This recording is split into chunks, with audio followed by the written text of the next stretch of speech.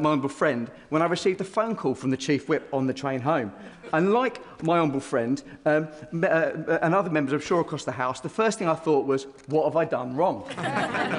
I thought perhaps, like some members across the House, he'd misheard me when I said horned during a speech in this place. And I didn't much fancy explaining to him that I said horned and not any other word that sounds like horned on a train that was full of my constituents.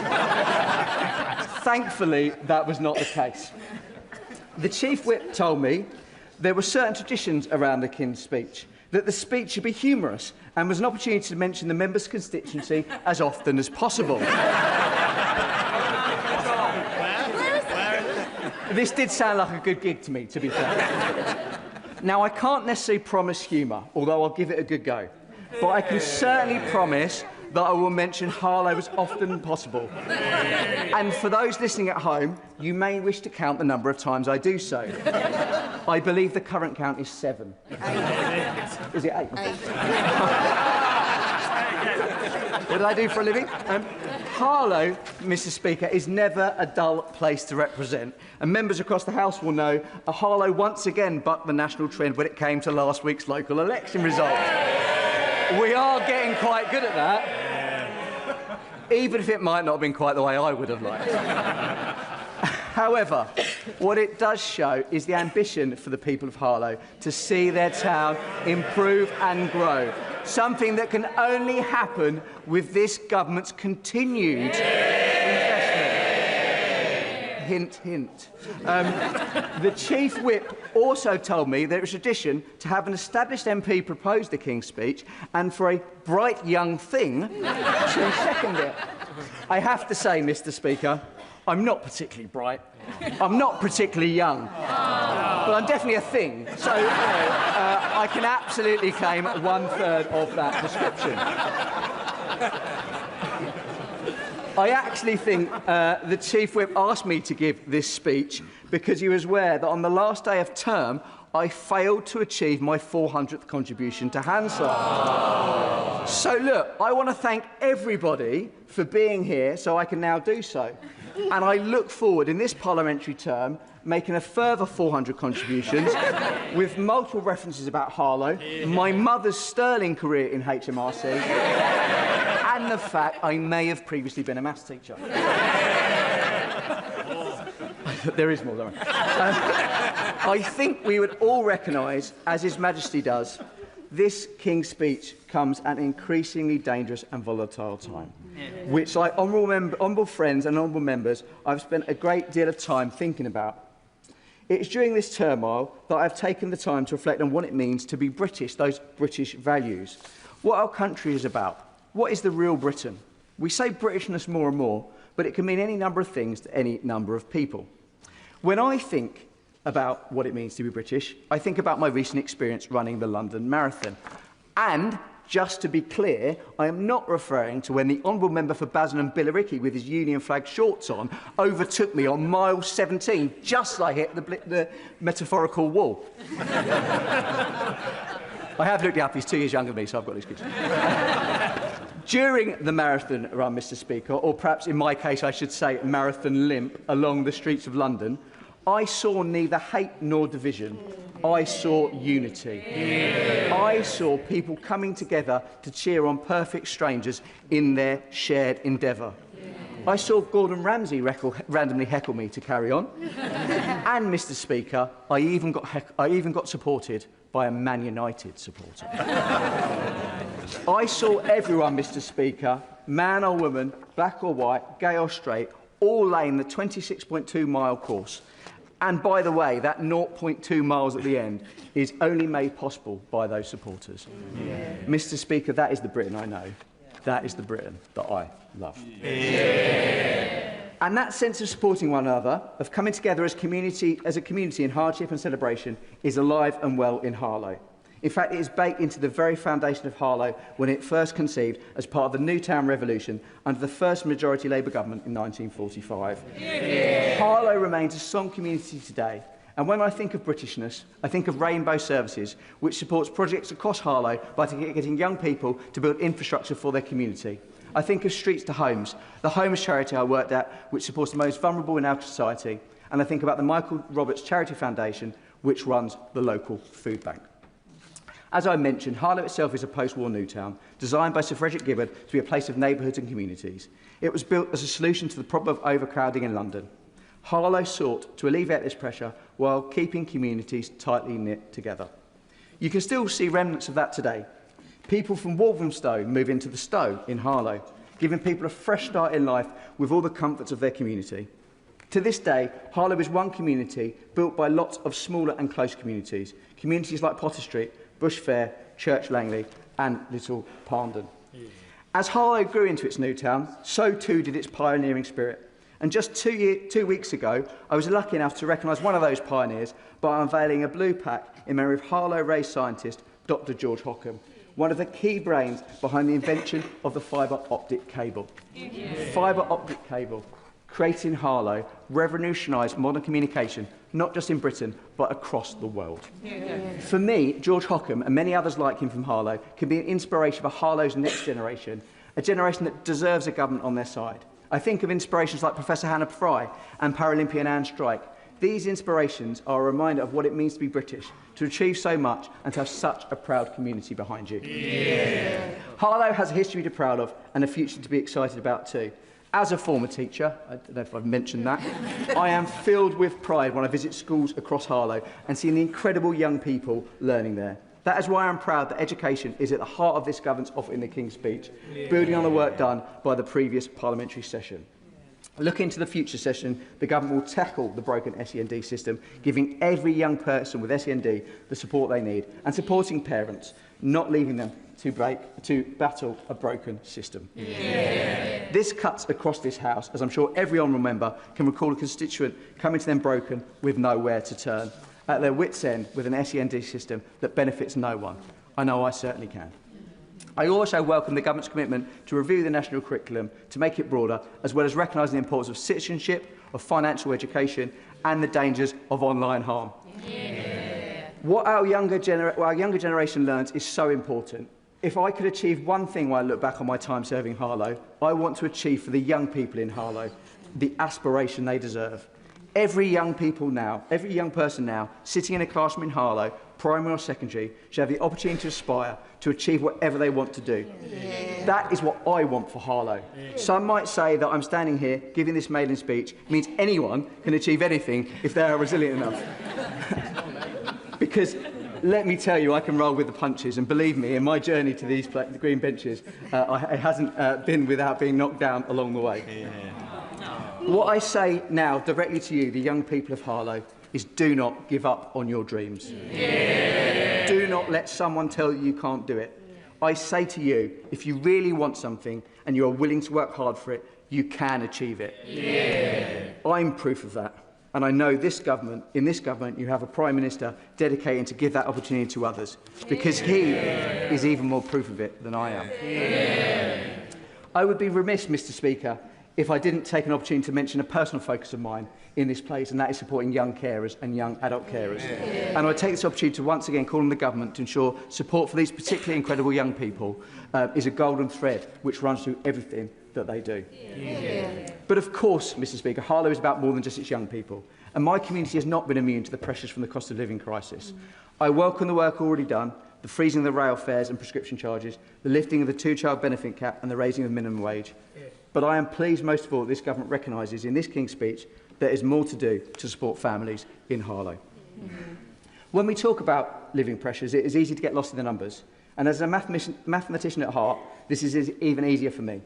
But to bring it home, when I think of the reality facing hard-working and proud families in Harlow, I think of my friend Jamie.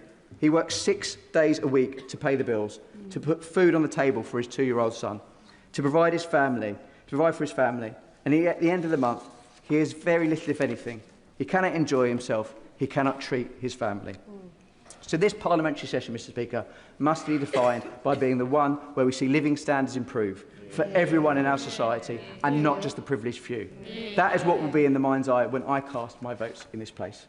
I am sure my honourable friend from Oldham is waiting anxiously for me to point out that as I stand here in this place, as I'm not just standing here as just a Labour MP, I am a Labour and Cooperative MP. I am proud of the Cooperative Party and the work it's been doing alongside the government to empower local communities, like mine in Harlow, through community ownership. I hope this next session will bring even more cooperative opportunities for people in Harlow. Though, of course, like many honourable members in this place, my constituency name does not encompass the full nature of my area. Harlow constituency does not end at the town boundary. I represent incredible villages too, with some incredible histories. I represent Roydon, a village that first appeared in the Domesday Book. Bordering Roydon are Lower Nasing and Dobbs Weir, which are home to the Lee Valley growers, some of the biggest vegetable producers in the country. I represent Shearing, which, with one of its most notable residents being Rod Stewart. And for the first time, Harlow includes Hatfield Heath and Hatfield Broadoak. I know the Leader of the Opposition will vaguely remember these places. Incredible communities with a strong sense of what it means to look after your neighbour. I've got a neighbour's reference in for the Media and Cultural Sport Secretary. There you go. Ironically, one of my predecessors, Bill Rammell, actually moved out of Harlow to one of these villages, though Harlow was not keen on this, so he expanded its boundaries to include him back in the constituency, and we welcome him. Part of the fun, Mr Speaker, of representing such a diverse community with its healthy share of rural and urban is the mix I get to experience as their MP. I can visit local businesses in the morning, talk to a group of students in the afternoon, then round out the day with a community event. I've attended my fair share of community events, Mr Speaker, although I'm not convinced it was a great idea to run the Matching Village 10K a week after the London Marathon. Didn't see the member for Billericay and Basildon there just He'd already finished, yeah. On the point of running, Mr Speaker, when I took part in the London Marathon, I received a card from my parliamentary team wishing me luck, with one member of my team commenting, "You've run enough elections, so a marathon should be easy." Which brings me, you'll be pleased to know, to my conclusion. And to a line that I want to end with, from one of my former teachers. Did I mention I was a teacher?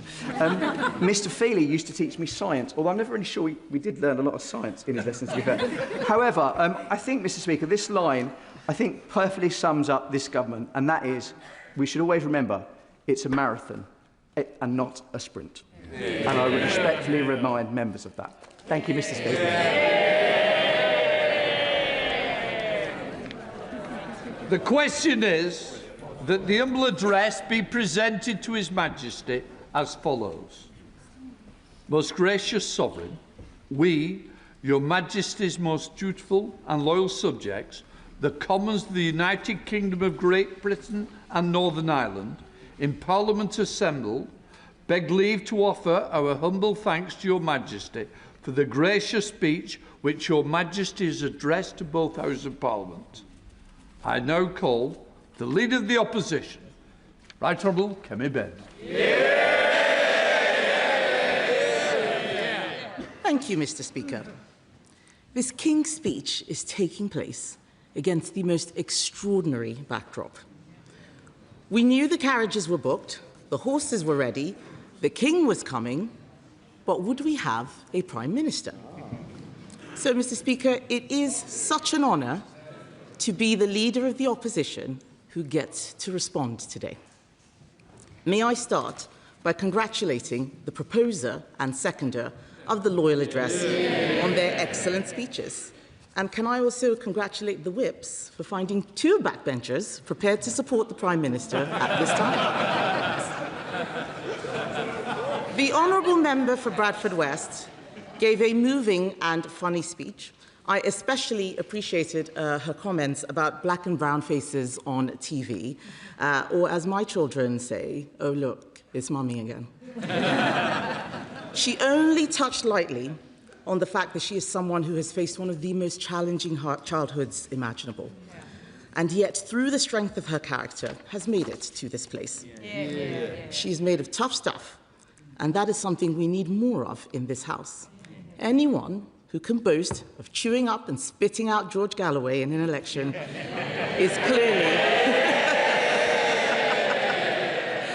clearly formidable. I also congratulate the member for Harlow on successfully delivering a humorous and warm-hearted speech. As he noted, he is my constituency neighbour, and he also, yes, did run the London Marathon last month, raising money for St Clair Hospice, which cares for both our constituents, and so I would like to take this opportunity to thank him for doing that. So I've become a big fan of his after listening to his speech, especially after he was so generous in his comments about the Harlow Conservatives' successful election campaign and my councillor's outstanding work regenerating the town centre. And I would say to him, if things on that side of the House are getting a bit much, he would be very welcome to cross the floor and help Conservatives carry on that work. Mr. Speaker, I think we can say that the proposer and seconder of the Loyal Address have upheld the best traditions of the House. I would, of course, like to pay tribute to His Majesty the King. His Majesty has served through a period of great personal difficulty, and throughout he has exemplified the virtues of grace, dignity, humour, modesty and resolve in the face of adversity. Virtues which were on full display during his hugely successful state visits to the United States. And I'm sure the whole House will have admired his skillful speech to Congress. It was a speech full of the wisdom and courage needed for our times. Of course, we would never have got to hear it if we'd listened to some people in this House who called for the King's visit to be cancelled. But thank goodness no one listens to the leader of the Liberal Democrats.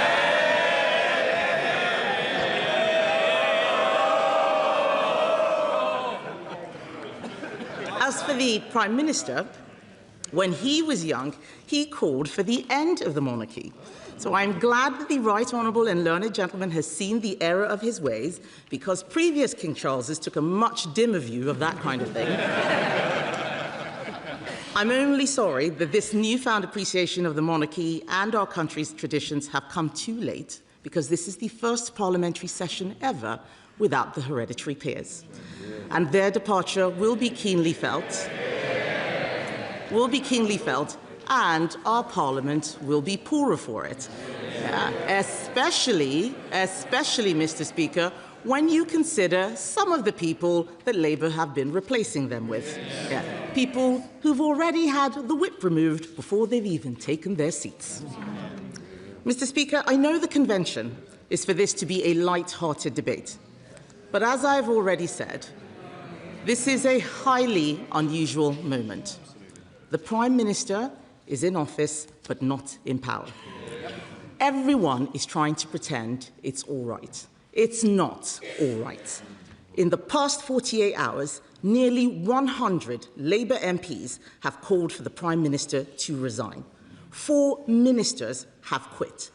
It is clear his authority has gone, and that he will not be able to deliver what little there is in this King's speech.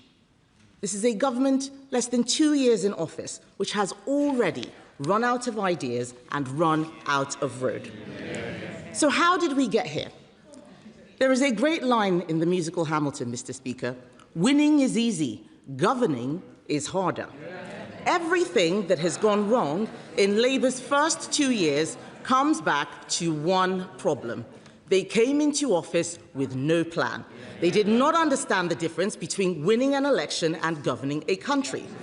It was very easy to make promises in opposition, promises to freeze council tax, promises to take £300 off energy bills, promises to the WASPy women.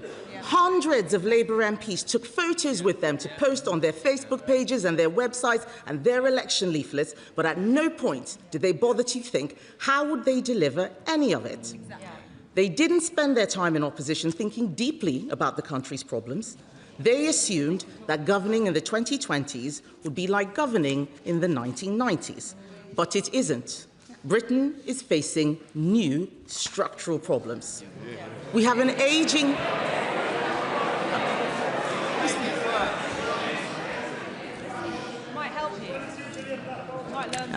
Mr. Speaker, they'll shout at me. I know they can't wait to get back to their plotting, but it's quite important that we hear what is going to be said. Because we have an ageing population, a falling birth rate, and a welfare bill that is spiralling out of control. We have an information revolution in the shape of AI that threatens to unravel the world of work as we know it, and the cost of energy is driving industry out of the country. Labour were taken by surprise that we are living in a more competitive and increasingly hostile world. Their manifesto was just a set of misleading promises. They promised no new taxes on working people. Fail. They promised to crack down on illegal immigration. Fail. They promised to tread more lightly on people's lives. Epic fail. They made promises without knowing how anything works. Let's look at housing. Just after Labour took office, when I was Shadow Housing Secretary, I stood at this dispatch box and warned the former Deputy Prime Minister that she had been stitched up, that the 1.5 million new homes Labour promised had been hung like a millstone around her neck. I knew that they wouldn't be able to meet that target because they didn't understand why more houses weren't being built. Sure enough, they are already more than a third down on their target and well behind what we delivered. Exactly. Of course, Mr. Speaker, in the end, it wasn't 1.5 million homes that did for the former Deputy Prime Minister. It took just one flat in Brighton to bring her down. Mr. Speaker, it is so obvious. It is so obvious. I know they don't want to hear it, Mr. Speaker, but this, I know they don't want to hear it. Look at them. They are so arrogant. They want to lead our country. They can't even lead a coup. It is so obvious, Mr. Speaker, that they cannot handle being in government. They cannot handle it. They hate the responsibility. They hate having to take tough decisions. They prefer scratching the itches that they had in opposition. Giving inflation-busting pay rises to the unions, 28% for the doctors who are still striking. Nearly 2 years, they are still striking. Handing out more benefits to the only people who will still vote for them because Labour don't understand that poverty isn't created by a lack of benefits, it's created by a failing economy. We spent, Mr. Speaker, the last session listening to Labour MPs telling us how great everything was going. No doubt we will hear lots of grandstanding speeches this week telling us what a fantastic job they did. How absurd, given the number of them demanding that the Prime Minister stands down. We counted, Mr. Speaker, there were 24 U-turns in that first parliamentary session.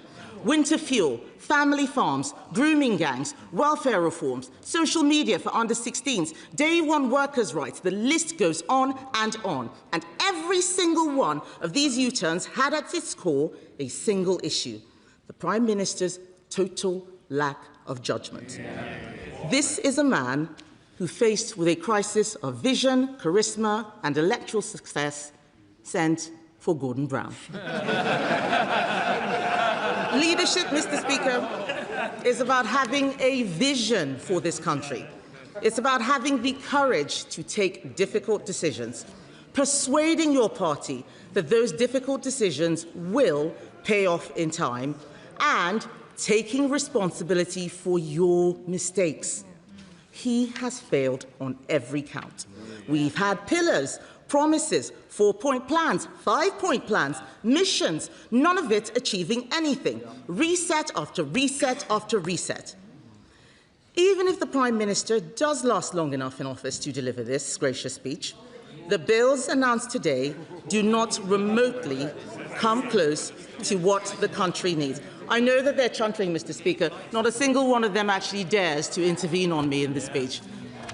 I do, Mr. Speaker, however, want to welcome the government's ongoing support to Ukraine and its commitment to NATO. In this increasingly dangerous world, it is more important than ever that we stand with our allies in the fight against tyranny. I also commend the government for its commitment to speed up the delivery of infrastructure, such as new nuclear. Too many governments have been frustrated in their attempts to deliver nuclear projects quickly, and we will support efforts to make this process simpler, faster and cheaper.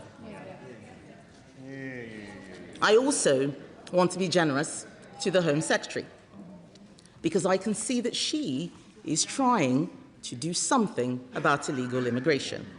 But the elephant in the room is that she almost certainly won't be Home Secretary for much longer. Sadly, no one else in the Labour Party looks remotely interested in bringing down illegal immigration. The rest of this offering in the King's Speech, Mr. Speaker, makes it clear that they have learned no lessons from their mistakes in government so far. All we have is a load of re-announced policies, hounding our brave veterans through the courts, legislating for digital ID, a policy they told us they dropped, banning trail hunting, just more class war that makes no one's life better, scrapping NHS England, something the Prime Minister announced 14 months ago. But then I suppose the Health Secretary has been a bit distracted lately, hasn't he? Yeah, hasn't he? Yeah. He's chuntering now. Why don't you just do your job? Do your job. Even worse, Mr. Speaker, is what isn't in the gracious speech. There's no point in him giving me dirty looks. We all know what he's been up to. We'll know. Even worse, Mr. Speaker, is what isn't in the gracious speech. There is no defence readiness bill because apparently it isn't ready. Where are the plans for welfare reform? There are none because Labour MPs blocked them. Where is the plan to make savings? There isn't one because Labour don't know how to make savings. They only know how to spend money, other people's money. Where is the plan to support businesses? There isn't one, because they don't understand that it is business that creates growth, not government. They have no answers to what really matters, the problems that must be solved to get Britain working again. Now, Mr. Speaker, I will say that I do feel very sorry for Labour backbenchers. I do. They arrived here, not that it's true, I do feel sorry for Labour backbenchers, I do. They arrived here not that long ago with such high hopes. Some of them, in fact, were so talented, they were made ministers before ever speaking a word in Parliament. So talented. Although one of them has just resigned. I mustn't forget that. One of them has just resigned. We have watched, Mr. Speaker, their growing horror, day after day, week after week, as this hope descended into total chaos. The dread as they are sent out yet again to defend the indefensible. The injustice at feeling like pariahs in their own constituencies. Banned from pubs, banned from hairdressers, which is presumably why all the women on the front bench have the same hairstyle. The realization, Mr. Speaker, that their legacy is just going to be... Now, they can complain as much as they like. I wasn't expecting this to be comfortable for them. They're the ones who are trying to unseat their Prime Minister. They should face that. The realization, Mr. Speaker, that their legacy is just going to be breakfast clubs and Peter Mandelson. Labour MPs have been treated as disposable by their leadership, sacked for backing the two-child benefit cap, sacked for opposing welfare changes, sacked for supporting farmers. The Prime Minister then U-turned on all of them. It must be tough when you take a principled stand and have the whip removed only for the government to confirm 6 months later that they agreed with you all along. It is no wonder, Mr. Speaker, that nearly 100 Labour MPs have now called for the Prime Minister to go.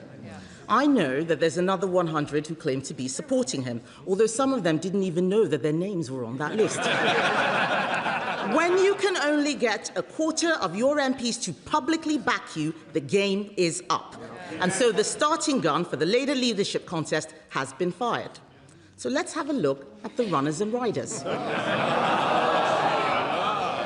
We have the former Deputy Prime Minister, Mr. Speaker, former Deputy Prime Minister, who has given up vaping. She's not here. She's given up vaping, but still hasn't paid her taxes. We have the Health Secretary, who accidentally sent his takeover plans to number 10, almost as incompetent as leaving them on the photocopier.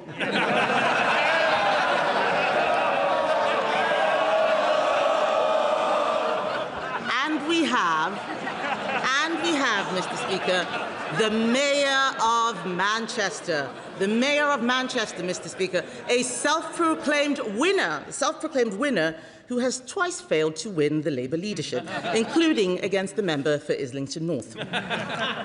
As one Labour MP said about all the candidates in this race, and I quote, "We have to face up to the fact every single one of them is," I apologise, Mr. Speaker, F*** useless.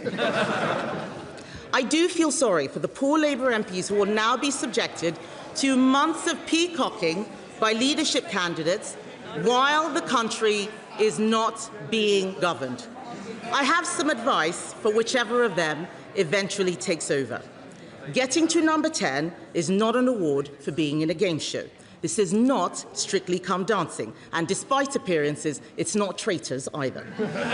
If you are a housing secretary who can't work out her housing taxes, if you're a health secretary who can only cut waiting lists by deleting names from the waiting list, if you are Gordon Brown's former chief secretary to the Treasury and you think the bond markets are a hoax, I can assure you that being Prime Minister is going to be a lot tougher. Too many have failed because they thought winning an election or a leadership contest was the success. It is not. The work doesn't end when you get the job. That's when it starts. It is absolutely preposterous that the government is here laying out a programme as its ministers are resigning and a large proportion of the party is saying that the Prime Minister needs to go. The whole thing is totally illogical. Either Labour MPs agree with this agenda, in which case, why are they trying to get rid of the Prime Minister, or they don't agree with this agenda, in which case, what on earth are we all doing here? It is time to be brutally honest, Mr. Speaker. It is time to be brutally honest. The country is angry with the entire political class. All of us here. They are not happy.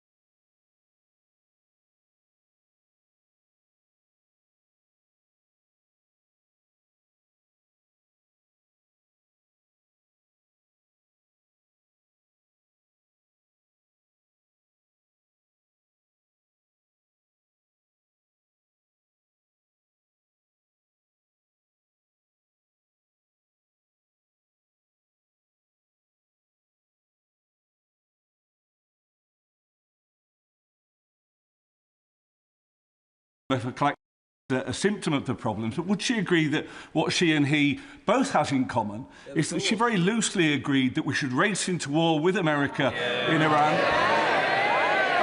and then just a week later, she thought maybe that's not such a good idea?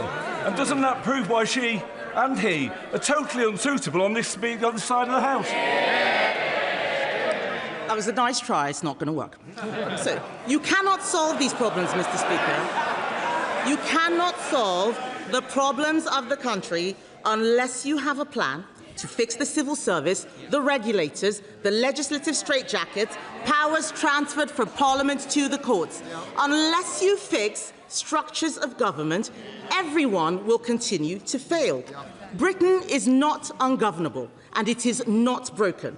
The reason we published an alternative King's Speech, I'll say to the Honourable Lady who was asking what the plan was, we have published an alternative King's Speech, is because we need to take tough decisions to get the country out of the mess we're in. cutting wasteful spending, funding defence, securing our borders, reducing the cost of energy. If you want to bring down bills for families and bring industry back to this country, you need a plan to scrap the net zero legislation, strangling industry and making energy costs higher. That's why we're proposing a cheap energy bill to do just that. If you want businesses to employ people, you need to stop crushing them with thousands of pages of employment laws and stop handing power to the unions. You need to stop hammering businesses with tax rises. That's why we're proposing a Get Britain Working bill that would scrap laws that are no longer fit for purpose and are killing jobs. If you want to get a grip on illegal immigration and remove foreign criminals from the country, you must have a plan to leave the ECHR and repeal the Human Rights Act. You must. Efforts to get control of our borders have been frustrated because power has been taken out of the hands of ministers. We need to bring that power back so that we don't have murderers staying in our country because the courts stop us from deporting them. Our alternative King's Speech shows how it can be done, letting the government, not the courts, decide who comes and goes. Prime ministers are going to keep running into problems until they deal with activist lawyers and international agreements that tie the government's hands against the interests of the British public. Oh, Mr. Speaker, they're chanting that it... Mr. Speaker, they're chanting that it's... Does someone want to stand up and tell us who they're supporting? Is it the plotters or the PM? Is it? Because I know that's what they really want to get to. They're not interested in hearing what a plan for the country should be because they're too focused on Labour Party problems. Mr. Speaker, we will keep running into these problems until they deal with activist lawyers and international agreements that tie the government's hands against the interests of the British public. Next, we must reduce welfare spending. It is eating every penny that we generate in income tax and more. We must spend much more on defence. Even former Labour defence secretaries are pleading with the government to do this. That's why we're proposing a sovereign defence fund which will overhaul Britain's defence industrial base. That's what the alternative could be. That alternative King's Speech makes difficult choices because that is what leadership is.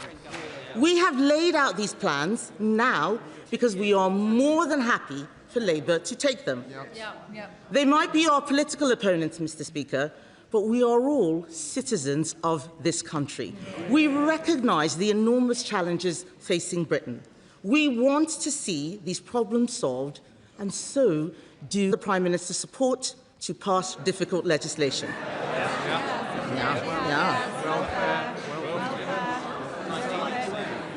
Time and again, I have offered the Prime Minister support to pass difficult legislation. Time and again, he has turned it down. It might be too late for him now, but it's not too late for his successor. It is time to get serious. It is time to deliver. That is what the British public expect. That is what the Conservative Party will do. I now call the Prime Minister, Sir Keir Starmer. Mr. Speaker, can I say what a pleasure it is to welcome the gracious speech of His Majesty and the radical agenda of this Labour government that will tear down the status quo that has failed working people and build a stronger, fairer Britain. Mr. Speaker, in light of the abhorrent attacks in Golders Green 2 weeks ago, let me start by briefly addressing that directly. It was the latest in a series of appalling anti-Semitic attacks. A normalisation of hatred that leads terrorists with warped Islamist ideologies to attack people they've never even met, simply because they are Jewish.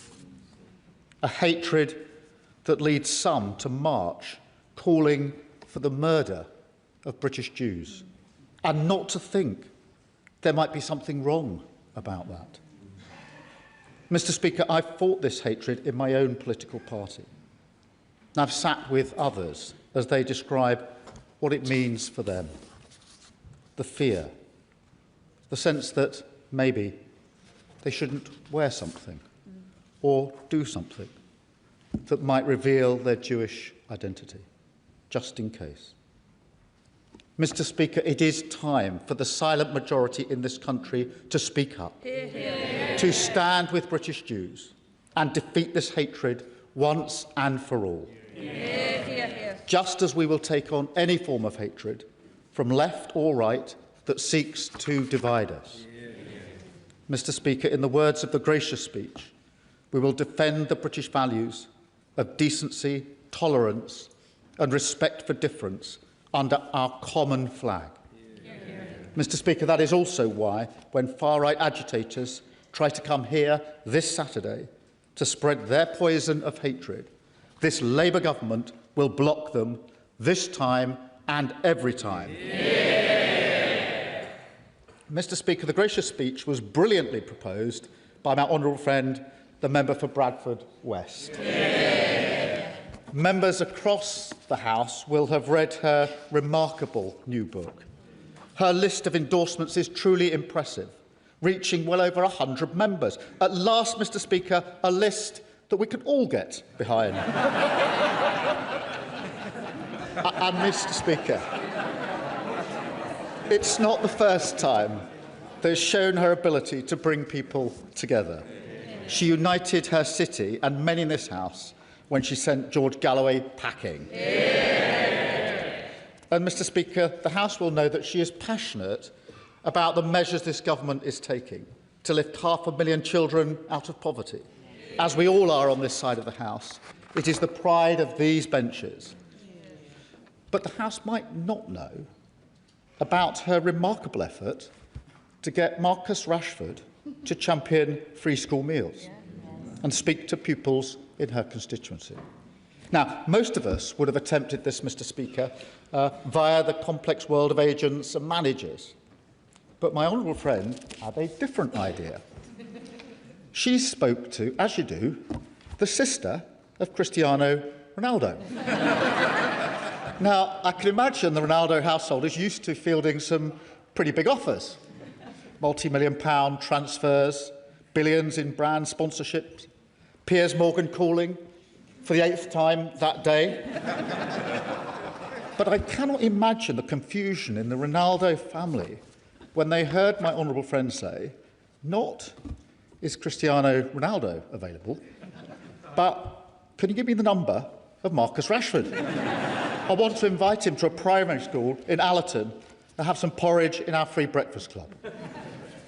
Mr. Speaker, on a much more serious note, I know the whole House will join me in paying tribute to my honourable friend's extraordinary courage, together with her mother, brother and sister. This story is utterly harrowing. Their strength to survive and the deep-rooted determination to fight for change is an inspiration for all of us and the very best of who we are. My honourable friend brings a lived experience to our politics, an empathy, a compassion, a humanity, an understanding of how easy it is to slip from a stable and secure life into one gripped by terrible deprivation. As she writes in her book, behind every word we utter must lie the foundation of real human experience. And in that spirit, I'm sure she will welcome the measures in this King's speech, which will deliver change grounded in that lived experience, and the tireless campaigners who have fought for justice, from remediation for those living in homes with unsafe cladding, to banning abusive conversion practices, from our mission to halve violence against women and girls, to the Hillsborough Law, which will bring justice for all. As she says so powerfully, equality, fairness and justice must belong to all of us. That is the driving purpose of our party, and her speech was in the finest traditions of this House. Mr. Speaker, His Majesty's speech was also brilliantly seconded by the honourable friend, the member from Harlow. Now, we are all proud to represent our constituencies, but few of us so relentlessly name our constituency as those who represent Harlow. Members from previous parliaments will remember my honourable friend's predecessor, Robert Halfon, who seemed to get Harlow into pretty well all of his contributions. Well, my honourable friend will not be outdone. He has inherited the great Harlow shoehorn And indeed, he's already recognised across this House as a one-man tourist board. And I have to thank the member for Huntingdon, caught in Hansard, referring to my honourable friend as the trade envoy to Harlow. A rare example of a good idea from the opposition. Because no matter the debate, my honourable friend will find the local connection, from championing the role of Harlow College in climate change to praising the invention of fibre optic cables in Harlow, and telling us how Harlow doubled for Paris during an episode of The Crown. Mr. Speaker, I remember very clearly my honourable friend saying to me that wherever he goes in the world, he is always thinking about Harlow. Mr. Speaker, he's quite right. And can I congratulate him on his amazing fundraising at this year's London Marathon, as has been mentioned. I do understand his disappointment at being overtaken by the right honourable member for Basildon and Billericay. All I can say is there is no shame in losing to someone whose training was so extensive that it involved running all the way from northwest Durham to Billericay.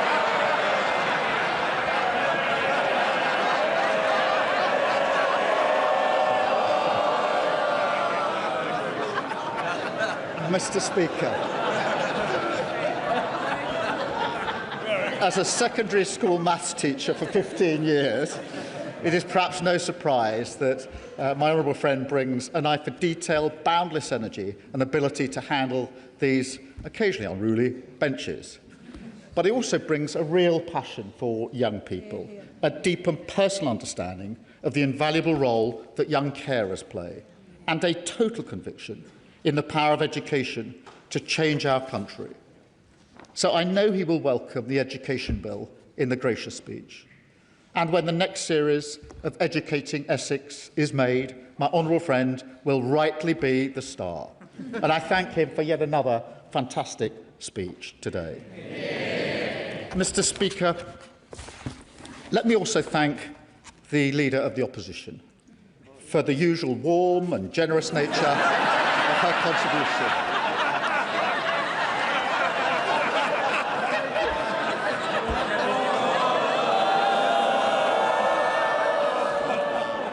In difficult days, her input is always a ray of sunshine. I particularly getting tips from her on how to win friends. This is from the person, Mr. Speaker, who previously called us orcs and goons. But, Mr. Speaker, I am a gooner, and so, as usual, she is less than half right. But we do have one thing in common.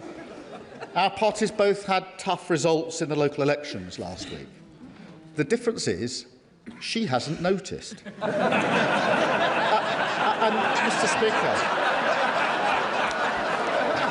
Speaker,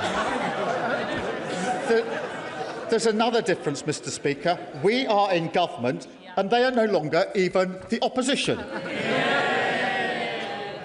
Mr. Speaker, this King's speech is a strike against the status quo that has failed working people. It's a King's speech for the young people whose gifts lie in their hands, who work hard, want their talents to be recognised and just want an opportunity in their community. A King's speech for the children who, under the party opposite, had to go to school without breakfast, hungry, cold and tired, when they should be focused on their learning.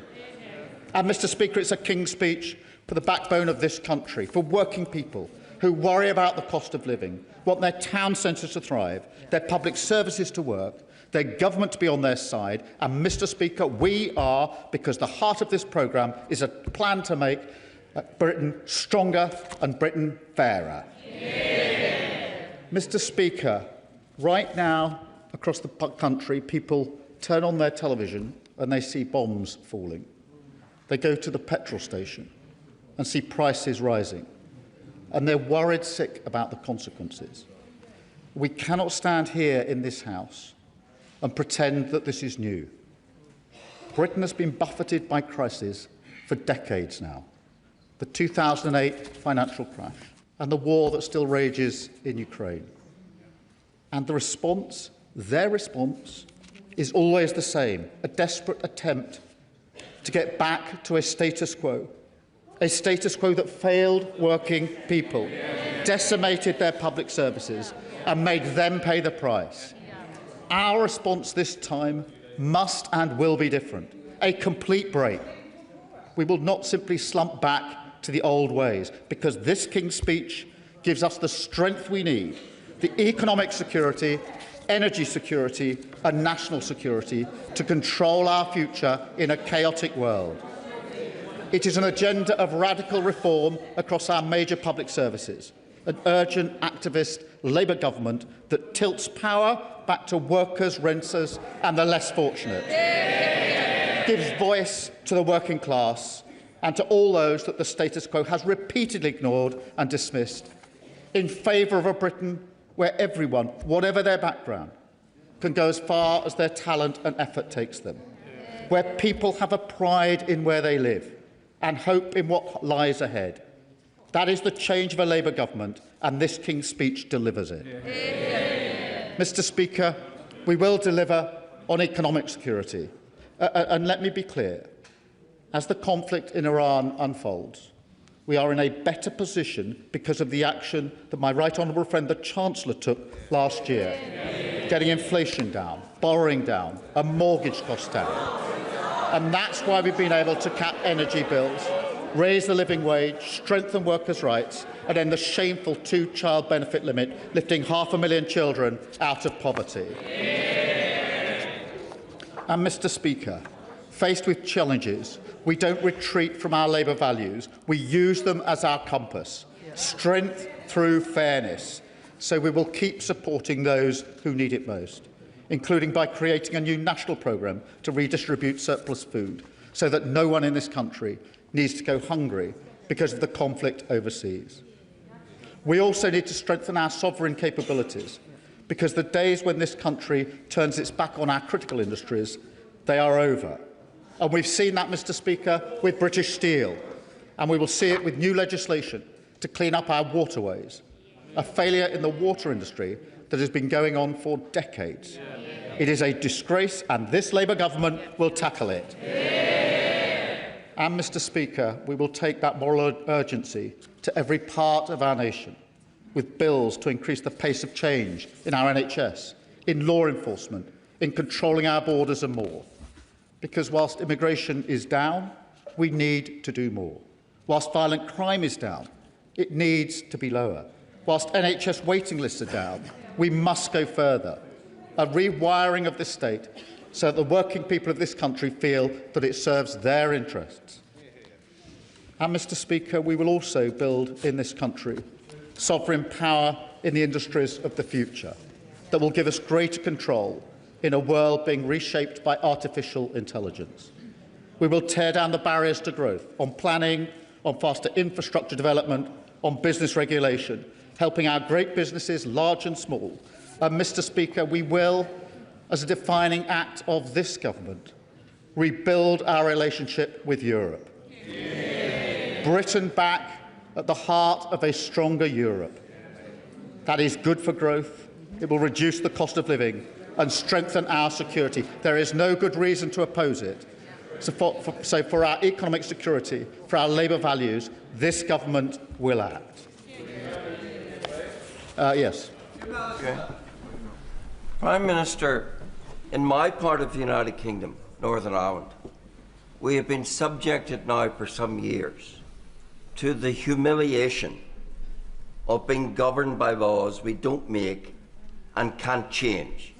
And yet you, Prime Minister, now seem to want to impose that same denial of democracy in the whole United Kingdom by becoming a subservient rule taker from a foreign parliament. How is that in the interest of democracy? Can I just say to Honourable, he's been here long enough to not blame me for the problem. I am not you. Prime Minister. Mr. Speaker, I thank him for his intervention. I'm very well aware of the tensions in Northern Ireland, the issues that have to be dealt with in relation to relations with the EU. But we have to face the fact that promises were made about Brexit, which were not true, which haven't borne fruit. It is in our economic interests, our national interests and defence interests to be closer to Europe. Of course, we will navigate carefully, taking on board the issues in Northern Ireland, as he would expect. But it is in our interest to be closer to the EU. That is what we are doing, and we will go further. Mr. Speaker, this moment also demands even greater radicalism on energy security. The British people should not have to pay more in their bills, and their living standards should not be hit because of a war that they did not vote for, that Britain is not involved in, happening thousands of miles away. That is a fundamental argument of this government, and the party opposite has no answer to it. Because our energy and our economy is stronger. So we are going to take control.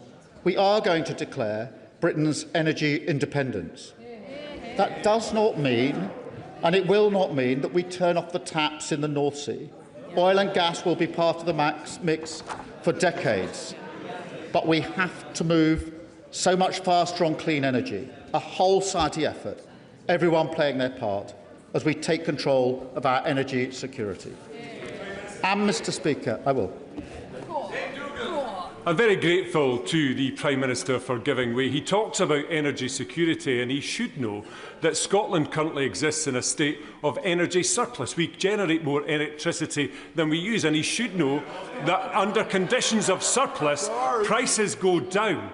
But in Scotland, because we have to be stuck in the GB energy market, we pay for the scarcity of energy in England, but not just to the equal, to the detriment, higher prices for energy in Scotland. Can he explain why that dysfunction exists and what's in this King's speech to fix it?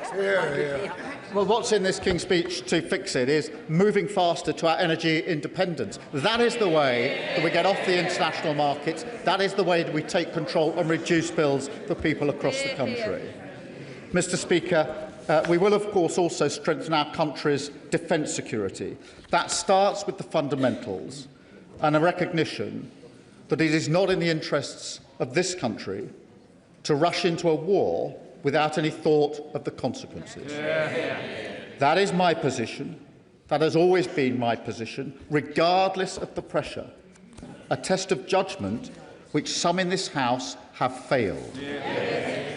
It continues, Mr. Speaker, with our commitment to NATO, the most successful defensive alliance in history.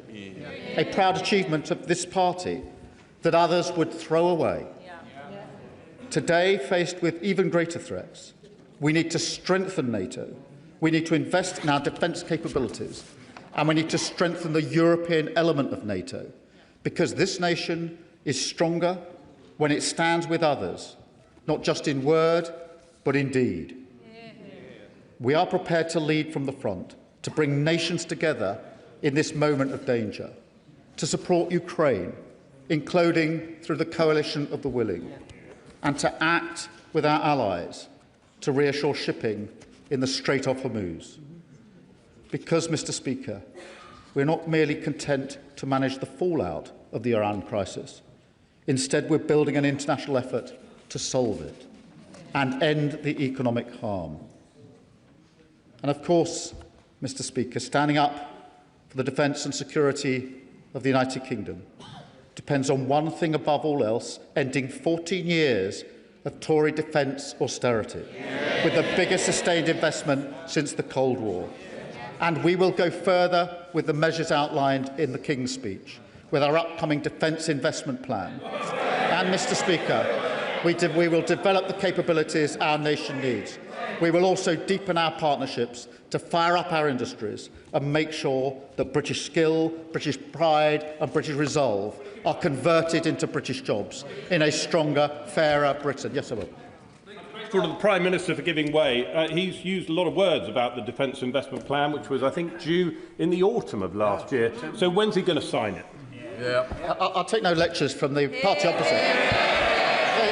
They hollowed out defence spend.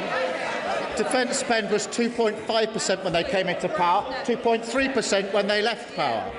The investment plan is being finalised and will be published soon.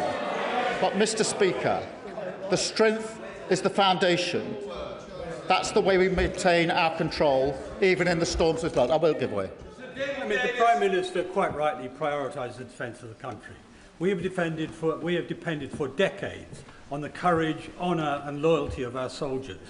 They, of course, some of our best units, are now losing soldiers because this government is undermining them and allowing them to be prosecuted and persecuted for alleged crimes that were not carried out decades ago in the Northern Ireland Bill. Mr. Speaker, he knows very well that the provisions in Northern Ireland are intended to strike the right balance between what needs to be done and protecting our veterans. We are, of course, proud of all those that have served and do serve our country, but the legislation that was put forward by the last government was struck down, leaving no protection whatsoever. Because, Mr. Speaker, I'll go on. I'll make some progress. The way we change our country, rather than make our progress.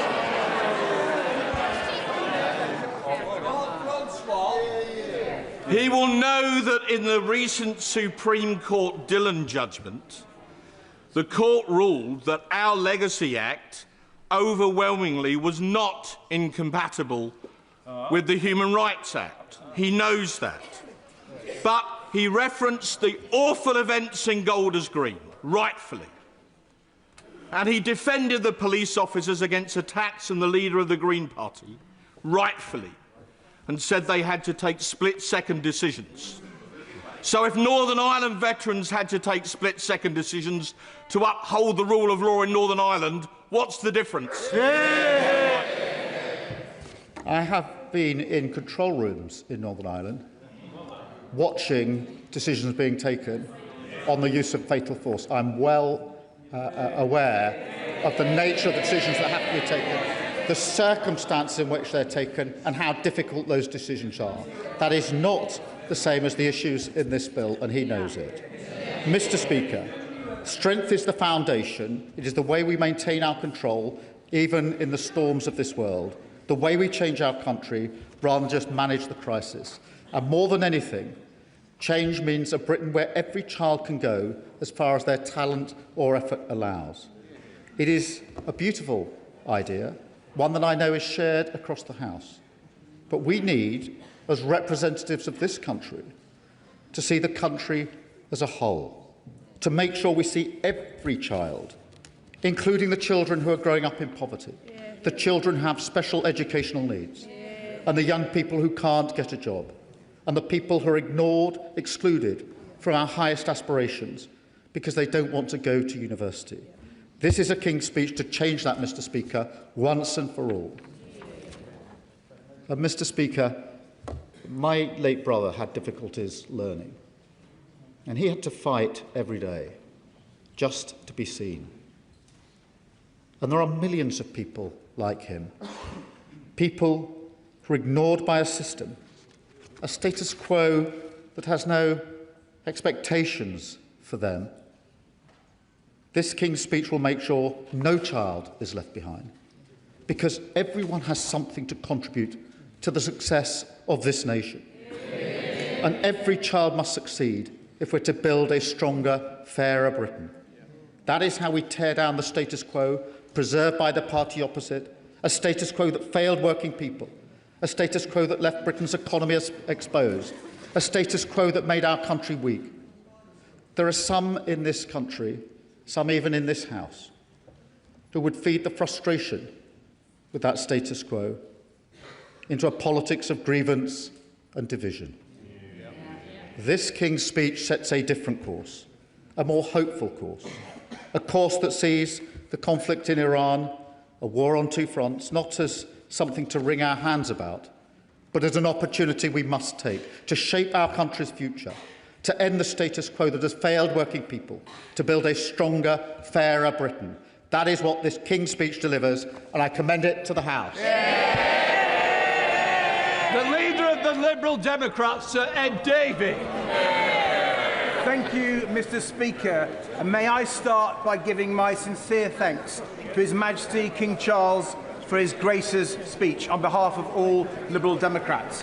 While we still believe President Trump should not have been rewarded for insulting British soldiers and the Royal Navy. His Majesty was superb on that state visit. And can I join others in paying tribute to the honourable members for Bradford West and for Harlow for their accomplished speeches, proposing and seconding the Loyal Address. Like myself, the honourable lady worked in a factory.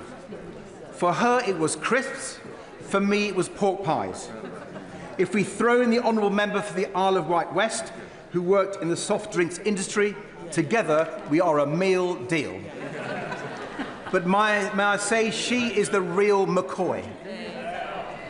The honourable member for Bradford West has already had an extraordinary life and career, talking from first-hand experience about how violence against women and homelessness touches millions of people. And we are in her debt for that and for her bravery and courage. Can I also congratulate the honourable member for Harlow for his speech? I hear he recently ran the London Marathon. Now, the House might be shocked to know I have more experience with crisps than long-distance running. But I would add that it's a great pleasure to work with him on young carers and young adult carers, something we are both passionate about. And can I thank him for his leadership chairing the all-party parliamentary group. As others have mentioned, including himself, the honourable gentleman was a maths teacher for many years and no doubt had to deal with bad behaviour in the classroom. He may want to advise the Prime Minister on whether the Health Secretary should be put in detention. Mr. Speaker, there's a lot to cover in responding to this King's speech, but I want to start by addressing directly the atrocious acts of anti-Semitism British Jews are experiencing at the moment, the insecurity and fears the community now feel. Week after week, British Jews are being attacked, intimidated and persecuted. Heaton Park Synagogue, Kenton United Synagogue, Finchley Reform Synagogue, Jewish Futures in Hendon, the Hatzola ambulances, and now the Golders Green stabbings. When I visited Marble Arch Synagogue last week, members of the Jewish community questioned whether Britain is a safe place for them, whether they must move abroad to be safe. No one should have to ask themselves this question in our country today. No one. The Independent Review of Terrorism Legislation, Jonathan Hall, is right to call these appalling levels of anti-Semitism a national security emergency. He's also right to initiative to bring forward a policing bill and urge it to ensure police and prosecutors receive the right training and support to pursue anti-Semitic crimes much more effectively.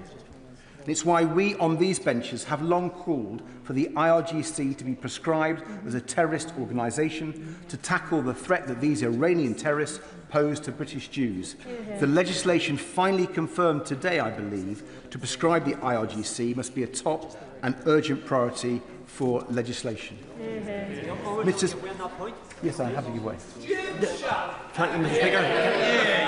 Can I welcome what the Prime Minister is doing in relation to IRGC, but he will be aware that some 30,000 individuals who protested in the streets of Iran are in jail. Some of those are on death row, about to be executed because of standing up for liberty and freedom. Does he feel that maybe government should, perhaps, and the Prime Minister in particular, should be taking action to try and get those people freed? Because now's the time to act. Thank you. Well, the honourable gentleman is right to mention those individuals in Iran who have been persecuted by the appalling Iranian regime, Mr. Speaker. I'm sure the Foreign Secretary will have heard that and will make as many representations as possible, though I accept this is not an easy matter given the regime in Tehran. Mr. Speaker, this is the 23rd humble address I've listened to in this House, and it's the most surreal by far. Everyone in this House and everyone in the country know this Prime Minister may soon not be in power, not in place for his own programme, not able to deliver these promises. Mr. Speaker, the votes on this King's speech ought to be interesting, a test of confidence in this government and this Prime Minister. We will be voting against this King's speech, Mr. Speaker, but how many members opposite will?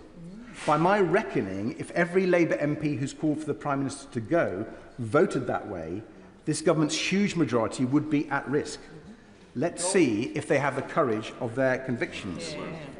We will be voting against, not just because the Prime Minister is one of the weakest Prime Ministers in post-war history now, but because this King's speech does not offer the change our country needs. It does not offer the change needed to fix the insecurity people and businesses are increasingly fearful of. Change to deal with rising prices. People know inflation in food, energy and fuel is set to rocket, but people don't think the Prime Minister has their backs on the economy. The financial and economic insecurity stalking our country is hitting growth, investment and jobs. And we were promised change, promised a government with growth as its mission. Yet rather than change, we have continuity from the failures that came before. Faced with this calamity, what has the Prime Minister offered us today on growth? An EU reset bill that fails to reset. For a Prime Minister who knows a thing or two about failed resets, maybe we shouldn't be surprised, but the Prime Minister's refusal to remove his red lines on a new EU-UK customs union, the Prime Minister's refusal to go further than his red lines on the single market, the Prime Minister's refusal to deliver a new, deep trading relationship with our European partners with a proper youth mobility scheme. That all means he's consigning our country to higher prices and lower growth, and failing to address the economic insecurity plaguing our economy. Instead, we've been given taxes on jobs, the family farm tax. Now, to be fair to the government, not for a second. Now, to be fair to the government, part of our current economic problems stem from President Trump and his reckless war in Iran. Let's be absolutely clear. Trump's war is stoking the cost of living crisis to new alarming levels. Fuel prices up at the pump, food prices set to go up even more, and people's holidays threatened. The Prime Minister's biggest success is not taking us into Trump's damaging war with Iran when the Conservatives and Reform were urging him to do so. Yet by failing to build new and deeper economic alliances with Europe and the Commonwealth, as we have been urging, this country is set to be hit far harder by the inflation coming from the Straits of Hormuz. Thank you for giving way. And I think we all recognise the impact that Trump's war is going to have on the economy. He offers membership of the single market and the customs union as a solution to this. Prices in Edinburgh South West are going up right now. How long would it take to access the single market? How long would it take to be a member of the customs union, in his estimation? Grateful for the honourable gentleman's intervention. He obviously didn't notice that we've been the only party putting forward a costed package to reduce the cost of petrol and diesel at the pumps, and that could be done immediately. So I think the honourable member should pay more attention. Trumpflation is predicted to be worse here because of the failures of this government and indeed the last. And Mr. Speaker, cozying up to this White House was never going to work. And it hasn't. And I suspect history will show that the Prime Minister's approach to President Trump was one of his worst mistakes. The sad truth is that President Trump is one of the reasons why so many people in our country do feel insecure, anxious and fearful about the future. From trade tariffs to the weakening of NATO, President Trump has broken all the certainties British people and British businesses used to rely upon. Yet this government has been far too slow. Reform may not have woken up, but there's no excuse for the government. And so it's been left to us, Madam Deputy Speaker. The country can know that my party will champion new and changing international alliances so vital for the British economy and the defence of the United Kingdom. But let me try to find an area of agreement. I do welcome the government's decision to bring forward an energy independence bill, though we will scrutinise it line by line and advance our more ambitious ideas. But I've long felt energy independence should be a long-term goal for our country and our allies. Even before Trump's war in Iran, people and businesses were being hit because of our dependence on others for fuel. Energy bills for households are still around a third higher than before Putin's war in Ukraine. When fossil fuel dictators like Vladimir Putin can hit the pockets of every family and pensioner in our country, when tyrannical regimes like Tehran's can hold our country and the world to ransom, surely it's time to wake up. Mr. Speaker, Madam Deputy Speaker, Oil and gas prices have a long history of spiking and hurting our economy. Even when North Sea oil and gas production was at its height, now almost 30 years ago, the UK could still be hit because we have always been price takers. And while I've always been pragmatic on our North Sea oil industry, for our economy, not least in Scotland, it is simply fantasy and fabrication for some in this House to pretend there is a solution in the North Sea to high energy prices. The best way to cut energy bills is to invest in homegrown renewable power. So in the Energy Independence Bill, we will push the government to go further, just like we did early in this Parliament on solar power with the Sunshine Bill of my honourable friend for Cheltenham. Now law. And Mr. Speaker, the Prime Minister, or whoever replaces him, must take up our plan to protect people from Trumpflation on fuel bills and cut fuel duty, rail fares and bus prices, protect British families and businesses right now. Madam Deputy Speaker, the Liberal Democrat agenda of greater security for families and businesses begins with greater economic, financial and energy security, but it's also built on greater security for our country. The government must do far more to bolster our nation's defences. With Vladimir Putin waging war in Europe and the need to redouble our efforts to support our brave Ukrainian allies to beat Russia, with a wildly unpredictable president sitting in the White House, leading a dangerous, idiotic war in the Middle East, and then undermining NATO at every turn, with a world order challenged by the rise of China, the case for urgent and significant rises in defence spending is clearly a strong one. And it is even stronger when one looks at the state of our defence readiness. The Conservatives failed on the #1 task of any government to defend our country and back our armed forces. They left our army at the lowest size since Napoleonic wars. They left our navy at the lowest size since the English Civil War. And yet this Labour government has moved at a snail's pace, failing month after month to publish their own defence investment plan. In contrast, Madam Deputy Speaker, we've called for the immediate launch of defence bonds to raise $20 billion over 2 years, building on successful models used by Poland, and for a commitment to spending 3% of GDP on defence by 2030 at the latest. We've argued for a new European rearmament bank, so our defence industries will lead the next generation of defence technologies. If the history of the last century has taught us anything, if the experience of President Trump has taught us anything, it is essential and urgent that we work with our European and Commonwealth allies to secure and defend our country, our values and our way of life. And central to our British way of life, Madam Deputy Speaker, is the NHS, to which I now turn. And it's important I do so, because I'm likely to be the only opposition party leader to stand up for healthcare in this debate, as the Conservatives are so embarrassed by their record, and Reform's leader has spent decades saying he wants to get rid of the NHS entirely. Now, the government would have us believe that he's turned the NHS round after the mess left by the last government. But when he's not plotting his next leadership bid on the Prime Minister, the Secretary of State would have Labour backbenchers believe he's fixing the NHS. If only, Madam Deputy Speaker, if only. Now we're told that the Health Secretary is preparing to resign tomorrow. Madam Deputy Speaker, this resignation is taking so long, it would give NHS waiting lists a run for their money. Anyone who visits their local hospital knows that the NHS remains in a critical state. Thousands of people are still being treated in hospital corridors every day. We're now even seeing job adverts for people to provide care in corridors. I'll give way. Be interested if he could remind us how he voted on Andrew Langster's reforms of the NHS, many of which are still creating problems in our NHS today.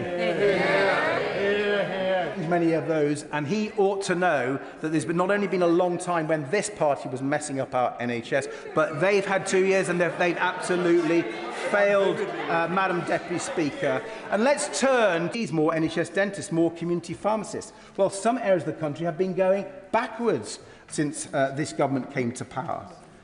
And when it comes to people feeling more secure in their lives, in their futures, quality healthcare is central. I won't list off all our policies for fixing the NHS, except one: care, social care, family care. And not for the first time, I must declare an interest. The reason I want to focus on care is because it is the central, radical and transformational change that has to happen if we are to fix our NHS. 2 years ago, in the debate on the last Humble Address, I raised care with the Prime Minister as the big challenge the government had to tackle to rescue the NHS. I welcomed promises back then for cross-party working. But what's happened? Almost nothing. True, the excellent Baroness Casey has been dispatched around the country on a timetable written in the Treasury, but her report lands just before the election. So once again, nothing happens for care in this Parliament. Madam Deputy Speaker, this is a betrayal of the elderly and disabled who need better care, of their families and of the NHS. We will not let up in the fight to fix social care and to back people caring for their loved ones at home. We will put forward the changes our country needs for people to feel less insecure when facing old age and illness. And there's another aspect to our national life where insecurity has got worse and worse, and that's farming and food. British farmers are world-renowned. They are the key to ensuring everyone has high-quality and affordable food on their plates. And yet, they have been let down and forgotten time and again by the Conservatives, who undermined our food security with bad trade deals and botched funding. The last Conservative government left England as the only country in Europe where farmers aren't supported to produce food. But somehow this Labour government has managed to make things worse for farmers, not least with their terrible mess over the family farm tax.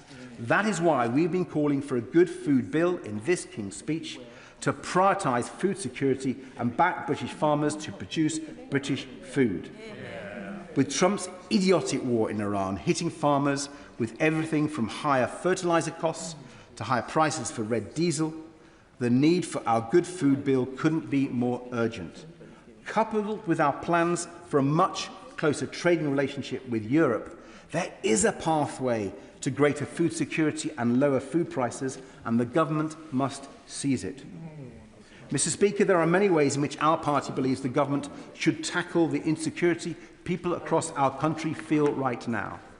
From quicker, tougher action on the damage being done by social media to our young people and people's mental health, to backing the case for more community police officers to keep our communities safer, to having a fair asylum and immigration policy which is genuinely effective against irregular immigration, but welcomes people who play by the rules and contribute to our great country.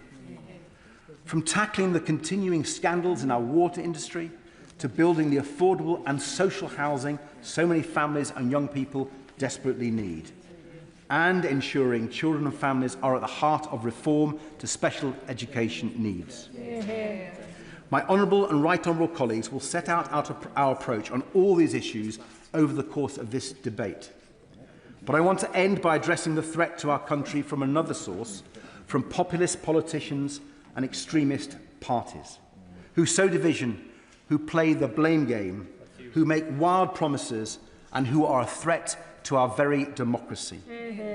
They are exploiting our broken political system, which both the Conservatives and Labour have failed to fix. The first past-the-post electoral system of winner takes all was supposed to bring stability, was supposed to provide majority government that could take the tough long-term decisions to deliver for our country on the economy, on the NHS and on defence. And we see how badly it has failed. Majority governments, yes, but with 6 prime ministers in a decade, soon probably 7, hardly stability when so many people now ask, is Britain governable? And this concentration of power undermines so much and leads to the scandals that undermine the standing of our democracy even more. When a twice-sacked member of the House of Lords is handed the most prestigious ambassador post we have, despite the Prime Minister knowing his links to a convicted paedophile and sex trafficker, when a Conservative Prime Minister consistently broke the rules he himself set for the rest of us during one of our nation's most severe crises, when a leader of a political party thinks a £5 million gift from a Thai-based crypto billionaire doesn't reek of corruption, and the threat is clear. A Reform Party who takes its orders from their American boss at Mar-a-Lago could win a majority on less than a third of the popular vote under our electoral system. Madam Deputy Speaker, we must fix our broken political system before it's too late, and this King's speech is not up to that historic, vital task. We need a new Magna Carta to enshrine the right to give way to... Who was it wanting to be? The honourable gentleman for giving way. I would point out that the results in Bradford district were some of the most unrepresentative, with Reform taking a majority of seats despite having only 23% of the popular vote there. So does he agree with me that while Reform made gains in seats, they are not what the majority of people in this country support? The figures from Bradford, and she makes the case that our party makes for electoral reform at local government and national government. I may say in my honourable friends' constituencies of Twickenham and Richmond Park, we now have every single councillor, Madam Deputy Speaker, but we don't have every single vote, and we would welcome electoral reform in our councils where we are overrepresented, and I hope her government listens to the voices of these benches. Madam Deputy Speaker, it is clear the country wants change. When the battering the two old parties received at the recent elections, it's clear they're not offering it. Worryingly, many are looking to the extremes on the left and the right, thinking that if we burn the system down, things would improve. Yet I don't believe the British people want Trump's divisive, unfair America here, even though that's Reform's offer of change. And I don't believe British people want change with a reheated Corbynista agenda put forward by a Green Party which no longer offers serious action to protect our nature and our climate. So it will fall to this party, the only non-populist, non-extremist party left standing to offer the real change people crave. Our change is about building things up, not burning them down. Our change is about bringing people, communities and our country together, not dividing and blaming people. From Europe to social care, from energy to defence, from political reform to our environment, I'm proud to lead a party that's preparing for government so our country can be changed for the better. Gareth Thomas. Mr. Speaker, I should at the outset say how much I welcome the opening remarks of my right honourable friend, the Prime Minister, about anti-Semitism.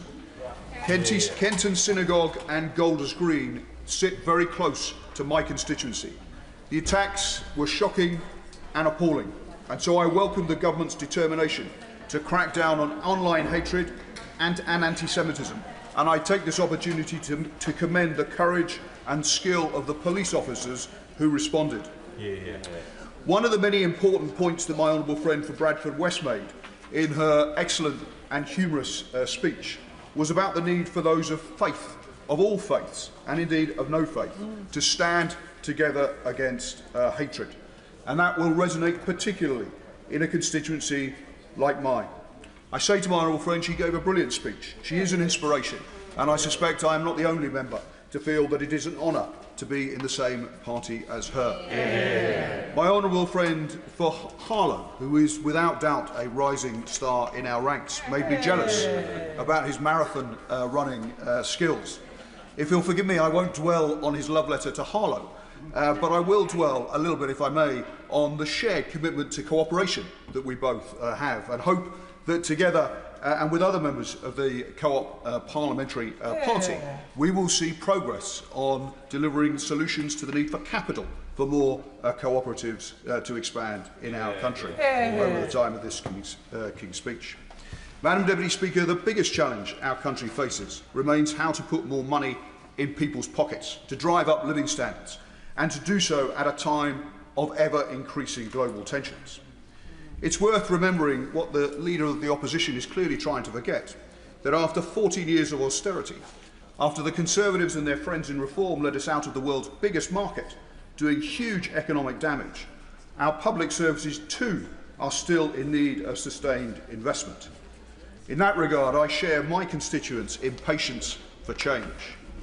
I welcome the determination in the gracious address to continue to reform the leasehold system, to make, for example, service charges more transparent, fairer and easier to challenge. I welcome the plans to abolish NHS England, to help fund more investment in expanding GP services and to bring down waiting lists and waiting times in hospitals such as Northwick Park, which serves my constituents.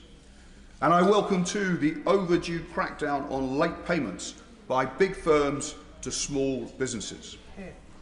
There are two long-term changes, I believe, that are key to delivering sustained higher living standards, particularly for my constituents.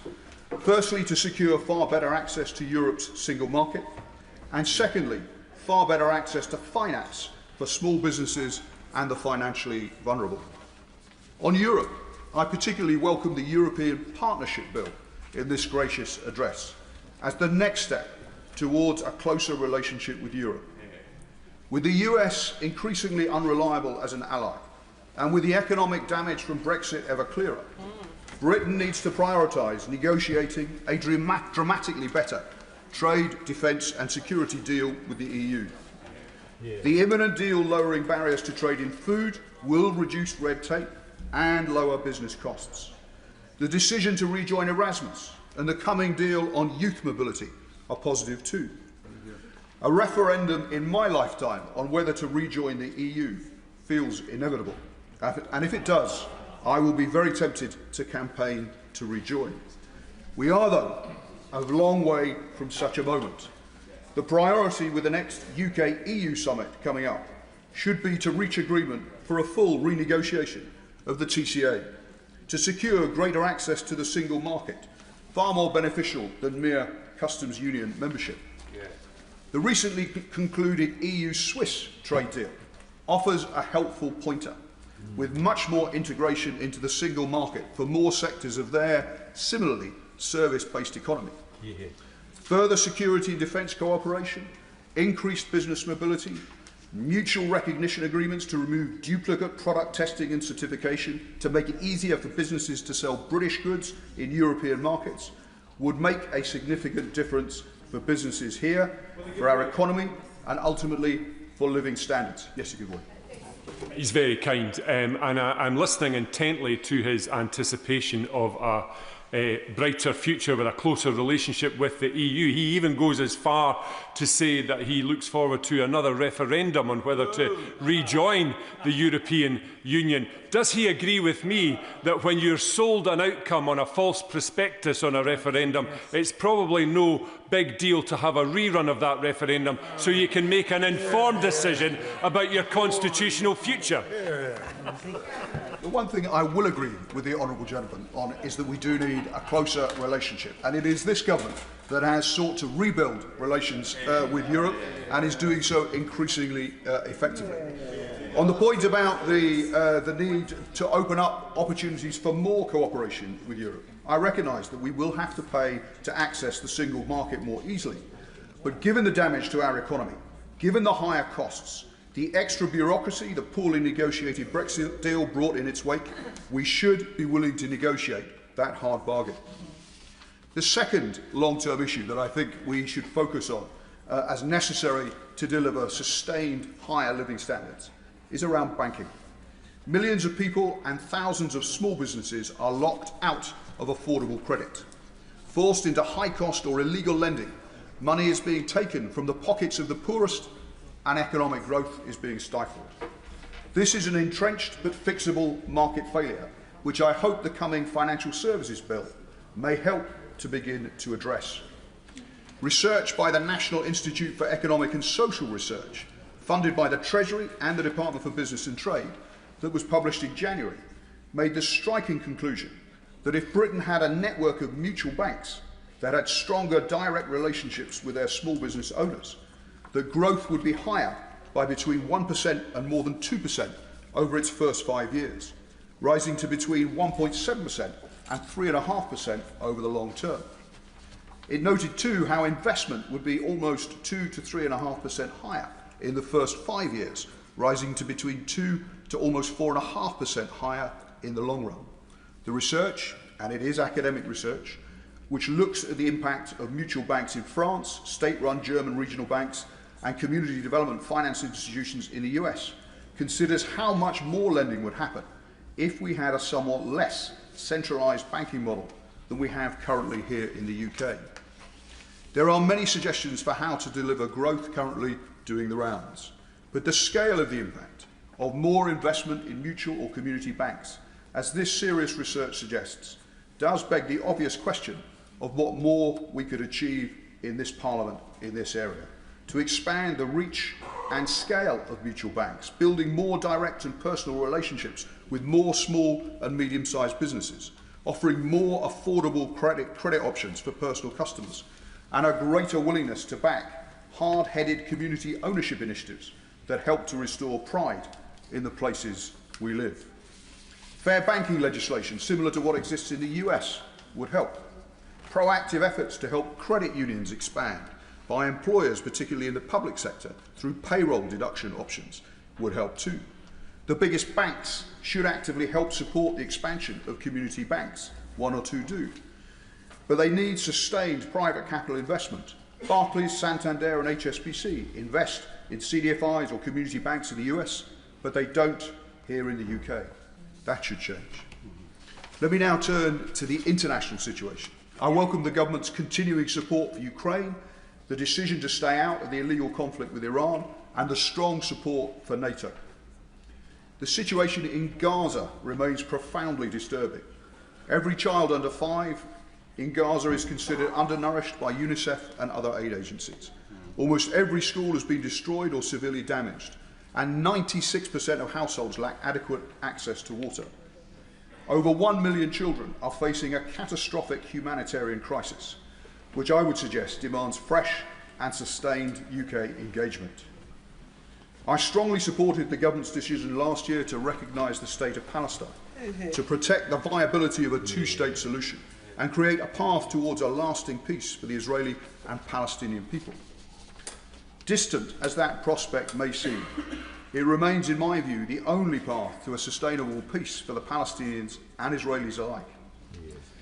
The UN documented more than 1,800 settler attacks last year in the West Bank, the highest on record, clearly part of a sustained campaign to reduce the possibility of a viable Palestinian state. So action to clamp down on goods coming into the UK from illegal settlements and to further sanction violent settlers is needed. Lastly, 80 years on since the founding meeting took place just across from where this House now meets, a renewed commitment to the United Nations has never been more necessary. For all its failings, and there have been many, it remains our best route for addressing conflicts, for tackling global health threats, for promoting the rights of all, for delivering humanitarian aid, and for championing the interests of the world's most vulnerable. With our coming G20 and then our coming G7 presidency, we are in a unique position to support the current UN Secretary-General as he seeks to rethink and reaffirm the UN's role for the world we're in now. I hope we'll support him in those efforts. Andrew Mitchell.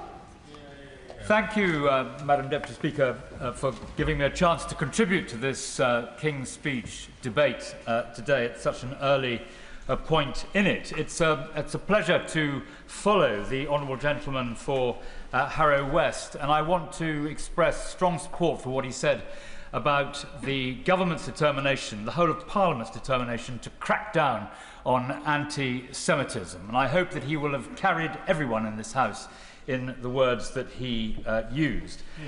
It's a great pleasure also to congratulate the honourable members for Bradford West and for Harlow on their brilliant speeches today, which entertained and amused the House. The honourable gentleman for Harrow West said it was an honour to be in the same party as both of them, but I think all of us can say it's an honour to be in the same parliament as both of them, and they certainly did very well. I have to admit, Madam Deputy Speaker, that it is now 34 years since in 1992 I had the privilege of seconding the Queen's speech from over there. On that occasion, Madam Deputy Speaker, I referred to myself as an oily young man on the make. Those were the days. I was an old man. Those were the days, Madam Deputy Speaker. Oily old man. Now, Madam Deputy Speaker, there are 3 points I wish to contribute briefly to the debate. 3 points that came off the doorsteps in the royal town of Sutton Coldfield during these recent elections, where I was listening very carefully to my constituents. Elections, incidentally, which were extremely successful for the Conservatives in the royal town of Sutton Coldfield, where we held now all 10 seats on Birmingham City Council, having got rid of the last vestiges of the Labour Party in the royal town. That clean sweep in the royal town of Sutton Coldfield was not echoed across the city of Birmingham, where there are now 6 significant parties represented on the council, making governance even more difficult than it was before. And I urge the Treasury bench, and in particular the Secretary of State for the Environment and Local Government, to be on red alert about what happens now in the city of Birmingham. They are, I think, going to need to give the commissioners far greater powers. There are vulnerable people, old and young, who depend upon Birmingham City Council turning a page and becoming a more effective giver of good local governance. And the words of the Conservative leader of the Conservative group on the Birmingham City Council, Robert Alden, are important. He said, and I quote, "We'll try to work with people across the political spectrum to try and deliver these priorities." Now, Birmingham has languished under a profoundly inadequate Labour administration, which even the Labour Party nationally did not think was doing a proper job. And it will now require a Herculean effort of restraint and goodwill to deliver the governance the people of Birmingham are entitled to receive. This will involve, I think, also devolving more power locally. Governance is always best when it is closest to the people it seeks to serve. And certainly for the Royal Town of Sutton Coldfield's Town Council, under its outstanding leader, Simon Ward, we are ready for more devolution, and we think that will make life better for local people. The second point I want to make is about defence, because I think although the words are in the King's speech, there is an awful lot more that needs to be done. And Ukraine and President Trump have ushered in a new era on defence. And thank goodness, incidentally, Madam Deputy Speaker, that the last Conservative government was so fast to realise and arm and train the Ukrainians ahead of and during the early days of the illegal invasion by Russia. And the Prime Minister complains, he may or may not have some justice in that, he complains that the armed forces have been hollowed out over many years by both parties. But it is on his watch, that these acute problems have come to pass. George Robertson, respected on both sides of this House over very many years, has made it very clear that we must now rearm, we must increase our spending on defence, and I very much hope the government will provide far more urgency than they are providing at the moment to this cause. President Trump was not the first person to complain about Europe failing to pull its weight financially in NATO, but he is the first American president to take action, and Britain needs to step up. We need to lead European NATO with France and Germany, but also with Poland and cooperation with Ukraine, whose technology has redefined modern warfare. Australia and Canada are significantly increasing their spending, and I hope very much that the government will now, as I say, entertain far greater urgency in addressing these matters. I'm pleased to see that Gordon Brown is now at the heart of this Labour government, so I hope that he will explain the importance of soft power being the other side of the defence coin. There are many honourable ladies and gentlemen on the other side of the House who are experts on defence, and they know that the government made a terrible mistake in cutting further the amount that we spend on development. Development is a very important arrow in the defence quiver, and I hope very much indeed that Gordon Brown will be able to explain to the government why this is so important and why they have made such a mistake. Now, the third and final point I want to make, Madam Deputy Speaker, is about welfare. Welfare is now consuming every penny we raise in income tax, and we simply cannot go on like this. The government always appears to be caught in the headlights whenever welfare is discussed, and the last time they sought to tackle this issue, they were unable to carry their backbenches, and they failed to do so. And I submit that they failed to do so because they tackled it in the wrong way. And there are three rules of welfare reform, as I learnt many years ago as a junior welfare minister in John Major's government when I was a minister between 1995 and 1997. That may be 30 years ago, but the rules of welfare reform have not changed. It was, Madam Deputy Speaker, the most complex of the various ministerial jobs it was my privilege to undertake. And this is what I learnt. The first of all, you cannot take benefit money off poor people. It isn't right to do so anyway, and as constituency members of Parliament, we know that it cannot be done. None of us came into politics to make poor people poorer, and taking money off the poorest people is not something which anyone who's planning to reform welfare should entertain. Secondly, the only way to save on welfare is to freeze benefits, though not disability benefits, something I believe that no Conservative government has ever done. But by freezing benefits, you are able to make a very significant difference in the size of the budget. I give way, of course. I thank the honourable gentleman for giving way. Rather than attack the most vulnerable in our society to pay for the nation's defence, why would the member not agree that it would be better to tax the banks and the large multinationals for their extravagant profits?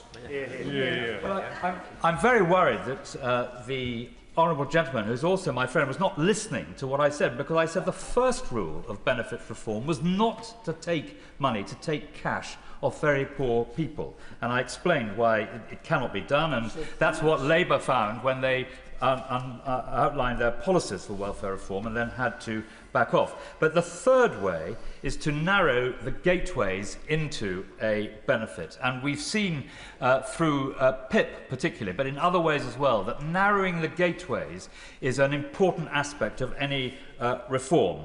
I hope very much that the government will return to this issue with a well thought through plan and manage to carry people with them. The final point I want to make, Madam Deputy Speaker, which was also alluded to in the speech that the seconder made when he spoke about this being a king's speech for young people. I hope that it is. I fear that it isn't. We need to recognise in this House that we are presiding over a period of growing intergenerational inequality.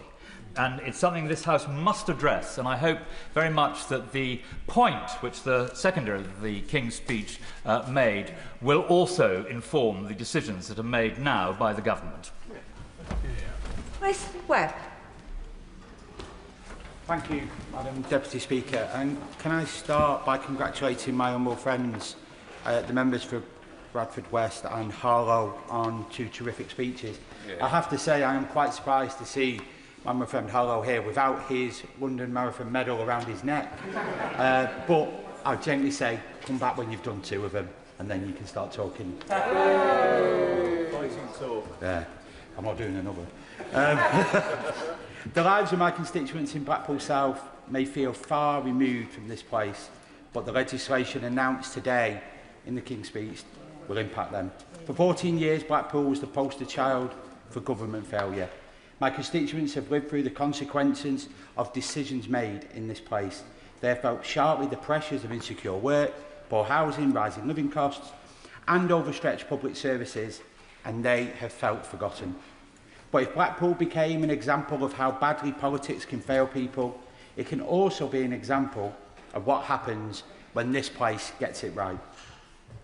If the government can turn around the fortunes of a town with the worst health outcomes, lowest wages and highest levels of deprivation in the country, there is nowhere that can't succeed. Because when Blackpool succeeds, Britain succeeds. When we talk about the cost of living crisis, we are not just talking about the price of a pint of milk or loaf of bread. In Blackpool, we're experiencing food insecurity alongside debt, poor housing and an acute mental health crisis. Families already struggling to pay the rent are pushed further behind by insecure work and rising bills. This is not isolated problems, and there is no quick fix. Legislation passed in this House matters so much in constituencies like mine. Strengthening the employment rights, increasing the minimum wage, expanding free childcare provision and providing security to renters are all examples of a real difference that is being made right now to working families in Blackpool. But with parents still skipping meals so their children can eat, there is still much work to be done. I hope the legislation announced today will ease the pressure on working people who have carried the burden of economic instability for far too long. Energy security is part of that challenge too. The devastating conflict in Iran is having a growing impact across the world. For families in Blackpool already struggling to make ends meet, another spike in their bills is devastating. My constituents deserve the security of knowing their energy supply is reliable and affordable, and the Energy Independence Bill hopefully will give them that. I welcome the commitments to improve patient care and support early intervention through the NHS Modernisation Bill, because health inequalities remains one of the biggest injustices facing my constituents. People in Blackpool spend around a third of their lives in poor health, and healthy life expectancy for men in my hometown is 50 years old. My son was born in Blackpool, as I was. The simple fact means he and all the other children born in our town are expected to live 10 years less than a child born in Hampshire. That's 10 years stolen before they've even had the chance to live them. There is nothing inevitable about those figures. They are a result of political choices and years of inequality. NHS reform must be meaningful, improving outcomes and giving people the chance to live longer and healthier lives. Having visited schools across my constituency, met with parents of SEND children and read hundreds of the responses to my constituency SEND survey, it's clear to me that the current system is not working for families in my constituency and beyond. Parents speak about fighting for support that should already be there. Schools are under enormous pressure and children are waiting far too long for the help they need. The funding secured earlier this year and the 2 new SEND schools in Blackpool is welcome, because it will mean more children are getting the support closer to home and fewer families are facing months of uncertainty and delay. But areas with the highest levels of need must receive support that reflects the reality in their area, because children growing up in Blackpool deserve the same opportunities as children growing up anywhere else in this country. As chair of the APPG for Hospitality and Tourism and the MP for a town built on tourism, I have followed discussions around the visitor levy closely. Tourism supports thousands of jobs in Blackpool. It gives young people the opportunities to join the job ladder, as it did with me selling Kiss Me Quick hats at 14, and the tourist pound reaches far beyond hotels and guest houses. It supports pubs, cafes, restaurants, theatres, attractions and transport links across our area. Before the introduction of the overnight visitor levy bill, the concerns of the sector must be taken seriously, because additional costs and additional burdens will hit them hardest. And if we are serious about supporting British tourism, I repeat my call on the Chancellor to reduce VAT for hospitality and tourism in line with other European countries. Just under 2 years ago in this House, I stood on the benches opposite when we were in opposition and asked my first question as the MP for Blackpool South, I called on taxi licensing reform. Taxis are an essential part of Blackpool's transport network, yet the licensing scheme has failed both passengers and our local economy. We need reform so that local drivers are protected, passengers are safe, and Blackpool gets the benefit of the revenue that's created in our town, instead of leaving down the motorway at the end of each day. After a long campaign, I'm delighted that the government will be taking action that I've long campaigned for to modernise taxi and private hire laws. This bill can finally address the issue of out-of-air working, protecting public safety and supporting local taxi revenue. Madam Deputy Speaker, in closing, this place has the power to change the direction of my seaside town story, and in doing so, change the story Britain tells about itself. So let that be the challenge for this Labour government. We want the trust of the country, then we must prove that we can rebuild places, unfortunately, the previous government too often written off. Prove that prosperity does not belong only to the wealthiest postcodes. Prove that working people, coastal towns and forgotten communities matter just as much as anywhere else in the United Kingdom. It will stand as proof that a different future is possible, fairer, more hopeful, more equal. Because, as I've said before, when Blackpool succeeds, Britain succeeds. Yeah. I'm grateful to catch your eye in this important King's Speech debate, and I follow other colleagues in congratulating both the members for Bradford West and Harlow on their amusing and well-informed speeches. One of the few things, Madam Deputy Speaker, this government has got right in the King's Speech is the expedited bill to nationalise the Scunthorpe Steelworks to safeguard domestic steel production. That plant is costing the taxpayer £1 million a day, and therefore modernisation and future private and public investment under a government-owned company needs to be implemented. However, our economy is in a very fragile state. It's only growing by 1.3% in real terms in 25, and the OBR forecasts it will only grow by 1.4% in 2026, the lowest of any G7 country. The United Kingdom is carrying one of the highest level of borrowings in the Western world. National debt is a staggering £2.9 trillion, equivalent to 93.8% of our entire GDP, and equivalent to £102,000 per household.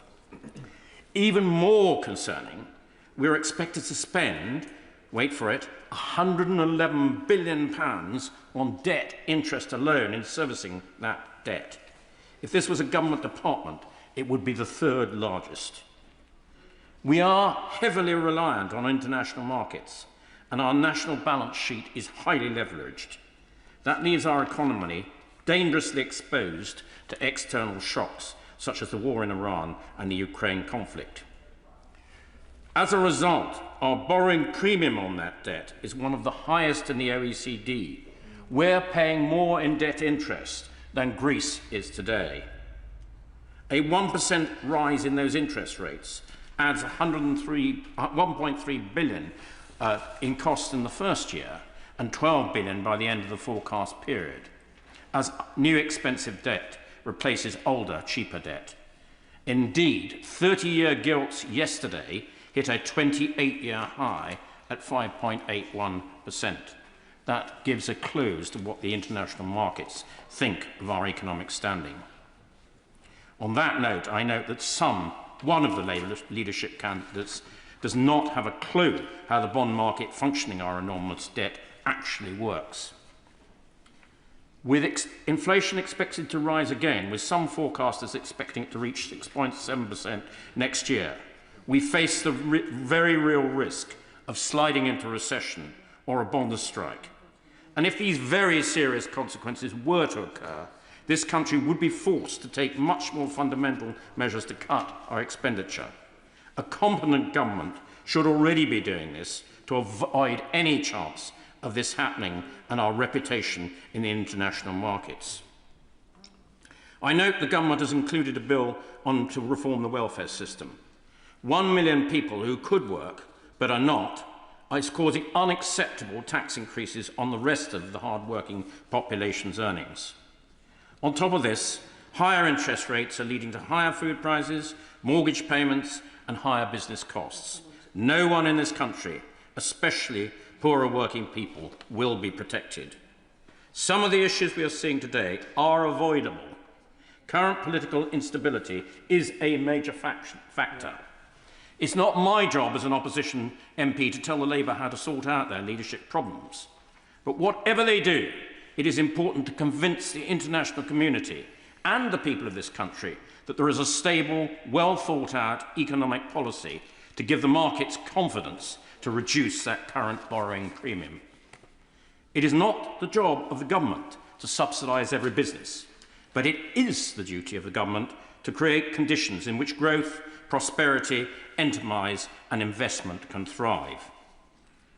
The government has introduced a bill to target youth unemployment, which is welcome, but that unemployment has risen 16% or increased by 100,000 compared to a year ago, making it very hard for youngsters now leaving university or their further education to start in their working careers. Yet, businesses, particularly in hospitality and retail, are being taxed into oblivion and not hiring as many people. Can I just do this next paragraph, and I happily give way to the Honourable Lady.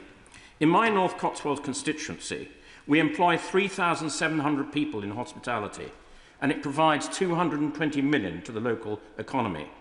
However, higher national employers' insurance contribution, rising minimum wages, hugely increasing business rates, energy increases, exacerbated by the Employment Rights Bill, are all making it harder to make profits and stalling growth. Taxes are already at a post-war high, and there are threats to hike them further. None of this environment is encouraging businesses to hire and take on more people and reduce the current high unemployment figures. I can wait to the Honourable Lady. I'm very grateful to the Honourable Member for giving way, and I agree entirely. This, to me, is one of the most business-hostile environments. Would you agree with me that your comments about young people not getting work are actually made worse by the national insurance hikes that have seen almost now a generation being unable to be employed? Would you agree with me on that contention? Well, I'm very grateful. Let's start the term as we mean to go on. No you or your, because it isn't me. Sir Geoffrey Clifton-Brown. Lady, if I had to design a tax increase that wasn't a bigger tax on jobs than the hike in national insurance, it would be just that. And I do totally agree with her. And I think it's tragic, particularly for our young people trying to get into the world of work today. As chairman of the Public Accounts Committee, my focus is on value for money, for the taxpayer, and to ensure that no expenditure goes to waste. Figures published by the National Audit Financial Insights in January 2026 point a deeply worrying picture. The government now spends around 1.1 trillion of taxpayers' money across 17 departments. A department's accounts are qualified, sorry, this is getting a little technical, but just bear with me just a little bit in this section of the speech, when they do not spend their budgets as Parliament intends. The Department of Work and Pensions have had their accounts qualify for 36 years because their fraud and error rate is 3.3%, costing the taxpayer a staggering £9 billion. Overall, and this is even more staggering, the government has written off close to £7 billion this year across departments, including the MOD writing off £1.5 billion on purely cancelled debt, cancelled projects. I want to just repeat that. £7 billion has been written off this year from cancelled and wasted projects. I mean, that is staggering. The PAC has consistently recommended that each department improves its digital and AI efficiencies. We believe this should be implemented from the top down, and that a Chief Digital and Information Officer should be appointed at a senior level in every department and on their arm's-length bodies. This would improve efficiencies and saving. After all, every efficiency and every saving that you can make is more money to spend somewhere else. The public sector is constantly behind the private sector digitally, and we need to do much better to ensure that our public services actually deliver for taxpayers, using the latest and best technology to do so. Madam Deputy Speaker, AI is a tsunami which the government is nowhere near prepared to deal with. Only 5%, and I don't mean this as a criticism of the civil servants, it is just as it is. Only 5% of the civil service have specific IT qualifications. Some experts say this needs to rise to 10%, which would be a massive transformation. The government announced a bill to reform the welfare system. This year alone, the Department for Work and Pensions budget is expected to reach a projected £330 billion, or around 23.7% of UK spending. This almost outweighs what we're receiving in income tax for payments of £330 billion from hard-working people. Just imagine that. The total amount of income tax from hard-working people almost doesn't pay for the bill for the Department of Work and Pensions. I'm aware that the pension and benefit budgets are both ballooning. This expenditure is only due to increase as we mercifully live longer and healthier lives. But somebody else mentioned we are at risk of intergenerational unfairness. There is a risk that our children will not be able to pay off this increasing debt. Yet this government has failed to take back control of this skyrocketing budget, and instead their backbenchers refuse to support such changes costing just £5 billion. Another area the PAC will be examining closely is the cost of government compensation schemes.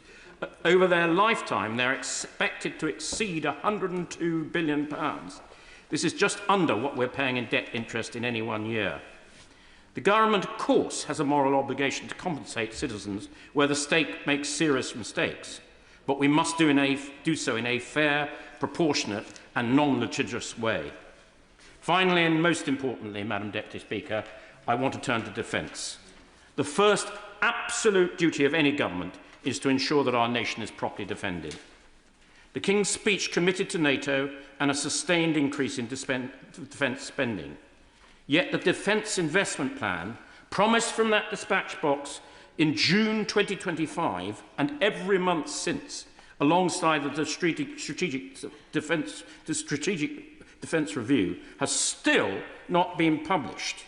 And until we get that plan, we cannot see what the government's plans are for how they're going to procure all their military equipment that is needed. On that point, Happily give way to my... First of all, can I commend Honourable Diplomats for his speech and what he's putting forward? Does he agree with me that one of the things that we need to be doing here within our defence here in the United Kingdom is the technology that Ukraine has in drones? Russia's under threat. They're worried about the attacks very far into internal Russia. Does he agree that maybe we need to have a partnership with Ukraine to promote our drone technology in a way that we can be effective as they are? I'm really grateful to my honourable friend from North Antrim for making that intervention. Strangford, I do apologise. I do apologise for... if he just is a little patient, it's 2 or 3 paragraphs down, I will address precisely that point. Currently, the defence budget for 25/6 is £62.2 billion. This is a measly 18% of the welfare budget of £333 billion. The government have pledged to increase this budget by 2.6%, or £9 billion by 2027, and 3% in the next Parliament, which means another further increase of £14 billion. But just a second, here's the punchline at this part of the speech, but none of that new money has yet arrived. I give way to my honourable gentleman. My honourable friend for giving way. Would he agree with me that the best form of defence is peace, and the overseas development aid budget, which, as my honourable friend earlier mentioned, is a key component to achieving peace around the world through soft power, through diplomacy, and a lot of that aid is absolutely crucial for people's survival many places around the world. I welcome that intervention as someone who worked under my right honourable friend for Sutton Coldfield as a junior opposition defence spokesman. I understand the value of overseas aid, and I particularly understand the elements of it that he relates to soft power. The PAC did an inquiry the other day on the BBC World Service, and I do wish the government would fund it properly. It is a really well-respected piece of British ability to be able to project our values around the world, and it's very sad when the Chinese and the Russians come in as soon as we make cuts there. So I do welcome that intervention. At a time of increasing uncertain and bellicose world, our MOD budget is in crisis, resulting in a significant number of procurement projects being put on hold. These delays will have significant cost implications, so that when and if the extra money does arrive, and that money will buy less and less equipment. Having been to Ukraine earlier this year, it is clear that we need more and more rockets, drones, interceptors, unmanned vehicles, and investment in space. Instead, some of the proposed equipments are designed for yesterday's wars, and it will remain to be seen whether the MOD will be agile enough to make those substitutions in future procurement. My honourable friend says pretty obvious. It may be pretty obvious to some, but it's not to others. To govern is to make difficult choices. In short, the government is spending more than the country can afford, funded by ever-increasing amount of debts. If we are serious about protecting our nation in an increasingly uncertain world, we must also be serious about the strength of our economy. This means bringing our unaffordable welfare bill under control, creating a stronger environment for growth, eliminating billions of pounds in waste, some of which I have identified in this speech, but if time had allowed, I could have identified billions more, and reforming how government works in the rapid rollout of digital reform. The civil service must be reorientated around productivity and efficiency, and only with stronger, leaner and more resilient economy can we fund our defences, secure our future and meet the challenges ahead. Thank you, Madam Deputy Speaker, and I congratulate His Majesty on delivering the humble address, and also the member for North Cotswold. And I concur with him that investing 0.7% in international development aid will bring greater stability and increase our ability to secure greater diplomacy as well as developments. And I do think we should put such focus. And may I also thank him for the work he does on the Public Accounts Committee. The intersection of crisis bearing down on our planet, our nation and our communities demands a bold response in this parliamentary session. I recognise the current bind, but as we move into the next chapter of Labour's story, there is one consideration I want government to take through this legislative programme: how we bring our communities, our country and our fractious planet together. Such vision and policy must be the thread that gathers and inspires us. Against the backdrop of fast-paced change, this planet is breaking. The grotesque inequalities, climate degradation and conflict are driving people apart. At home, we've had 14 years of austerity where the harder you work, the tougher it gets. It is why I have called for a new economic orthodoxy, as neoliberalism preys on the working class and exploits all who want to get on, as much as those who can't. As people have fleeced the energy giants and water bosses' profit, despite putting carbon in our air and sewage in our rivers, like the Ouse in York, the second worst in the country, the Clean Water Bill must pull this service back into public hands and public accountability. I'm happy to give way. Call for taking water back into public ownership. Would you also agree with me that in setting the share price that we buy it back with, we should take account of the cost of pollution, of the money that's being paid to distant shareholders with no investment or interest in this country, and the inconvenience to so many of our residents by constant water leaks and waste of water? They should pay the price of it, not our constituents. I do agree. It's a daylight robbery, and people shouldn't be profiting out of our natural resources, let alone seeing the levels of pollution that we are in our rivers, which should be pure and clean. I have a sewer running through the middle of my city, and it is not acceptable.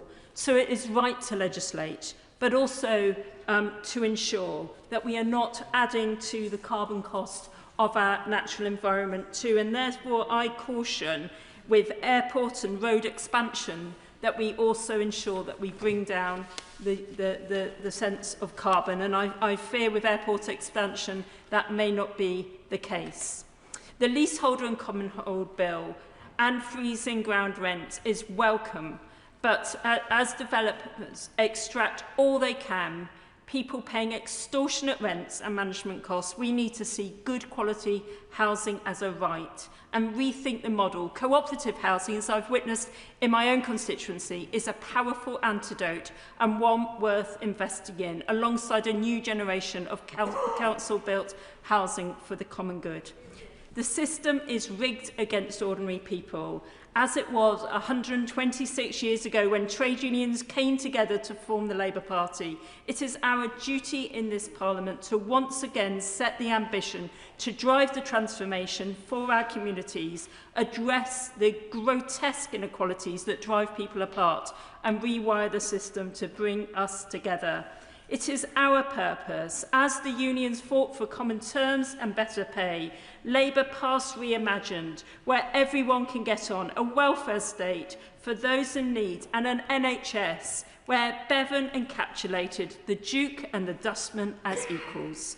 Yet to not understand a collective, cohesive society pulls all of this at risk as parties opposite seek to exploit opportunity and people, sell off our common assets and sow division. It is why Labour has an immense obligation to be bold and ambitious, not for those who take all they can, but for those who serve, who work, who play their part, and to take away the stigma and barriers for those who can't. For this, I implore government to maintain the rights of those with indefinite leave to remain, as new communities work alongside established communities. And when it comes to restraining traumatised children, as the government are consulting on, I simply warn government, don't. I will not support. All children must be treated with dignity, nothing less. I'm happy to give way. My honourable friend for giving way. In regards indefinite leave to remain, on the journey down from my constituency today, I spoke to the private hire driver who is on a visa that requires a renewal every 2.5 years, and he has to do that 4 times before he's eligible. He's not really complaining about that, but when his visa is up for renewal and he sends his documents away, the council will not accept, he won't allow him to continue working while the visa is being processed. Would my honourable friend agree with me that that should be looked at and there shouldn't be any unintended consequences from this process? Yeah, and the honourable members put that well and truly on the record. We need to reform the system. It is really prejudiced against so many people that are working hard within our society, and therefore we mustn't see these increases either in the indefinite leave to remain, because our word should be our bond and we should honour the agreements we make.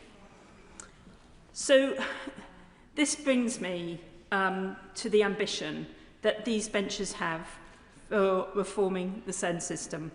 We need an inclusive approach so every child finds their place and reaches their level.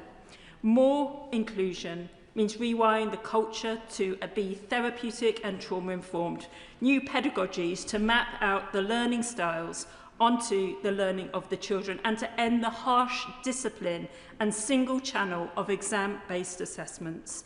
Instead, we must include children and bring out their best. But as we move forward, I urge Treasury to invest the funding needed to help raise this and future generations well. From 1001 critical days supporting parents and babies with the right foundations, to ensuring that the wraparound support that teachers, health professionals and support staff need to ensure our SEND system is fixed once and for all, because such investment will show its benefit in years to come. And as we support our young people into work, we must recognise that the state neglect under the last government caused such harm. We must be compassionate and work with, not against, our young people as they struggle to navigate their way to transition into independence and work. society brought together, and our communities brought together. Our centralised system is failing decisions made far from the realities of the regions and nations, building a sense of remote dystopia, not in touch with the daily challenges experienced as the cost of living weighs heavy while others live their profligate lives. Today, we need a radical devolution of power, finance and opportunity to help people see themselves with agency and purpose, recognising the diversity of all our communities and yet the common bond of us all. It will not be found in the idealisms of some, nor the toxic divisions of the right, which, believe me, will set community against community, while its crypto-backed leaders sow chaos and division, ripping up our NHS, our welfare state, and our incredible inheritance, which has glued our society together through generations. This humble address has so much to celebrate, and I will sow in the voices of my community in York as we progress. I want to ensure the Railways Bill protects the well-being of all who work in the sector. Having championed the removal of Titles Bill in the last 2 parliamentary sessions, I hope we can move fast on cleaning up our politics. I welcome the move to tackle anti-Semitism, as this week graffiti has been found in my community, which is anti-Semitic. It brings such shame, and we must move fast on that. And improve relations with the EU will help build the bridges we need.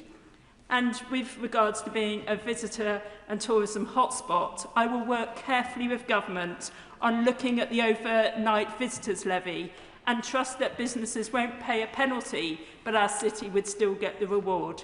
Whilst at the same time, the draft taxi licensing bill will really help bring licensing back under control. I trust we will do more on the climate crisis too. As the National Emergency Briefing highlighted, we do not have the luxury of time. With the UK in the bottom 10% on the Biodiversity Intactness Index and 1 in 6 species at risk of extinction, while our planet burns and our ice cap melts, we need to invest fast. Finance should be invested to hasten decarbonisation, and projects like Bio-Yorkshire should be funded to ensure that we hasten agricultural resilience and prevent low yields and crop failure, which is escalating the cost of food. And that's why I'm really glad that we're moving to independence in our energy market too. And we need a second employment rights bill to capture the single status of worker, extend collective bargaining and improve the well-being of workers. My final point is this. If we are to bring the diversity of voices to Parliament and ensure that they are heard, I want this place to change. Madam Deputy Speaker, governments have been destabilised over recent years due to too much power being held by the executive and too little invested in Parliament. If this equation does not change, the discourse of distrust between Parliament and the people will continue. Our voices representing the diversity of the country must be heard and impact the programme of government. I want to see all bills go through in-depth consultation with MPs, inputting the experiences of their communities. Just running AI across consultation responses is not good enough. I want full pre-legislative scrutiny so we can ensure that bills are robust, unifying and do everything possible to improve the lives of those we represent. Without this, I fear we will let people down, the people we were sent here to represent. It is time to include all. The mission too great for a few. This parliamentary session must be like no other, connecting communities, unifying society and transforming our future. Thank you very much, Madam Deputy Speaker, and it's a pleasure to follow the honourable member from York Central. And in today's speech, listening to His Majesty the King, there was one part which reminded me of the very first speech by Her late Majesty the Queen in 2017 when I was first elected, when the government then said in a speech that we were promised that the government's top priority was to secure the best possible deal as the country leaves the European Union. That went well. If you look at the comparison between our economy then and now, inflation and unemployment are both higher. In 2017, we had the 5th largest economy in the world. We have slipped to 6th since we left. And outside of this place in 2017, people were concerned for the welfare of the refugees risking their lives on boats to cross the Mediterranean. But landing in a safe European Union country meant that was where they had to seek refuge. Not now. Having left the European Union, that rule no longer applies to us. Something the Brexiteers omitted, perhaps forgot, to mention then in their campaign or now in their immigration rants. And that is why one part of this speech I welcome is the promise of closer links with the European Union. But while I'm delighted to hear that, in the words of the speech, we will strengthen ties, what exactly will that mean? At the weekend, I spent time with some non-political friends, a welcome break, I thought, from constant election messaging of the past few weeks. But they dragged me back there by asking quite clearly and categorically, when are we doing something to get back into the European Union? Leaving had been a disaster for them, for their businesses, for the country. Closer probably won't be enough for them. They want to know exactly what we're going to do, how we're going to get back to the centre of Europe, to lead and work with our neighbours, build trading links which will be essential to economic recovery. And what about the customs union, the single market? Does closer include them? And while I agree that it will help our economic growth, on its own it will not be enough. Not enough to help improve the lives of the constituents who come to me every week. Not enough to cut their energy bills before the next winter. Not enough to provide housing that they can afford or that their children will be able to afford to help them get on the housing ladder. So, while I welcome that, I also welcome the moves on anti-Semitism, which has rocketed in the past few years. We have seen it up 175% in a decade, and it's been all too visible in the recent attacks on our streets. But while the government is promising to tackle anti-Semitism, I hope they will not forget Islamophobia, which is also rampant, or the misogyny which we see everywhere, and is influenced by the dangerous views which young men see expressed on the internet, and influences how they look at women and girls. And among the 35 bills are measures to support women and give them greater agency over the decision which affects their lives. And again, I don't disagree, but again, like the measures on the European Union, it's not exactly clear what it will mean. More action on domestic abuse, helping women entrepreneurs, yes, it sounds good, but I hope it's more than just clever language and warm words, rather than bold action. Over the past 2 months, on almost every doorstep I visited, the theme of the conversation was exactly the same: change. Change people wanted, change people voted for 2 years ago, but change they don't feel they're seeing yet. And I'm not entirely sure that they will see that desire reflected in what they heard of the government's plans today. It's all too bitty, unclear, not absolutely transparent. Yes, we know energy security is vital to national security which is increasingly under threat and does need investment. It's only too clear that Ukraine's pain is being suffered on all of our behalves, that without their resistance, the rest of Europe would be even more vulnerable. And again, nothing that most people would take issue with when we speak about our defence. It sounds good. But what I believe people will take issue with is what is missing from the speech.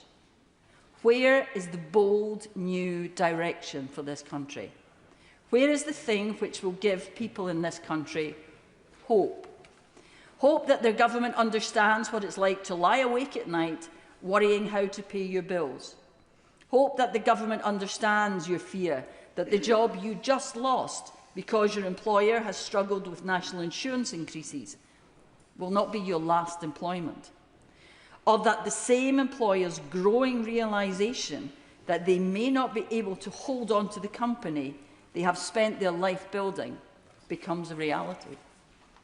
I actually think that many in this government do understand that, because, like me, they come from a background where that was an all too clear reality. But what the country wants to see is action, change, and they want it soon. Burton Sampson. Thank you, Madam Deputy Speaker. It's a great pleasure to speak in this King's Speech debate, setting out the Labour Government's new programme for this session, and I warmly welcome its measures. I also thank my honourable friends from Bradford West and from Harlow for their opening speeches. My honourable friend from Bradford West really showed how she had overcome adversity and also took head-on some of the challenges that people who look like me and her in today's society face. And of course, there's no greater a champion for their community than my honourable friend, my Essex friend for Harlow, who he just lives, breathes and is Harlow. And I thank him for all the work he does in his community. This Labour government has already achieved so much, handing back power to local leaders, supporting local regeneration and growth plans, and taking the pivotal step of a new deal for working people. This government also put in place the biggest change to renters' rights for 40 years, which was particularly welcomed in my constituency of Southend West and Lee, directly giving greater housing security to the 8,938 renters. We've seen other significant improvements already, including a new Best Start family hub at the Blenheim Family Centre, three breakfast clubs in my primary schools, a new extended nursery provision at Chalkwell Hall Infant School, more than £2.5 million worth of investment into South Essex College to upgrade its campus, a new youth hub, one of 80 being rolled out in the UK, whilst the removal of the two-child benefit cap is helping 1,800 families in my constituency and, most importantly, lifting children out of poverty. Add to that we brought back into public ownership both our train lines, which will soon be part of Great British Railways, and opened our first community diagnostic centre in our city, which is having a huge impact, providing 7-day-a-week testing early and late and getting people diagnosed much, much quicker. I've also been thrilled to see more than £2 million worth of new government funding to start to transform the futures of children with special educational needs in Southend. This is the start of a breakthrough moment, and one the families in my constituency have been waiting a long time for. I personally have heard from these families during my See Every Need meetings, bringing parents, school leaders, health representatives and charities together to get the changes right. Our reports from those meetings have been sent to the Secretary of State for Education and my honourable friend, the Minister of State for School Standards. And I'm delighted that their local voices from my constituency have been reflected in government policy. However, there does remain much scepticism amongst parents of SEND children as to whether these reforms will actually happen and make a difference to their children's lives, as quite simply, Madam Deputy Speaker, they have been let down so many times in the past. But I am confident that seeing these reforms starting to come forward in legislation during this session as part of the Education for All bill will help give parents more certainty that this government is focused on fixing the situation once and for all. I welcome the announcement in the King's Speech of the Enhancing Financial Services Bill, promising a major shake-up of financial services regulation. As current chair of the Fair Banking APPG and the Open Finance and Payments APPG, I have a passion for reforms to financial services, and I'm pleased to see this legislation coming forward. It is really important, though, that government continues to listen to the voices of industry, ensuring that these reforms are appropriate and genuinely designed to fix the challenges the industry faces. And I thank my honourable friend, the EST, for her work in listening to industry to date. Moving on, conversion therapy and similar practices are appalling. And sadly, I'm aware of people who have been subject of some of these despicable acts. I believe interventions intended to change or suppress a person's sexuality or their gender identity are wrong. And I'm delighted to see a full trans-inclusive ban on conversion practices coming forward. The LGBTQ+ community have waited far too long for this ban after promises made and broken by previous governments. This Labour government is finally bringing forward that ban through the draft Conversion Practices Bill, and it cannot be delivered a moment too soon for our community. I'm grateful for the government's water reform legislation, which is set to go even further with the Clean Water Bill, and I applaud their approach, banning bonuses for water company bosses when companies pollute or fail customers. I have been holding regular water summits since being elected, focusing on storm overflows, sewage discharges and bathing water quality, as well as many other related matters, where we have called our water company, Anglian Water, to account. I'm delighted that the local community has now taken ownership of these summits, proving that they are just as invested in this agenda as our government are. In my constituency, Madam Deputy Speaker, we have a diverse and growing Jewish community. I've met with many of them recently, and they've told me of their fears following the recent rise in anti-Semitic attacks. I know that they will be particularly assured following His Majesty the King's specific mention of this in his speech, and this government's desire to do all they can to stamp out this scourge. I want to conclude, Madam Deputy Speaker, by touching on the enormously challenging international situation we face. I support the priority of this government places on standing with Ukraine, standing firm with Ukraine, and I stand firmly with them too, after Putin's appalling illegal invasion. And also, I am pleased with this government's stance on the Middle East conflict as well. I'm pleased to see our commitment to a sustained increase in defence spending. The challenges that we face, we must work together with our allies through international cooperation. And I'm glad to see in this humble address support strengthening and rebuilding the ties of trust, trade and friendship with our European friends. That was so badly damaged by a poorly implemented Brexit, and we will fix them through our European Partnerships Bill. The promise of the return of the Erasmus scheme and better opportunities for our young people to live, work and study in Europe is also welcomed. A good relationship with our closest neighbours is vital in this uncertain world. So it's pleasing, therefore, to see the desire to bring forward primary legislation in this area. I'm excited to see the legislation in this King's Speech unfold so that we can make even more of a difference to the lives of people in Southend West and Leigh and across the rest of the country. In an uncertain world, I'm confident that this government is now moving at pace to make the country fit for the challenges we face, whilst prioritising hope and renewal for our country. Thank you. Dave Dugan. Thank you, Madam Deputy Speaker.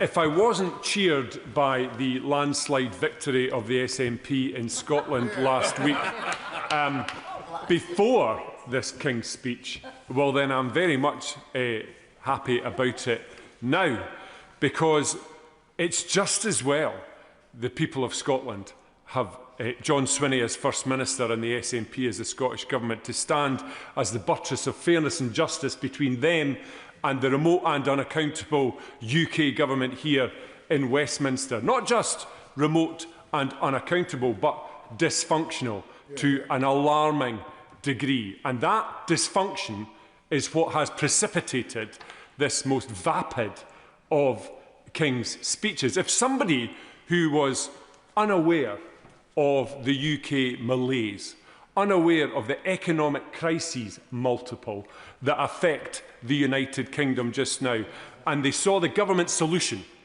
in the form of this King's speech, they would be unable to identify what the problem with the UK was from this King's speech. And that speaks to an obscurity of purpose. Government should have a clarity of purpose. See also the SNP Scottish Government in Edinburgh. But this government hasn't got a clue. They're so busy bickering with one another, arguing with each faction about who gets the next shotty at being the Prime Minister, they can't focus on the problems ailing the people up and down these islands. And these problems are profound. Profound problems of being able to pay your energy bill, whether you're going to have a job this month or next month or the month after that. That crushing concern of everything, not just you're worried about this, you're worried about that. People now are terrified about the washing machine breaking down or the car getting a puncture because they are so hard up, so the margin of economic resilience in people's homes under this Labour government has been eroded to a translucent wafer. There is nothing between the wolf and the bank account after less than 2 years of this Labour government. And I don't understand why that could be. I'm a political bore. I understand these things. I thought I did until I saw this. They've got a majority that would choke a horse. They've been preparing for government for 14 years. And yet they come in and you think, it's like they just landed here and were started. And they even said as much. They were like, well, we didn't know the state of the books. Well, if they never knew the state of the books, they were the only people that never knew the state of the books. And yet they had the temerity to come in and take power and make it even worse. The reason Labour were elected, they convinced themselves, they kid themselves, oh, they really know it. They tell themselves, oh, it was our manifesto, we have a mandate. We've got a mandate. There was no mandate for this guddle. Nothing in what's happened over the last 22 months was backed up by a mandate. They were elected in, ushered in with that colossal majority for one reason alone, and that reason was that they weren't the Tories, and it's a two-party system in this place, or rather it was. That's the reason they're here. I'll give way, of course. Thank you for giving way. Would the honourable gentleman be able to explain to this House what the government in Scotland has done over the last 20 years to generate the economic growth that he talks about here? So here's what the honourable lady as a Scottish unionist, and I'm sure a proud Scottish unionist, for reasons best known to herself, what she needs to understand is that the UK is not contingent on Scotland, but Scotland is contingent on the UK. So decisions made here affect Scotland. Decisions made in Scotland do not affect down here. And it's against that backdrop that Scotland has regularly is in the upper quartile of GDP per capita in the United Kingdom. This myth, I can help her, this myth that we are subsidised by the rest of the UK is risible. We outperform economically more than 3/4 of the UK in any given quarter, roughly. We are the top destination for foreign direct investment. These foreign companies aren't confused. They know where they get a return on their investment in the United Kingdom, and it's in Scotland. And our unemployment is lower, and our employment is higher. I could go on, but I don't want to get in trouble, Madam Deputy Speaker. Will my friend give way? I will give way. I thank my honourable friend for giving way, and he's making an excellent speech as our new group party leader. He mentions the vapid King's speech. No criticism of the King, of course. But the speech contained the renewed promise of the Hillsborough Law, which the government have had 2 years to introduce, Madam Deputy Speaker. Why on earth is it taking this government so long to deliver on their manifesto promises? Well, he's absolutely right to highlight that particular issue, which is so important to many people across the UK, but especially in the north of England and in Liverpool in particular.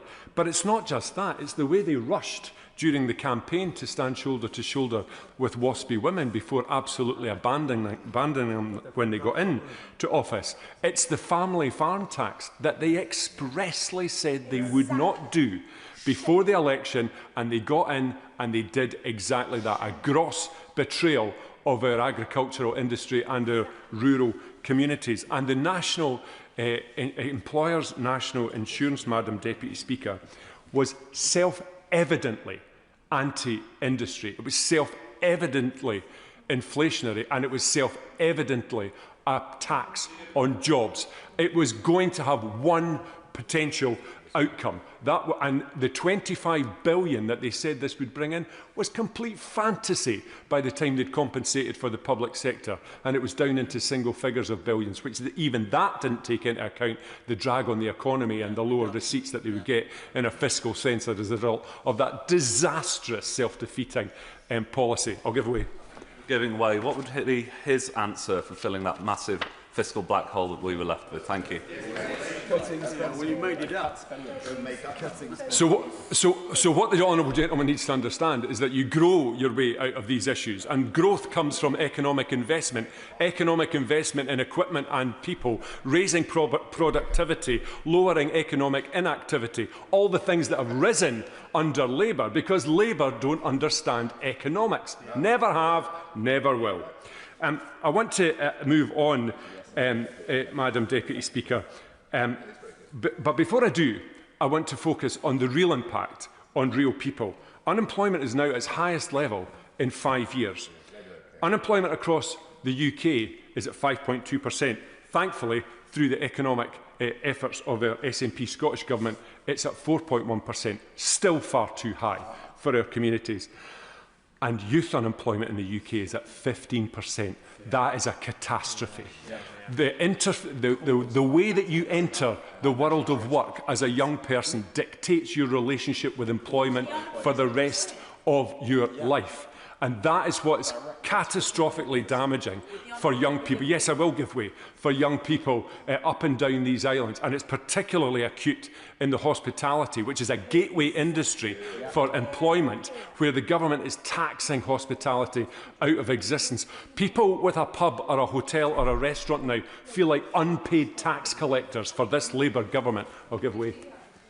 Thank you very much, Madam Speaker. While I agree with the honourable member about young people's routes into work, how does that sit with the way his government in Scotland, his SNP government, have destroyed apprenticeships up there? And as for the hospitality industry in Scotland pays business rates in Scotland, and I hear complaints about them all the time. Is that perhaps why he thinks that the SNP lost seats in the election, which he's so busy congratulating himself on?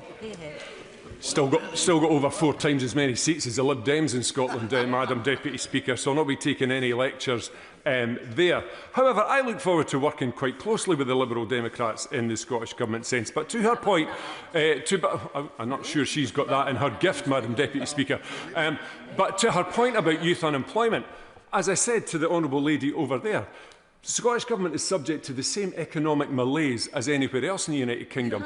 It's to the betterment of her constituents and mine that their fortunes are better under an SNP government. And on that point, I can assure her she's welcome.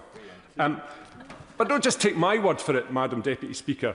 The markets give their verdict on what's happening in the United Kingdom, and the markets are incredibly concerned. And that's why 10-year gilt interest rates touched 5.13%, a rate that wasn't seen in the UK since the financial crash of 2008. That is a very dangerous report card to get from the... No, I'm going to make progress and close. Defence is the first duty of government, and this Labour government if we had a significant investment for every blunderbuss piece of hyperbole and rhetoric on defence, we'd be in a far better position that we are. The Prime Minister said in his speech earlier on that we're negotiating a de-escalation of the war in Iran. He didn't tell us which of the three protagonists was listening to the pontifications of the UK Prime Minister, because not one of the three participants in that conflict could care less what this Prime Minister thinks about the war in Iran. And the defence investment plan, the roadmap for what defence will look like in the United Kingdom for the next decade, is now a year late. I don't know what the government think they can get away with, but if your signal apex piece of defence legislation is over a year late, it tells this Parliament and everyone up and down these islands that they haven't got a clue about defence as well as everything else. On Europe, he said, I will give way. I do thank him for giving way, and I'm genuinely grateful to be here for his first speech as your group leader here in Westminster. It's just a shame that only one other of your fellow SNP MPs are here. I've no doubt they're on important business. But on the defence sector, and I know he does champion the sector, unlike some of his colleagues in Scotland, he sits on the Scotland Affairs Committee. He knows the concerns the sector has in Scotland about skills development and about education more widely. Does he share their concerns? And what is he doing to influence his colleagues in the Scottish Government to make sure that sector is more fully supported? So the defence sector is a very significant part of the Scottish economy, and I just wish that he and his unionist colleagues in the Labour Party and in other lesser parties would acknowledge the fact that this is a mutual endeavour, and that the UK benefits greatly from the skills and expertise that exists in Scotland. And the apprenticeships and the training and investment, don't let's forget that everybody that works in the defence sector in Scotland went through a Scottish school or a Scottish apprenticeship or a Scottish college or a Scottish university. This idea that everything was fantastic previously and it's terrible now, the former isn't true and the latter isn't true either. It's a work in progress, and we're investing heavily in Scottish education, and that's why we've got such a high percentage of people leaving school from Scotland going on to a positive destination. In closing, Madam Deputy Speaker, the Prime Minister said that he's going to take steps to bring the United Kingdom into the very heart of Europe. Well, you're not going to do that without rejoining the EU. Yet more hyperbole and fantasy. I think a government, my final word on this, I think a government in this level of disarray, in this level of division and infighting that's caused so much damage in such a short period of time to people's livelihoods and to the economy, needed an emergency response with a King's speech. And that was anything but today. So I look forward to them getting their house in order, but I won't be holding my breath. Thank you, Madam Deputy Speaker. In 2024, the public voted for change, for an end to Tory chaos, and for a government that would transform their lives. That summer, our government set out a King's speech to deliver that, and in the past 2 years, in spite of everything, we have begun to make truly transformational changes, like ending no-fault evictions and finally scrapping the two-child benefit cap, things that have changed lives. But today's offering pales in comparison, perhaps because we have already heard so much of it before, but definitely because it lacks the urgency and the radical transformation we need. I don't believe this is the further and faster that we've been hearing so much about. It seems we have put the handbrake on offering change, and we are wasting political capital on divisive measures that weren't even in our manifesto, like ID cards and curtailing the rights of asylum seekers. I do want to be clear that I'm not in any way objecting to the King's speech. I'm pleased to see measures like the bill on conversion practices, votes at 16, Hillsborough law on candour, tackling anti-Semitism, reforming leaseholds and many other key measures. But why are we not doing more? What is there to shout about? Last week, the electorate sent our party a clear message that they were dissatisfied with government. And I don't believe that this is a King's speech to inspire them back to us. I don't believe my constituents will hear this and think my life will be better when Labour introduces digital ID or replaces the water regulator and instigates another top-down reform of the NHS. At a time of great turmoil and difficulty, With global uncertainty hitting households in their pockets, people need policies that will ease the financial pressure they are under today. So building on the successes of the last legislative session, and there were successes, I would have liked to see an extension of renters' rights and the introduction of rent controls, especially in major cities where private rents are beyond extortionate. We acknowledge that those living in social housing need their rents capped and regulated, yet we disregard the thousands of low-income households and young people left at the mercy of private rental markets. I'd hoped to see a second employment rights bill announced today. While the first one deserves significant praise, it doesn't go far enough. We need a bill that will restore sectoral collective bargaining, give basic rights to the self-employed and gig economy workers, and commits to greater insourcing. The nationalisation of British Steel is welcome, but this should have been accompanied by the nationalisation of rail, mail, water, energy and other essential services. These are not mere industries, they are lifelines. They should never have been handed over to shareholders, and it's long past time we took them back. I would have liked to see greater acknowledgement on the biggest existential crisis we face as a species, nationally, by reducing the planning burdens on solar farms and on offshore wind. If the government really wants to help people with their energy bills, then we need to be switching to renewables much faster. Internationally, I would have liked to see steps to introduce debt cancellations for climate vulnerable nations who are fighting the crisis with their hands tied behind their backs. If we want to reduce numbers of people seeking asylum, then we need to be working with allies to tackle the biggest causes of displacement. As the only Labour MP to vote against the Brexit implementation agreement, I was very pleased to see measures on the strengthening of our relationship with the EU. We can now all stop pretending it was in any way a good idea.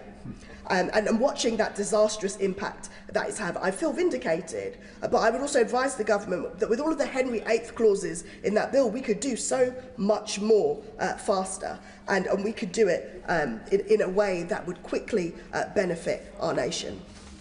I also want to point out that whilst I understand that some things take time, some things are not hard, I would have liked to see steps to address the continued private sale of human remains. At the start of this year, I presented a very simple bill that ought to end the vile practice of human remains, many of which have unknown provenance, being bought and sold by private individuals. It would have been relatively straightforward to end this practice, but the government have no plans to close this loophole and implement it. As I said, I understand that these things take time, but there are some simple things that we could just get done. And I know, and it feels like the government may be inclined to capitulate to the right and row back on some climate goals, but I remind the government that we lost more votes to the left of us than we did to the right of us. And if we carry on doing the bare minimum on climate issues, this could only get worse. So I would have also welcomed strengths, I believe, to strengthen the citizenship rights of children born here or who have grown up here, and addressing the extortionate fees that block these children from becoming citizens. I have raised this again and again in this House just about every single year, and I was guaranteed that there would be some changes on this. I do not like being misled inadvertently or otherwise on issues such as this. Whatever our differences on our views on migration, right across this House, people agree that these children are not migrants, and we continue to treat them like that and price them out of their rights. I also want to acknowledge the cost of living crisis and the fact that there have been measures in this King's speech to tackle them.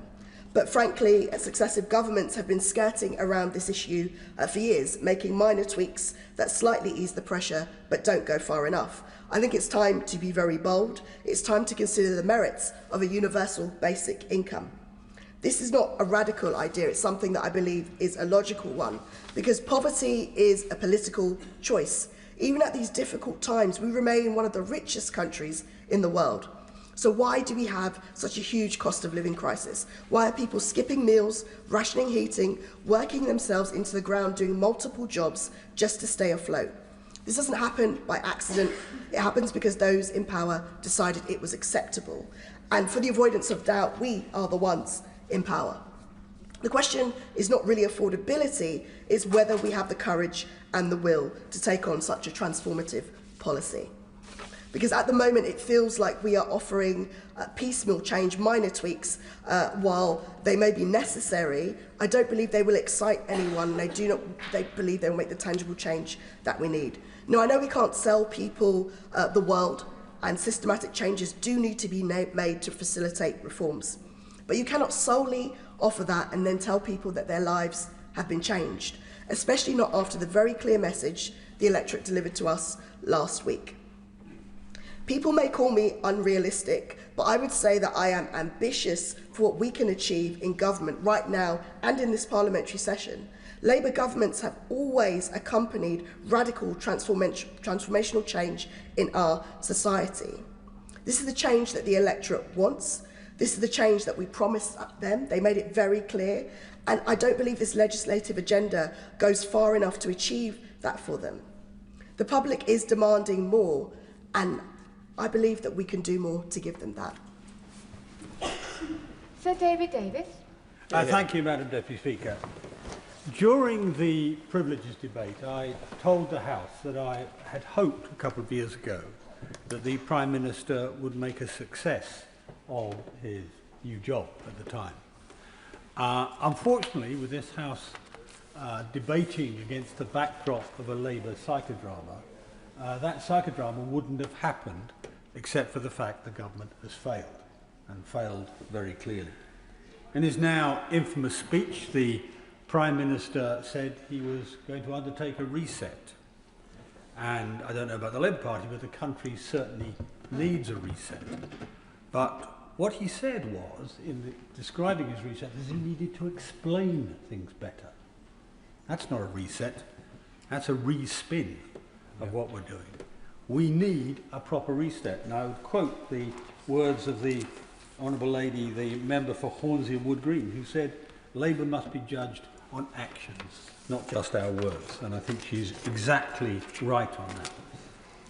Labour came, as a number of people have said already, including the new leader of the SNP, Labour came into office promising its #1 mission was economic growth, and they're right. Without growth, we don't have the money to do anything else. Yet the consequences of their own policies in the last couple of years has been that growth has been suppressed. The IMF now has literally just reduced the UK's growth forecast by 0.5%. That's the largest reduction in the G7. And it's not just this side of the House that's concerned about growth.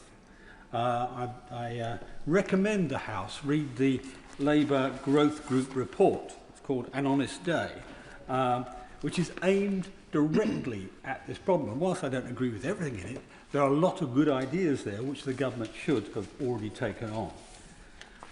Also, when Labour took over, inflation was bang on 2%. That's something you can't claim was disguised in any way. Now it's 3.3%. Labour, again, the Prime Minister will try and blame somebody else, and no doubt at the moment the blame is on the Straits of Hormuz. But that doesn't explain. That explains energy costs in the future. It doesn't explain the increases in food costs in the past, for example, or indeed a number of other costs. No, not for the moment.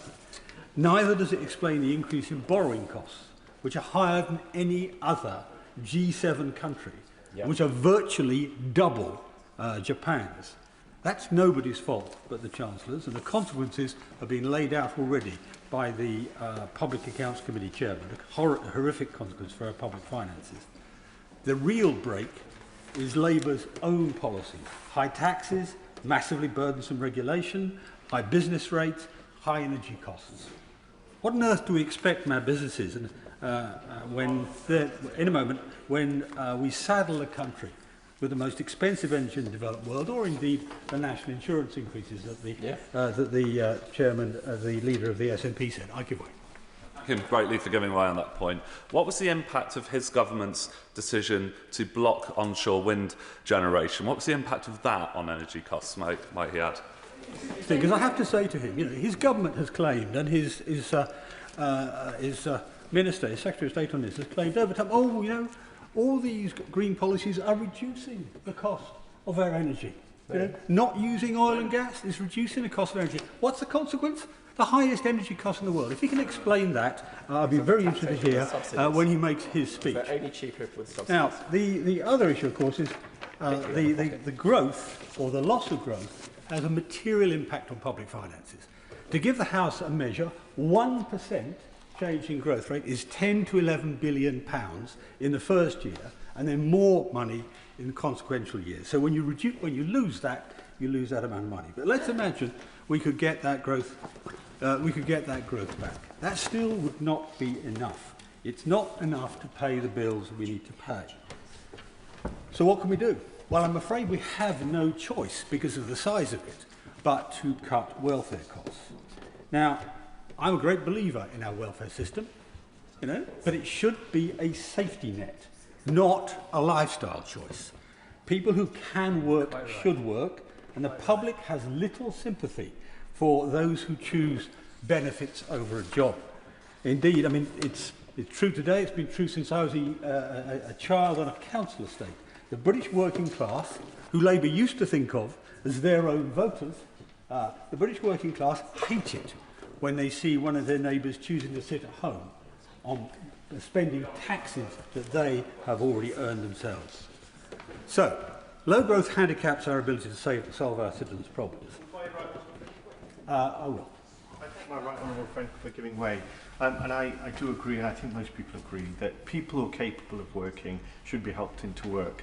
But while his party was in government for 14 years, did they do an analysis, do they have statistics of how many people across our country on benefits were actually fit to work? And what did his party do to get them into work?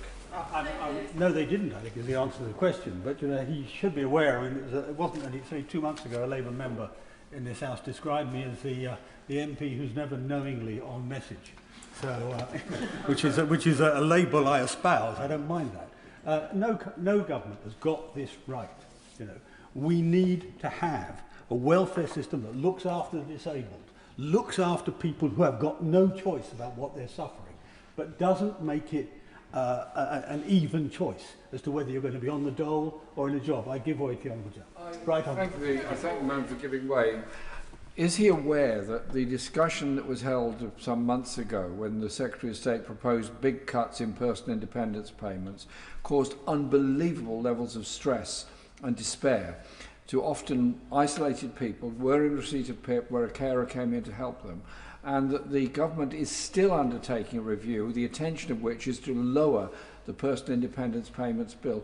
Would he agree with me that we should end that kind of debate and instead look at the needs of people with disabilities, particularly those that struggle to survive under the current system, and especially those in receipt of PIP? Well, how I answer it, because I have an interest to declare here. I have a disabled grandchild, and her mother, of course, is one of the people who suffer the stress you talked about. But as I say, what we need is a system which is humane, which deals with people properly. Our current systems for supporting disabled people and people who are looking after disabled people is incredibly bureaucratic, incredibly unpleasant, really nasty to deal with.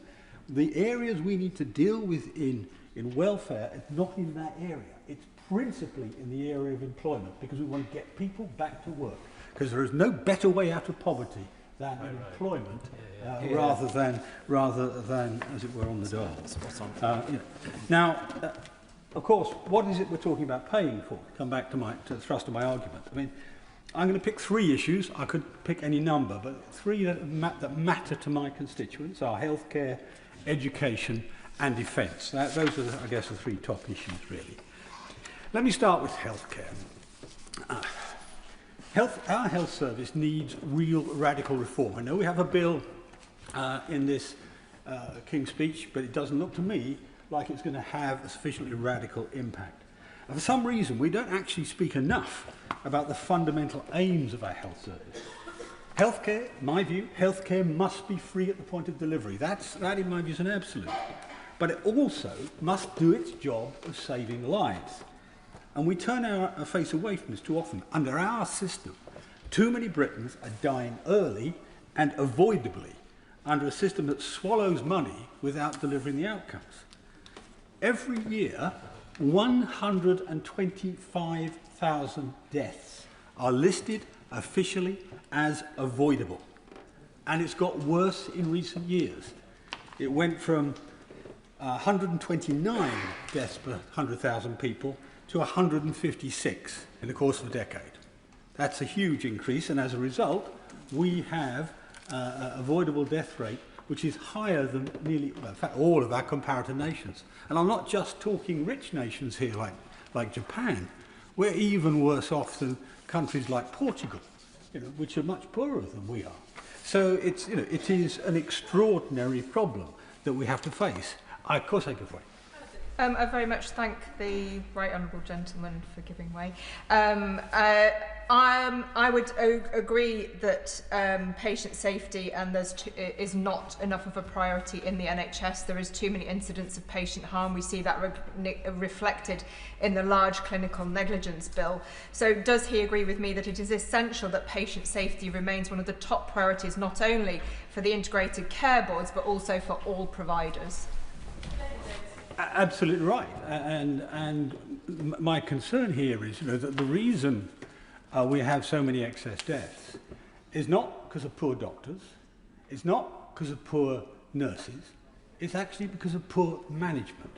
We have really, really poor National Health Service management. If I want to put it starkly, basically, poor management effectively kills 15,000 people a year. That's the sort of number we could improve with to get even in the range of our comparator nations. So that's the sort of thing we're talking about. That's a huge number of people. And we can do quite a lot about it if we set our mind to it. There are experiments with the health service now that actually demonstrate this. Just over the river at St Thomas's, there's a high-intensity theatre programme. What does that do? It triples the number of people you can put through an operating theatre or under the hands of one surgeon in a day. So that means you're going to get something like 17 hernia repairs rather than 5, or 12 hip replacements instead of 4. Those are numbers they measured. But also lots of lives saved rather than lost because they could be put through the system. They're not left waiting until they effectively die, as happened to a number of my constituents. We need to reflect that efficiency in the management of the health service. It requires a complete change in how we select, train and organise the senior management of the National Health Service. And for the moment, they are not up to the job, and we need to put that right. And I don't see anything in the King's speech which will do that. Secondly, education. I mean, it's already been said by a number of other speakers that there's an intergenerational problem in our society today. And education, of course, is where it crystallises. I mean, we're failing both very young children and young adults. The evidence shows that 1 in 4 young children, when they get to the age of 11, aren't sufficiently literate, aren't sufficiently mathematically capable to basically get any benefit from the next stage of education. Put that another way, the state has failed a quarter of our children by the time they get to 11. And if you look at that number for poor children, children on free school meals and so on, you can double it. You can double it. In fact, it's more than double it. Now, when I grew up, I was very lucky. I was really at the peak of social mobility in this country. This was one of the world's leading meritocracies. That's no longer the case. That's simply no longer the case. That's a shame on a nation, and we must put it right. And we must put it right starting at the bottom, so we can do something about it. And we can do something about it. Actually, uniquely, I mean, using AI, using software, we can actually do quite a lot to help the children at the bottom of the scale. But we don't do it now, and our education department is actually not up to it, whether under this government or indeed the preceding one, because I spoke to them at the time as well. And we need to put that right. But it's not just the very young we're letting down. A whole generation in higher education is being failed. The transition to student loans and tuition fees by the Blair government has been an unmitigated disaster, shackling a whole generation to mortgages without houses, to futures without jobs. I opposed it when it came in. I opposed my own party's decision to uphold it when they came into government, and I oppose it today. It takes away much of the point of university, because at least 1 in 5 courses do not give youngsters opportunities that will pay for their education. That means we have to write off their loans, which means in the next 50 years, the government's going to pay, or the state's going to pay, £430 billion in unpaid loans in cash terms. And I'm pretty sure, from what I've seen of the calculation, that's an understatement, an underestimate. It's my view that we should revise this whole policy radically. Look again at grants for certain courses. Maybe, I mean, I think the Liberals have actually talked about it, maybe with a 2% graduate tax to offset it, something like that. Better than what we have now, leaving a loan hanging over people's lives for their entire adult life, a loan which they may never pay back. Grants may be for science, technology, engineering, mathematics, for medicine, for architecture and design, for courses that will actually contribute to the economic growth of the country, and then take the rest from there. So we need radical reform, which we won't see in this year's education bill. Lastly, I want to talk briefly about defence. Now, there's been lots of criticism of the government, rightly, for taking too long over enlarging the expenditure we are going to put into defence. The simple truth is that we're going to face challenges that are going to materialise much faster than we expect. And the honourable gentleman who asked a question to my colleague earlier about peace being better than war, well, it's since the Roman times we have known that being well armed is the best way to prevent war. Nobody wants warfare. At the moment, our military is depleted beyond value, frankly, in a major war. And I have to say, obviously we've got to look at that, but in addition to that, we've got to make sure that our strategy is right and our management of it is right. And frankly, the management of the Ministry of Defence is a disgrace. I can't pick a better word, to be honest. I mean, I always think symbolic of the extraordinary priorities of the ministry is that we have 134 admirals to oversee 63 ships, many of which are not able to set sail at any point in time. I mean, Nelson must be spinning in his grave. But similarly, that's very symbolic, but the UK currently maintains now an army of just over 70,000 people. The Ministry of Defence employs roughly 60,000 civil servants. That's a ratio that defies logic. Of those civil servants, about a quarter, just under, are employed in procurement, operating a system which is amongst the worst in the world. And if you need to look at it, look at the Dragon, the T-45 ships, or look at the Ajax. I mean, you could go through, if the Public Accounts Committee chairman is sitting here now, you could get up and give me a dozen cases of disgraceful scandals in procurement in our Ministry of Defence, and we need to put that right. Also, if we are going to maintain an effective armed forces, we need to maintain the morale, the spirit of our soldiers. And the simple truth is, the first thing towards doing that is to treat those soldiers decently. We're not doing it. The Northern Ireland Bill, which is still going through the House, it's carried over, is actually exposing soldiers who fought in Northern Ireland to being dragged through the courts, sometimes 3 times. The latest one, Soldier B in the Coke case, 3 times over the course of 5 years, in their 60s, their 70s, their 80s. Honourable people who fought bravely for their country, did nothing wrong, are being punished in their old age. That is a disgrace.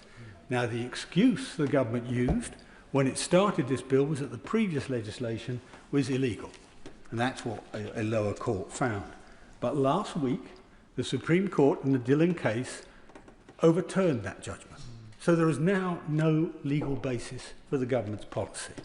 And yet we are still pressing on. I asked the Prime Minister, he said they're still pressing on with this, effectively psychologically torturing people who serve this country. Now that's morally wrong, but it's more than morally wrong. It's also causing people to leave, I mean it's in public domain now, I can say it, leave the SAS in numbers. You know? Our best, our most active regiment is now being depleted and destroyed. The regiment that the rest of the world is envious of is being undermined by the strategy of the government. And it should walk away from this policy. It should drop it. We should bin this bill. Now, I don't want to take any more of the House's time, so I'll simply say this. I mean, I've just picked out 3 subjects. There are many other important issues, of course, that the government will need to address. And I'm going to say it again. I hope the Prime Minister succeeds in resetting the government, in giving it some new dynamism. But at the moment, for me, the only attractive part of this Queen's speech was the last line, which is always says the same thing. Other measures will be laid before you. Kemi Bonavere. Thank you, Madam Deputy Speaker. Can I first congratulate my honourable friends, the member for Bradford West and for Harlow. The member for Bradford West gave us a personal tale of strength through adversity, and that should remind us why, as she said, this is the greatest country to live in, and she spoke as a true patriot, a patriot that is there for all of us if we choose to use it.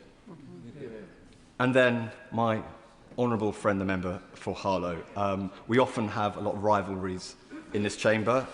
He, the proud advocate for his new town of Harlow, I, the proud advocate for the first new town in the UK at Stevenage. But he's done so much for Harlow. He's run for a good cause in Harlow, and on this Saturday I will be joining a resident of Stevenage, Luke Wainberg, who will be running an ultra-marathon, even further than a marathon, around Fairlands Valley Park in Stevenage. When I say join him, I'll join him for the park run bit of the ultra-marathon. But the point is that, as my honourable friend has done, each of us in this chamber, I think, for all our political differences, are proud of the constituents we serve. And that means that when we come together in this place, when we come together in big moments like we have today, we should think about the country as a whole and not about what divides it. And I should now congratulate His Majesty the King, of course, because, as has been said in this chamber, he has given speeches recently of great depth, humour and wit, and I thank him for that. But today his speech to us, as is normal for speeches in these buildings, was very serious. It was a serious speech for serious times. And I recall his opening words. An increasingly dangerous and volatile world threatens the United Kingdom. Every element of the nation's energy, defence and economic security will be tested. How true that is. And it demands more than warm words in response. It demands strength, and it demands a government that acts. Because the world has changed. It is harder. It is less stable. It is less predictable. So we cannot treat security as something distant. We cannot treat it as something optional. And this government is committed in investing in our nation's security and indeed the security of each of us in our own lives. It was a Labour government in 1945 onwards that recognised the threats that faced our country then, following a devastating war, but the uncertainty of the future. Amongst its many responses, it built new towns. It built the new town of Stevenage to deal with a housing crisis, a crisis that we face again today. And in new towns like Stevenage, it provided jobs, security, hope for the future. And some of those jobs in those days and to this day are in the critical defence sector that this country and indeed the rest of the civilised world needs. So security is what we need today. But it can't just be a slogan. It is a plan that must run through everything we do. That's why I'm pleased this government is bringing forward a cybersecurity and resilience bill, because the systems we rely on every day are now targets. Data centres, communications networks, the digital backbone of our economy. If any one of those fails, everything else follows. And so that is why we are also acting where security starts, in the real economy. When British Steel was pushed to the brink last year, this government stepped in and saved it. We protected jobs, we protected capability, and we acted because that industrial base is not optional in a more dangerous world, because you cannot defend a country that cannot build. And as the Prime Minister himself said earlier today, we need sovereign capability to do that. Steel, engineering, precision manufacturing, all of it feeds directly into the defence supply chain. In my constituency of Stevenage, that chain ends with highly skilled workers building and upgrading some of the most advanced systems in the world. At MBDA, we have workers who are retrofitting Storm Shadow missiles, systems that are in use right now protecting Ukrainian civilians as they sleep. That is what industrial policy and national security looks like when it's joined up. British steel, British engineering, British workers delivering real deterrence. And we need security to be ready. It needs to ensure we have readiness.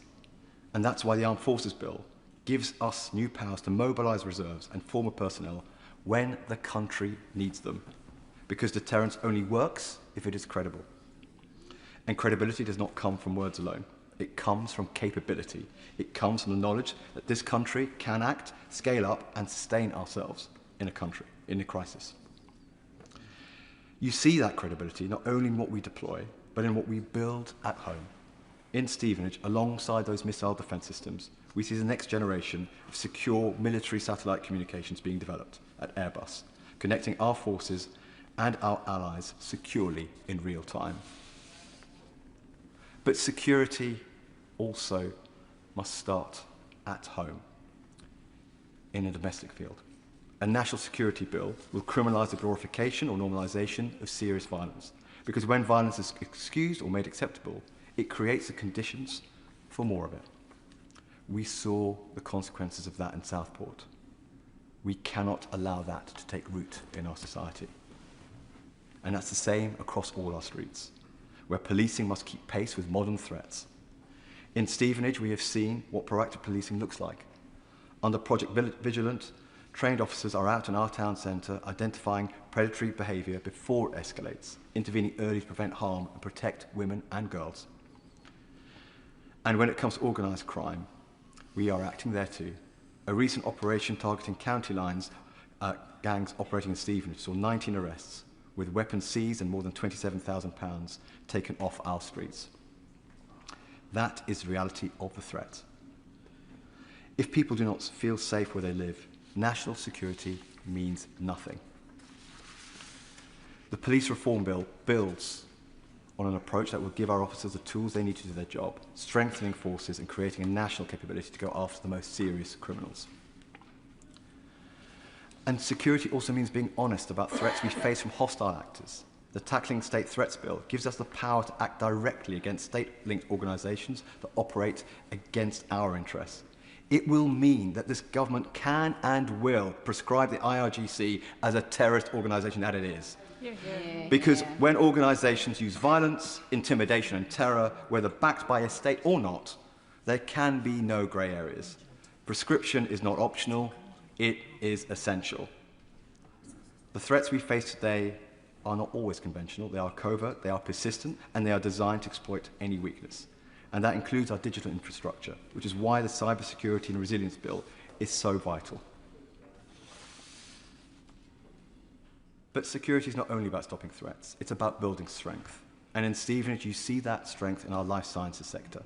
At the Stevenage Bioscience Catalyst, Autolus, a UK-based CAR T-cell therapy company, is developing advanced programmed T-cell therapies, and it's at the forefront of a revolution in cancer treatment. That is British innovation at its best. Highly skilled jobs, world-leading science, a life-changing outcome for patients. A country that leads in science, in manufacturing and in innovation is a country that is more secure, more resilient and better prepared for the shocks we know are coming. Because those shocks are real. War has returned to Europe. Ukraine has shown us that peace cannot be taken for granted.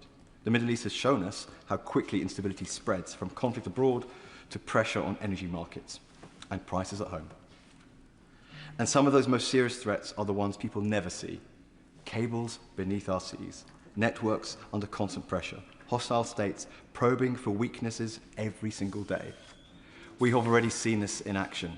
Just weeks ago, Russian submarines were detected operating over critical undersea infrastructure in waters around the United Kingdom and our allies. Let us be clear about what that means. These are the lifelines of our country. The vast majority of our data flows through those cables. Our energy supplies depend upon them. Our economy depends upon them. That was a deliberate act by the Russian state to test our defences, and we must call it out for what it is. It is unacceptable, it is hostile, and it will not be tolerated.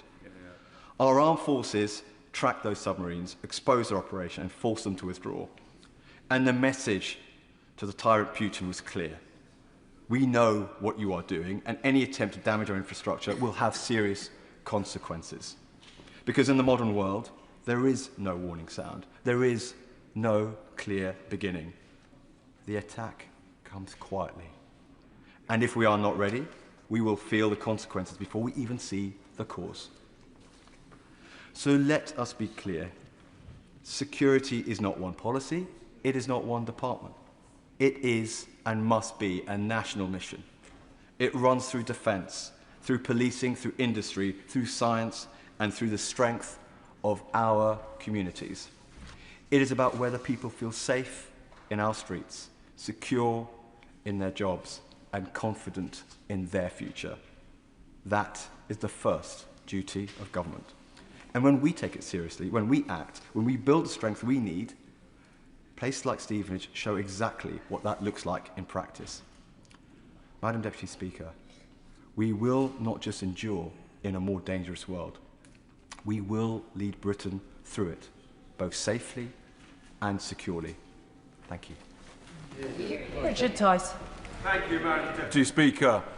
Well, 86 years ago today, on the 13th of May 1940, Britain's greatest and most popular Prime Minister, Winston Churchill, rose to give his first speech as Prime Minister. At a time of war, he said he could offer nothing but blood, sweat and tears.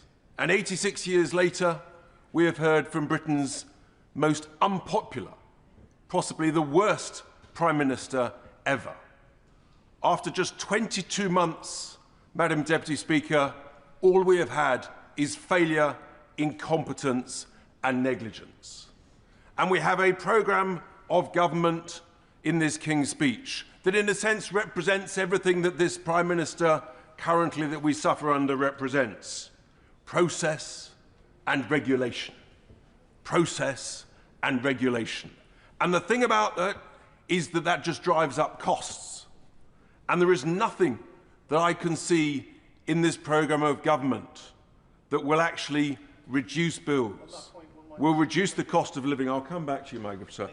That will reduce the cost of living and that will drive up growth, drive up prosperity and drive up the quantity of jobs. But I will give way to my honourable member. I thank my honourable friend for giving way. He talks about regulation. Would he enlighten or educate me? Because I have failed to identify a successfully self-regulating industry anywhere in the world. When you remove regulations, you harm consumers, animals, nature and the planet. So please, can he enlighten me or educate me on what the alternative is? So the honourable gentleman refers, what we want, Madam Deputy Speaker, is smart and safe regulation. Yes. What we don't want is daft, dither and delay. And this Prime Minister, of course, represents all of those three things: dither, daftness and delay. But in a desire, of course, Madam Deputy Speaker, to be constructive, I have scoured this bill and I have found some good news. And the greatest news of this programme for government is there is one bill where this government has copied and learnt from reform. Listen to what I said almost exactly a year ago when I said we must nationalise British steel and invest in it and grow in it so that it becomes the heart of our sovereign steel-making capability. And although it is somewhat delayed after a year, thankfully, this Prime Minister has listened to me and reform. And there is another important area, Madam Deputy Speaker, which is in the critical issue of special educational needs and the government's plans for a bill to follow the White Paper. And this is incredibly important to so many children and parents across all of our constituencies. And I actually think that in the White Paper, produced by the Secretary of State some weeks ago, I said in this House that there will be much, hopefully, that can reassure parents. And as we look at the details of that bill, what I hope is that some of the measures that are brought forward that will give better outcomes for children, faster outcomes for children, that will reduce the conflict between parents and councils. I would urge this government to try and accelerate some of those measures for the benefit of so many children. I think that is absolutely vital. But, Madam Deputy Speaker, there is some very bad news in this bill, I regret to say. And the first of that is that when we all talk about the crisis of our energy bills and our electricity bills, the plans for an energy independence bill will make things dramatically worse and completely unbelievably, ignoring all the evidence of the growth of the 80s and the 90s in the last century when we were growing at 2.5% to 4% most years because we used the great energy treasure in the North Sea of oil and gas. This government thinks it's a good idea, it's not, it's a terrible idea, to ban all new exploration of any more oil and gas fields. Unbelievable. We must be the only nation in the world with the joy and the pleasure and the treasure of oil and gas that says, no, it's a good idea to leave it down there. It's unbelievably incompetent, it is negligent, and it is the reason that we have such high energy bills. And it's an absolute tragedy, because that could drive up the growth and the prosperity. So we must absolutely ensure that that does not happen. My other deepest concern of all in this programme of government, Madam Deputy Speaker, is that, in a sense, I am joyous. We at Reform are joyous. We've just completely smashed it last Thursday in the local elections when voters said, after May 2025 and the success of our brilliant 10 councils where we have majority control, voters have said we want more reform. They have said they've given us 10 more councils to have full control of, another 9 more councils where we are the largest party. I give way to the honourable gentleman. The Honourable for giving way. He says they want more of it. Well, we've had lots of reform councillors elected in the past year, and we've had a reform councillor in my patch of Stevenage. When the voters had the first opportunity to actually give their view on that performance, he was turfed out, and we got a Labour councillor back in. So, is that really true? Clearly, the honourable gentleman may not have looked at the data, but the data shows that we have secured some 1,450 new councillors, and I think the Labour Party have lost well over 1,000 new councillors to the benefit of our great country, Madam Deputy Speaker. I will share the love by giving away to the honourable lady. I am most grateful to the honourable member for Boston and Skegness, but does he, in talking about the successes of reform in England, not recognise that it is possibly the bombast and the predilection for foreign money which means that Plaid Cymru now holds Welsh Government in Wales and Reform does not? I congratulate Plaid Cymru on this success, of course, but I also note the success of Reform in the second largest party in Wales, and we are indeed, Madam Deputy Speaker, proud to be the largest unionist party across Scotland and, of course, Wales. I will, of course, give way once more to the I thank the honourable member for giving way. I believe in Milton Keynes, the Reform Party was forecast to win 26 seats, but after the honourable member's visit, that went down to 9. Does that not prove that the more they get to see of you, the less they, the more they get to see of the honourable member and his party, the less they want them? Yes, well, it's interesting because actually, Madam Deputy Speaker, I spent most of the election campaign in the West Midlands, and in the West Midlands we absolutely smashed it, securing full control of councils like Newcastle-under-Lyme and Walsall, and we are now the largest party, of course, in Birmingham. Truly remarkable, as indeed we're the largest party in Bradford. Also, fantastic news. But Madam Deputy Speaker, this success is because actually voters have looked at this government, the failures of this Prime Minister, and they have said, we want to vote reform and we want this Prime Minister out. And I suspect what we have seen, just bear with me because I'm in full flow, what we have seen, I believe, is the last important speech from this Prime Minister. Let's see what the next few days bring, but I give way to the Honourable Lady.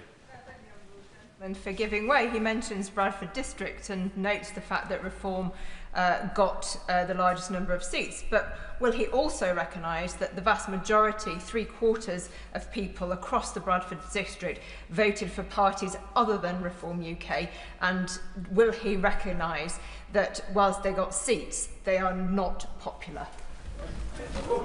Clearly, if we've just won and become the largest party in Bradford, by definition, we must be popular. Now, obviously, I'd like to please everybody, but sometimes even that is not possible. That's the joy of democracy. No, the reality is, Madam Deputy Speaker, that the voters have spoken. I have given way to the honourable gentleman. I feel people may have enjoyed my dialogue and others wish to speak. But the key thing is that the utter failure of this programme of government is that they now think it's a good idea, having listened to the voters from last week who've said we want, in the Midlands and in the North, in those Labour heartlands, who voted 10 years ago, they wanted less EU, they wanted less European interference.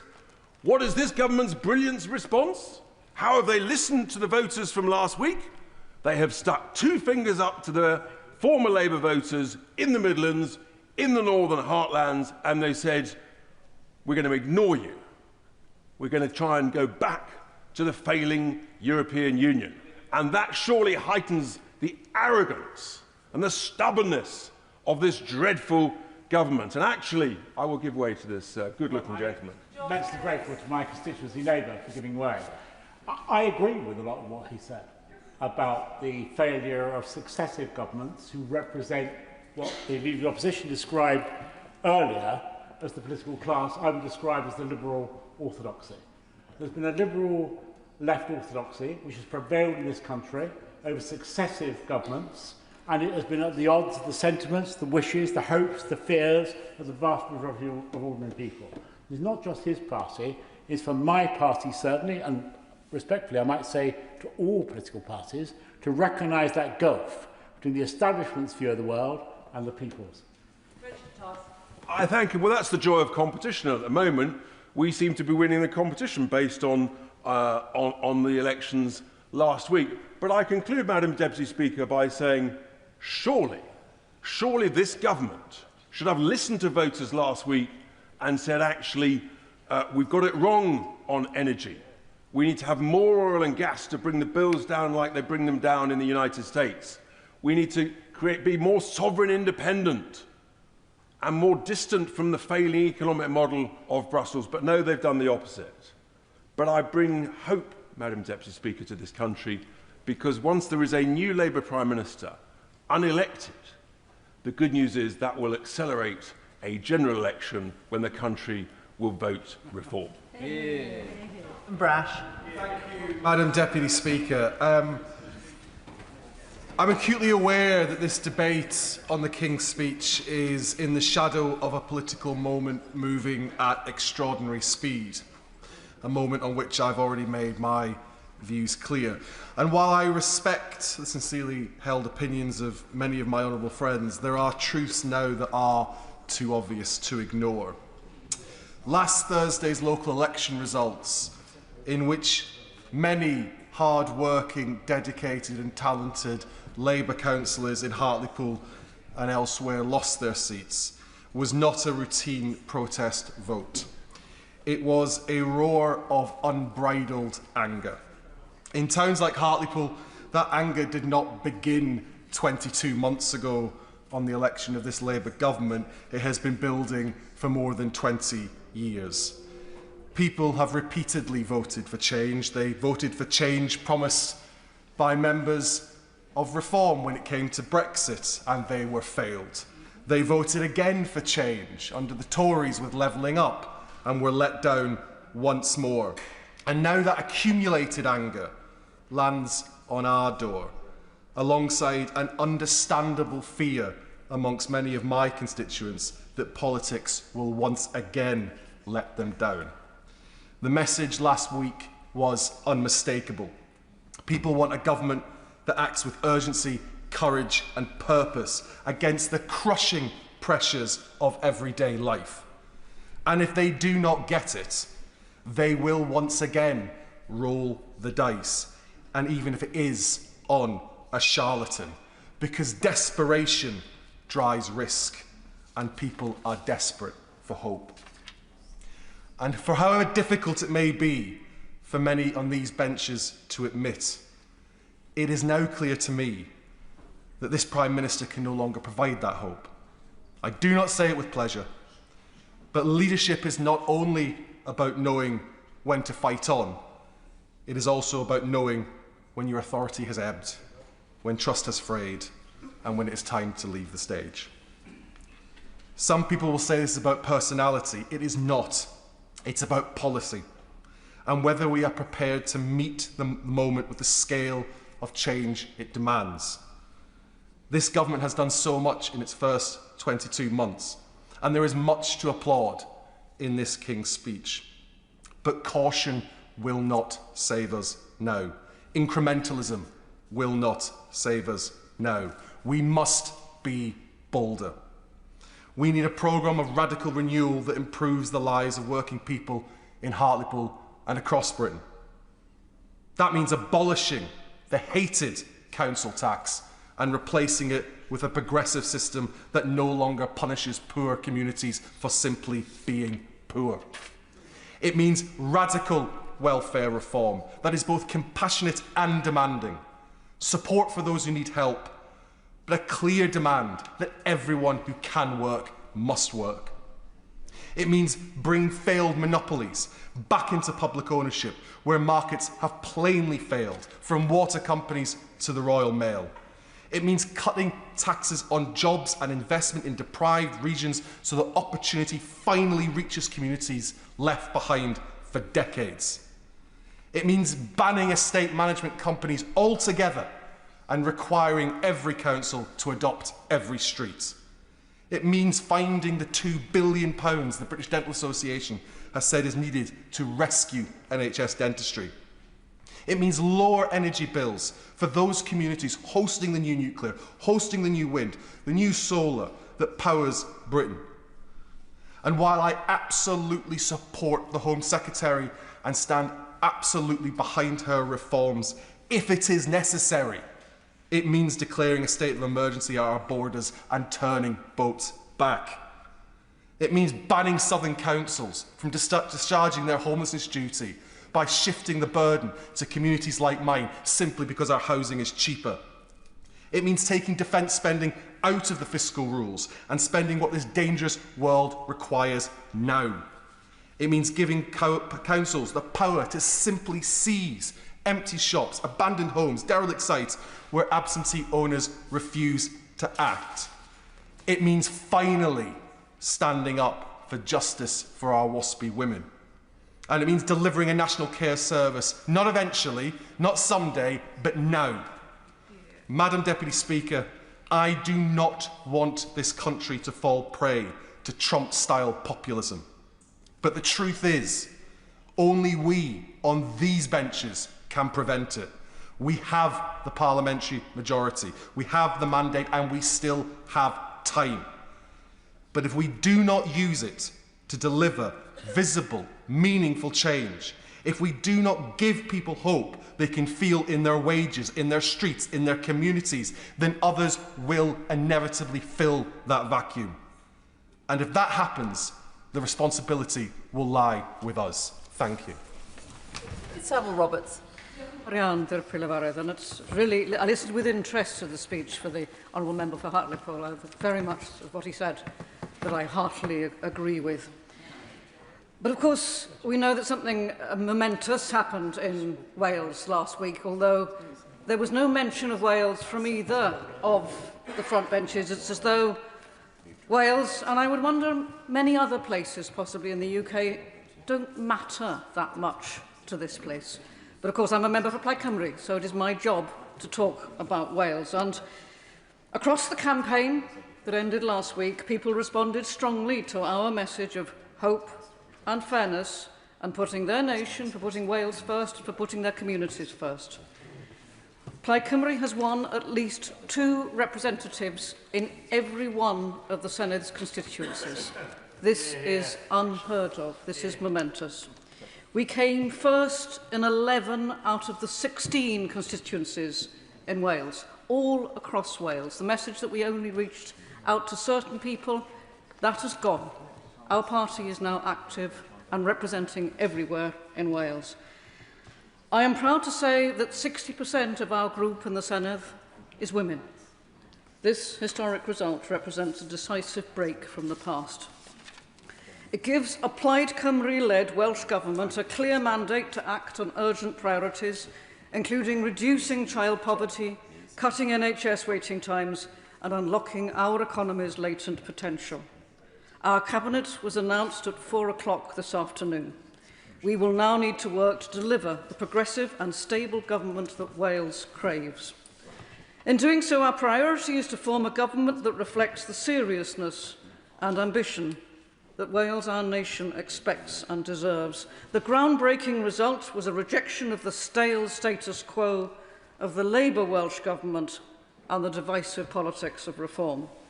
It also demonstrated the Welsh public's expectation that the UK government ends its neglect of Welsh communities. People are crying out for change, not for more of the same. So, my party's manifesto and the plan for the first 100 days of government set out the areas where we'll be pressing Westminster to deliver fairness for Wales. So we look, of course, to the King's speech for inspiration. We need to see steps taken to devolve the Crown Estate, justice and rail, and to deliver fair funding that reflects Wales's needs. We need parity with Scotland. There is no reason whatsoever in a United Kingdom that puts equality first that devolution should be so unbalanced between the different nations of the United Kingdom. These powers are not constitutional fripperies. They are the means to realise better lives, better communities. They are the building bricks to lift people out of poverty and desperation.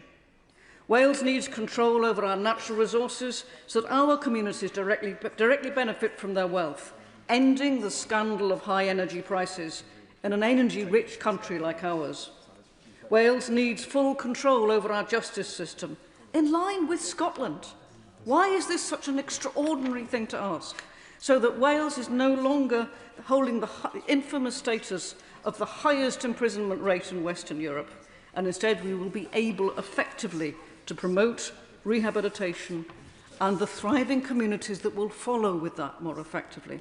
We need to see the end of the great Welsh train robbery that is HS2 and other English rail projects to deliver billions in funding to our crumbling, inadequate transport network so that people can travel quickly and affordably across our nation.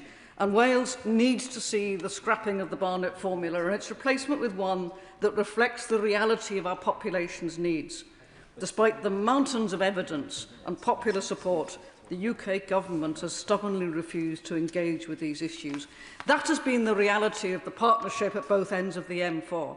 That is what we have seen, and that in part is why we've had the results that we have had in Wales. And after, of course, last week's election result, it is no longer possible to ignore Wales's voices and people's demands for fair treatment. In his speech on Monday, the Prime Minister did not even acknowledge Wales once. And again today, the King's speech has failed to provide the answers that we know the people of Wales need and want. There was no acknowledgement of the structural inequality that meant that the powers begrudged to Wales since the birth of devolution have so far only enabled us, allowed us to manage poverty and never ever actually to build our way out of poverty. That somehow, in the over-centralised, chaotic government of Westminster, that is something which we need now to address. And of course, the chaos that we're seeing now, none of this serves the people of Wales. None of it serves many, many people, many, many communities across the United Kingdom. But it is particularly now in focus to see, we can see now how ill this serves the people of Wales. So whoever is the Prime Minister going forward, he or she must respect the mandate the new Welsh Government has to deliver new powers and fair funding for Wales. My party will therefore be tabling an amendment to the King's speech calling for a new Wales Bill to be introduced so that Wales can gain the tools we need and the means to thrive. And I hope finally that the Prime Minister will have seen the error in his ways when he once, I think it was in March, warned his governments against over-deference to the devolved governments. Over-deference. Where is the respect? The respect to our communities, the respect to democracy. These are the changes we need to see. And sadly, in the King's speech as it stands, I do not see them. But there is potential, and I would urge the government to think seriously about the need for a new Wales Bill. Diolch yn fawr iawn. Deputy Speaker, and may I congratulate my honourable friends, the members for Bradford West and Harlow, for their excellent speeches in proposing the Loyal Address and seconding it. It is an absolute pleasure to support the Government's programme for the coming session of Parliament. The Government has set out a challenging programme to build the security and growth that our country so badly needs. After many years of stagnation, this Government, under the guidance of the Prime Minister, the Chancellor and the Cabinet, are laying the foundations for sustained growth and the economic prosperity my constituents in Paisley and Renfrewshire North so badly need. It's that long-term thinking that has been missing from politics for a long time. My constituents need to see the life chances of their children correspond with their talent and effort. Too many young people have started to think that a life in another country would be a better alternative. We need to appreciate more our young people's efforts when they join the workforce. I have yet to work with a young person who I've not learnt enormously from in so many ways, making me a better leader, a better manager, a better person, a better business owner during my previous career and experience. This Government's transformative actions around employment law, abolishing zero-hour contracts, increasing the minimum wage and legislating for more job security are all things that this House should celebrate. If we lose our young people, if they do not feel rewarded and appreciated, they will literally vote with their feet and move away. We also need to do better at explaining that an apprenticeship is every bit as worthy as a degree. In Canada and Australia, centre-left governments are working well for their people, and this in part explains why many young people want to leave the UK and travel there.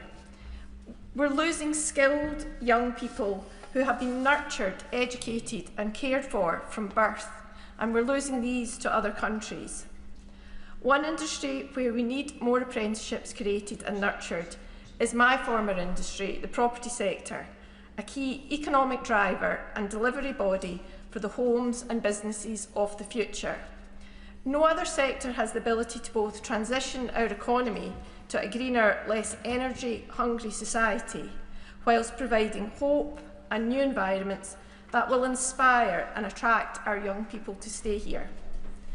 Madam Deputy Speaker, it is true places like Paisley are changing.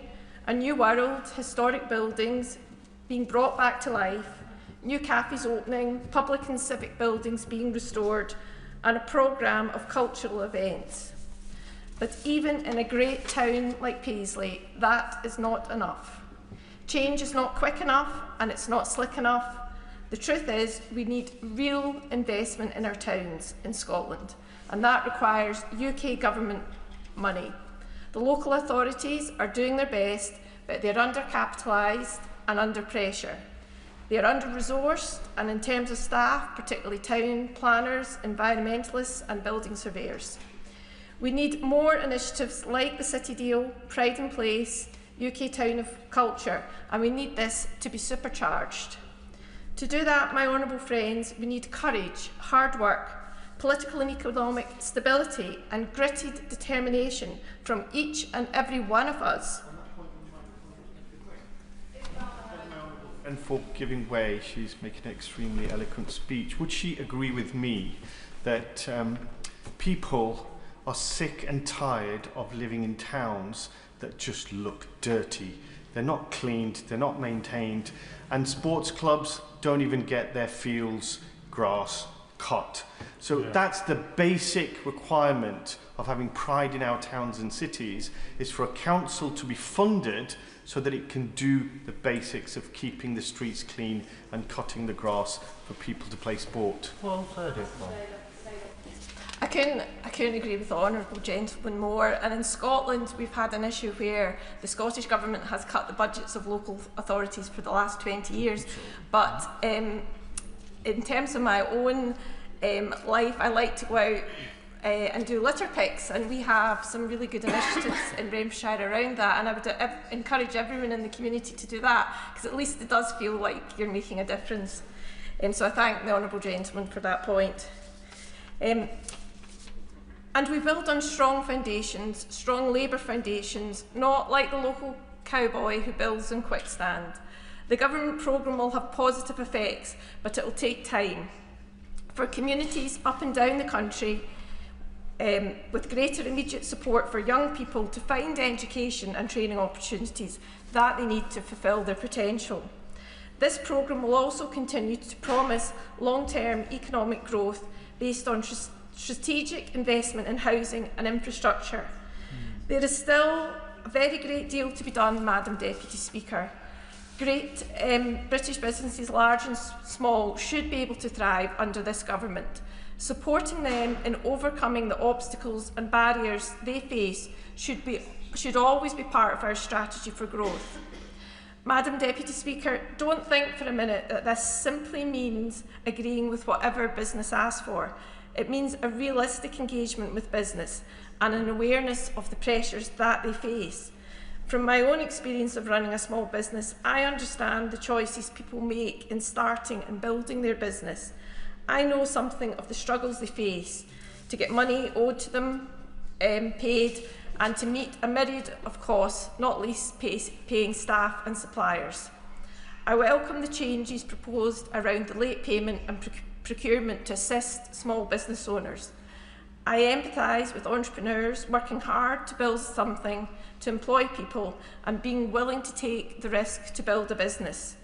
In my constituency, as in many others, small businesses are an important part of the local community. But building a successful business is predicated on so much of the social fabric and infrastructure that we in the UK take for granted.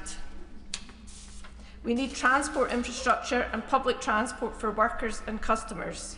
We need economic growth and customers with the disposable income to buy our goods and services. Those things don't just happen by accident. The Noble Address makes clear this government's commitment to building a thriving economy, because people need that to do business, and so does society at large. The choice isn't between good for business or good for workers. It's between good for society or long-term decline. On this side of the House, we want to build a future for everyone. And Spencer. Thank you, Madam Deputy Speaker. And I'd like to begin by paying tribute to the speeches by the honourable members opposite Bradford West and Harlow at the beginning of this debate. But context is key. And the backdrop to the gracious speech is one of a Labour Party in open warfare, and we've heard some of that in terms of the contributions of the debates earlier, and a huge amount of uncertainty over what's going to happen with the leadership of the Labour Party and the current Prime Minister. And that uncertainty is playing out in the financial markets. And what the message I would like to say to start off with to members of the benches opposite is whatever they're going to do, please just do it quickly, because we need to move on from this. The country needs leadership, and we've got a lot of very important things that we need to do, we need to be getting on with. And as they are mulling over options going forwards, I'd like to give a message and feedback from the Runnymede and Weybridge constituency on a couple of issues which affect their residents as well. And that feedback is that small and medium enterprise is the backbone of our economy, but right now it's under intolerable pressure. I'll give a couple of examples. I received a letter from One Cobham, which is a business improvement district in my constituency covering Cobham. It's co-signed by 50 other bid members, raising the issues of business rates in particular, but also rises in rent, wages, utilities. 2 companies already having gone bust recently, and the intolerable pressure this is putting on the high street and businesses. Very happy to give way.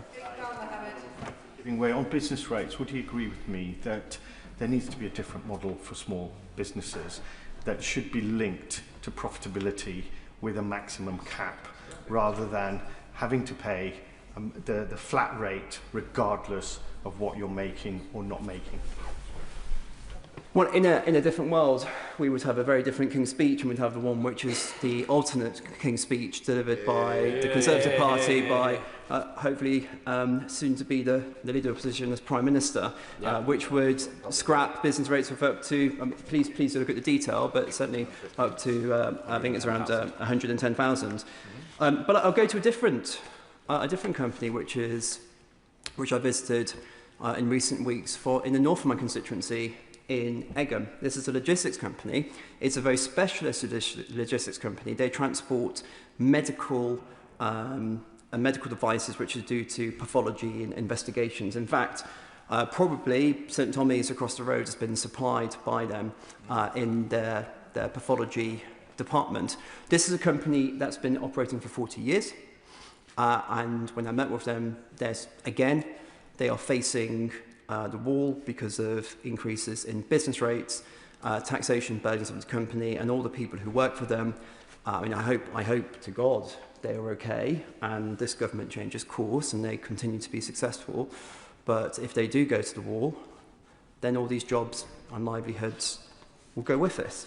And it's a story that affects businesses and organisations across my constituency, whether you're going to Chertsey, whether you're going to Addlestone, whether you go to Weybridge, whether you go to Woodham, Rowtown or Newhall, whether you go to Oxshott, Stoke Dagenham, all the different parts of my constituency, businesses are struggling.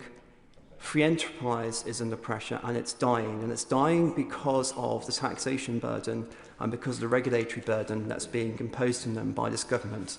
So for all the sort of great words in this King's Speech, fundamentally the problem is the tax and spend approach that the government is taking forwards, and the intolerable pressure that's being put on free enterprise and business. And I want to finish with this, and my final message to members opposite. As you agonise over the direction of the Labour Party leadership over the next few days, please just remember, you cannot tax a company that's gone bust. Ruth Jones. Thank you, Madam Deputy Speaker. And it's a pleasure. Well, it's always interesting to follow the member of the Runnymede and Weybridge opposite. And I thank him for his speech. I'm not sure I learned anything from it, but I do thank him for his contribution. Really helpful. But I pay tribute to the honourable member. I do pay tribute to the honourable member for Bradford West for her poignant and clear proposal of the honourable address earlier, and I thank the Honourable Member for Harlow for his seconding with his witty speech, and I do wish him well in his future marathons. I do welcome this King's Speech's firm focus on the day-to-day security of British families, putting the cost of living front and centre of this government's priorities, because this Labour government has already increased the minimum wage, boosted pensions and ensured wages are rising faster than prices for the first time in over a decade. By removing the two-child cap, this has benefited over 2,000 families in my constituency of Newport West and Isloin. Now we are moving further and faster to deliver on the change our country needs, bearing down on the costs facing ordinary families. And there is no clearer expression of the cost of living squeeze than people's energy bills, which doubled under the last government. Today's latest energy crisis only highlights the danger of Britain's continued reliance on volatile fossil fuels, something that would only be exacerbated under Conservatives and Reform. Genuine energy independence cannot be achieved through continued exposure to volatile global fossil fuel markets. The fastest way to improve energy security while meeting the UK's climate and nature obligations and bringing down bills is through the expansion of renewable energy and rollout of energy efficiency and electrification measures. And I would urge the Secretary of State of DESNZ to go further and faster, looking not just at solar and wind onshore and offshore, but also tidal, including wave energy and lagoons. The need for change is pressing. A third of all households across Wales live in fuel poverty. This amounts to approximately 9,000 households in Newport and 12,000 in Caerphilly County Borough. And this can only be tackled by bringing down bills for good. I am incredibly disappointed to see that the incoming Welsh Government at the Senedd tied themselves in knots over decarbonising Wales' energy supplies, because Plaid Cymru's policy of undergrounding cables at all costs will mean cancelled projects and higher household bills, so they do need to urgently rethink this. The bill proposed in the Honourable Address shows Labour are clear that the UK's future is in clean, cheap power. This energy independence bill is a decisive step forward towards energy security, warmer homes and reforming our broken energy market. I will. Does she recognise that the communities in which energy infrastructure is placed, be that large or small, must start seeing real advantages from that energy? In parts of Wales, we pay the highest standing charges in the United Kingdom, and yet we have historically and we still export energy. That has got to change to make a difference to people's lives, and also for people to welcome having the infrastructure that we need to have for Wales and possibly for the rest of the United Kingdom too. I don't disagree with the Right Honourable Lady opposite, because we do need to make sure that our prices are fair, absolutely. And that means looking across Wales as a whole, but also benefiting from the renewables that Wales has in abundance. We know that. So this energy independence bill is a decisive step, as I said.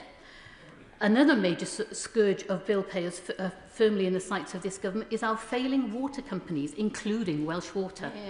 And I welcome the urgent steps being taken by this government to reform our broken water system through a new water bill. In March, Ofwat published its findings that Welsh Water has breached its legal obligations in operating its wastewater treatment works and network. Ofwat found that Welsh Water failed to operate, maintain and upgrade its wastewater assets adequately to ensure they could cope with the flows of sewage and wastewater coming to them. We know that Welsh Water discharged raw sewage into rivers, lakes and seas for over 968,000 hours in 2024. Water pollution in Wales has reached emergency levels. So I welcome this water bill, and I look forward to seeing water bosses being held to account and the clean-up of our rivers and waterways. I also welcome further action by this government to back British steel. Whilst the Tories left our steel sector unsupported, Labour are taking action. This includes nationalising British steel and protecting domestic production from international dumping and uncompetitive subsidies. UK Steel has said that the government's steel strategy is the most significant intervention to support UK steel competitiveness in over a decade. The government's new target for at least half of steel used in Britain to be made in Britain is a major boost for Welsh steel, with Welsh manufacturing expected to account for half of future steel making. And I would like to say we must not forget about Port Talbot and Llanwern in South Wales, and I do pay tribute to my honourable neighbour and friend in Newport East for the sterling work she has done to promote and protect our steel at Llanwern. The Conservative botched Brexit deal has been disproportionately damaging to the Welsh economy. This is because Wales remains a significant manufacturing economy, with 60% of our exports going to the European Union. This is 10% higher than the UK average. Whilst negotiations are ongoing for the EU trade bill, I would urge the government to commit to securing a carve-out on animal welfare as secured by Switzerland in a similar deal. The UK is proudly a nation of animal lovers and a world leader in animal welfare standards. This includes being the first country in the world to ban fur farming. A future trade deal involving dynamic alignment on key sectors must not risk watering down UK commitments to ban the sale of foie gras or end the import of fur. I would like to gently highlight to the front bench the lack of legislation about animal welfare in this King's speech. I said we are a nation of animal lovers, and there are easy wins that we could make for this government now. We are committed to the animal welfare strategy, yes, and using this, we could ban the use of snare traps, bring forward a close season for hares, and bring into effect the Animals Low Welfare Activities Abroad Act. These are small pieces of legislation but could make a huge difference to wild, domestic and farmed animals, both here and abroad. Now, moving on to small businesses, we know that the Federation of Small Businesses has estimated that 50 to 54% of SMEs regularly experience late payments. Late payments cost the average SME £22,000 a year, and businesses spend on average 86 hours a year chasing invoices. And this is a massive problem for businesses in my constituency of Newport West and Islwyn. And I'm pleased that we are taking action to stop this happening. So looking ahead now to GB Railway, this Labour Government New Railways Bill will transform the railway network in Wales as we deliver our £14 billion plan to improve Wales's railways. Front and centre of this is the £90 million investment in 5 new stations between the Severn Tunnel and Cardiff, including new stations in Newport West in my constituency, Cardiff Parkway next door, and these new stations will support over 12,000 new jobs across Monmouthshire, Newport and Cardiff. South Wales is also set to benefit from additional £40 million investment in upgrading 2 sets of rail tracks, which will improve service reliability and capacity for additional services. Labour's railway bill will also give the Welsh Government a new statutory role to ensure that Wales-wide strategies feed into cross-border plans by Great British Railways. This will be a key pillar of the continued constructive and professional relationship between the two governments, working together for the benefit of people in Wales. Turning now to the TIMS review, and I would welcome the government's continued ambition to support more young and disabled people into work by reforming the welfare system. But these changes must be based on compassion and providing effective support mechanisms for people to move into work, building on the already introduced right to try. I agree with His Majesty that we must have a system which is fair and fit for the future. Finally, I turn to the conflict with Israel and Palestine. I welcome this government's continued commitment to supporting a two-state solution. We urgently need to work with partners to ensure a viable Palestinian state alongside a secure Israel. In supporting peace efforts in the Middle East, I would also press ministers to call on Israel to end its continued bombing in Lebanon, which has seen over 1 million civilians displaced from their homes. Will the member give way? I will. I'm grateful for the member giving way. Does the member agree that it's now time that the government supports the ICJ court case and calls it what it is, a genocide, and now is the time to cut all diplomatic ties and end all arms licenses, because Israel is a rogue state? Hear, hear. I thank him for his contribution. I must say that if you cut ties, you cannot communicate. Therefore, the only way to lasting peace is through communication. We must keep communication channels open. That's the only way to a lasting peace. So I listened carefully to the Honourable address this morning, and I'm pleased to hear of the proposed 35 bills and the actions planned. I look forward to them being delivered swiftly for working people across the UK so they can feel the benefits of a Labour government working for them and with them. Thank you. Hear, hear. Jerome Mayhew. Madam Deputy Speaker, and you don't need me to tell you that this is a deeply unhappy government. It's a deeply unhappy party sitting on the benches opposite. And the reason for it, what they don't appear to understand, is the core problem that they have is a lack of economic growth.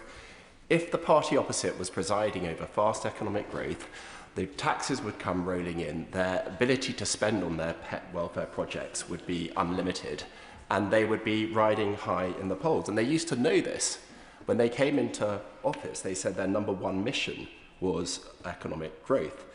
And yet, what we've seen in the 2 years following is the most appalling example of a fundamental misunderstanding on how an economy works. Because instead of bringing in policies which have increased economic growth, we've entered into the depressing doom loop of increased taxes to fund increased welfare, leading directly to reduced economic activity, which then, of course, leads to increased welfare needs, and therefore an increased need for tax rises. Instead of this, we need a leader, we need a government that has a plan, not just words, to support economic growth. Something that reverses the welfare taxation doom loop. And what do we have in the King's speech? Where is that welfare reform bill? It is an appalling statistic, Madam Deputy Speaker, that we now spend more on welfare than we recover in income tax. 4 million people, 4 million adults receive PIP. That's gone up by 500,000 since the last general election. And the Centre for Social Justice came out with a really terrifying argument the other day, where, according to their analysis, 25% of all adults, full-time workers, would actually be better off under benefits than they are in employment. That's a quarter of the working population. And yet, in this King's speech, there has been nothing to fix the relationship between welfare and the productive economy. Instead, I will just deliver this point, and then I'll continue. And then I'll give way rather than continue, although I'll be tempted. Instead, we've got the extraordinarily named Regulating for Growth Bill, which I thought was oxymoronic, or perhaps just moronic, because it seems to me that the government's answer to anemic growth is more regulation, and we also hear more Europe, according to the Prime Minister. I said I'd give way to the honourable gentleman, and then I'll pass it on. Honourable friend, for giving way. Would he enlighten me and help me understand why the Tories, in 14 years in power, didn't address this welfare time bomb, ticking time bomb? And what would he do now that would address this wage disparity where people on benefits can be better off than if they're in work? The honourable gentleman will acknowledge that the previous government absolutely did take action to reduce the welfare state. The global crisis that was caused by COVID, knocked that back a bit. And then the now Shadow Chancellor, in his previous role as Secretary of State for the Department of Work and Pensions, was bringing in wide-scale reform, which would have been effective but was cut short by the general election. So this has been a long-term project for the Conservative government, but it's gone into reverse as a result of the Labour administration. But if there's one message that the election results last year should have transmitted to all of us loud and clear, is that the country is frustrated. They feel that we're bogged down in bureaucracy, that ministers announce plans, then nothing happens. It costs a fortune and takes forever. It costs spiral. So where, Madam Deputy Speaker, was the reducing bureaucracy bill that would unlock the power of the state to actually get things moving? You heard the Leader of the Opposition. You heard the Leader of the Opposition in her powerful response to the gracious address, setting out the plans of a Conservative administration. And yet, without such a bureaucracy-busting bill, this government is doomed to failure, even on its own terms. And for that matter, Madam Deputy Speaker, without a cheaper energy, then manufacturing in the UK is also doomed to failure. Commercial energy is now the highest in the world in the United Kingdom. That is a sobering fact. Domestic energy is the second highest in the developed world. So we can't be surprised, the members opposite cannot be surprised when we have decline in manufacturing if their energy, their primary input, is the highest in the world. And it's not higher because it costs us more to produce energy in this country than elsewhere. It's higher because of deliberate taxation and levy decisions taken by the government. So the government taxes and has levies on electricity to subsidise expensive renewables. Where's the cheap energy bill? We've done the opposite. The party opposite have doubled down on the renewable levies, tying this country into the world's most expensive energy for decades to come. And let's look at the wider economy. The high street has been hammered by Labour, whether it's from the business rates revaluation, the removal of the hospitality and leisure exemption, and also by the employers' national insurance contributions. Pubs and shops right across the country, not just in my constituency, but in every one of their constituencies, have been closing in record numbers. So where's our Bring Back the High Street bill? It's not there. In fact, there's no coherent plan for a stronger economy and a stronger country. The King's speech instead has just been a hodgepodge, bureaucratic fiddling whilst the Prime Minister burns. The government has had 2 years already, and yet the opposition is doing more serious thinking about solving the problems of this country than the government is with all its resources. It is shaming. They shouldn't be laughing. They should be ashamed of themselves and of their government that the opposition has a more complete King's speech with more complete answers to the problems of this country than their government seems able to bring forward. It is extraordinary that we have this weak legislative programme from a weak government. The country deserves so much better. Flora Anderson. Thank you, Madam Deputy Speaker. It is a privilege to speak in this debate on the King's gracious address. And I would like to thank and congratulate the members for Bradford West and Harlow in their proposing speeches. It is an honour to be the MP for Putney, Southfields, Roehampton and Wandsworth Town. And I'd just like to take this opportunity to thank all the people who stop me on the street, who stop me in events when I go to school, and thank me for the work I do for our community. It's not the image that MPs often have about being constantly harassed and abused, but honestly, the people of Putney are wonderful, and I am so grateful for their support for my work. We don't always agree on everything, but they are very supportive of my work of being an MP, and I'd like to thank them for that. In a short space of time, His Majesty's government has delivered real change that matters to people in Putney, Southfields, Roehampton and Wandsworth Town, and they also tell me about the things that the government is doing that's made a difference to their lives.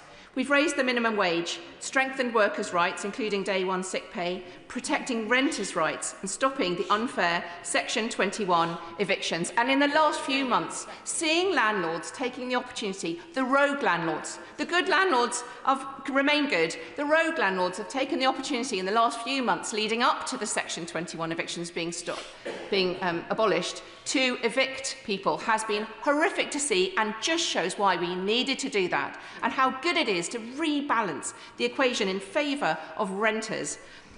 We've brought our railways back into public ownership, starting with our own South West Rail. And I'm so proud of lifting 450,000 children out of poverty by abolishing the two-child benefit cap. Hear, hear. And I welcome the ambitious package of legislation announced here today. 37 bills. Bills on health, education and security. A clean water bill to tackle pollution and hold water companies to account. Speeding up remediation for those living with unsafe cladding, which is still affecting so many people and developments in Putney. Long-term investment in social housing and support for those victims of domestic abuse to stay in their own home. Reform of the leasehold system by accelerating the transition to common hold and including stronger transparency measures alongside tighter regulation of managing agents. This is an issue that plagues so many people in Putney. They have been looking forward to this common hold and leasehold transformation that is coming down the line. It will make such a difference to people who don't get enough information in their bills. They don't know what they're being asked to pay for. The bills go up time and time again, and giving them the security of tenure that they have not had up to now. But also the scaling up of the clean energy through an energy independence bill and the Northern Ireland Legacy Bill to build a fairer Northern Ireland with justice to families who've waited too long. I would have liked to see, I certainly will. Can I commend the Honourable Lady for her speech and a very positive from her point of view? But on the legacy bill, unfortunately, we do not see the emphasis that we wish to see upon victims. So does the Honourable Lady agree if we're going to have a legacy bill, it has to address the issues of victims and also address the issue of the Republic of Ireland, who has more say in the process than what we have here? I absolutely respect that the work that the Honourable Member does in his own constituency and across Northern Ireland to bring about reconciliation. But I would say that the bill does put victims at the heart. Its victims have been spoken to constantly to create the bill, to rework it since the Tories bill didn't work, and to put their justice that they want to see at the heart. And we should make sure that we, across the chamber, we make sure that the bill does deliver what he advocates for there, because it should deliver justice and the answers that families have been waiting for so long. I must say I'm disappointed that there was no mention of the renovation of Hammersmith Bridge in the King's speech. I live in hope one day the King will sit upon the throne and talk about the renovation of Hammersmith Bridge.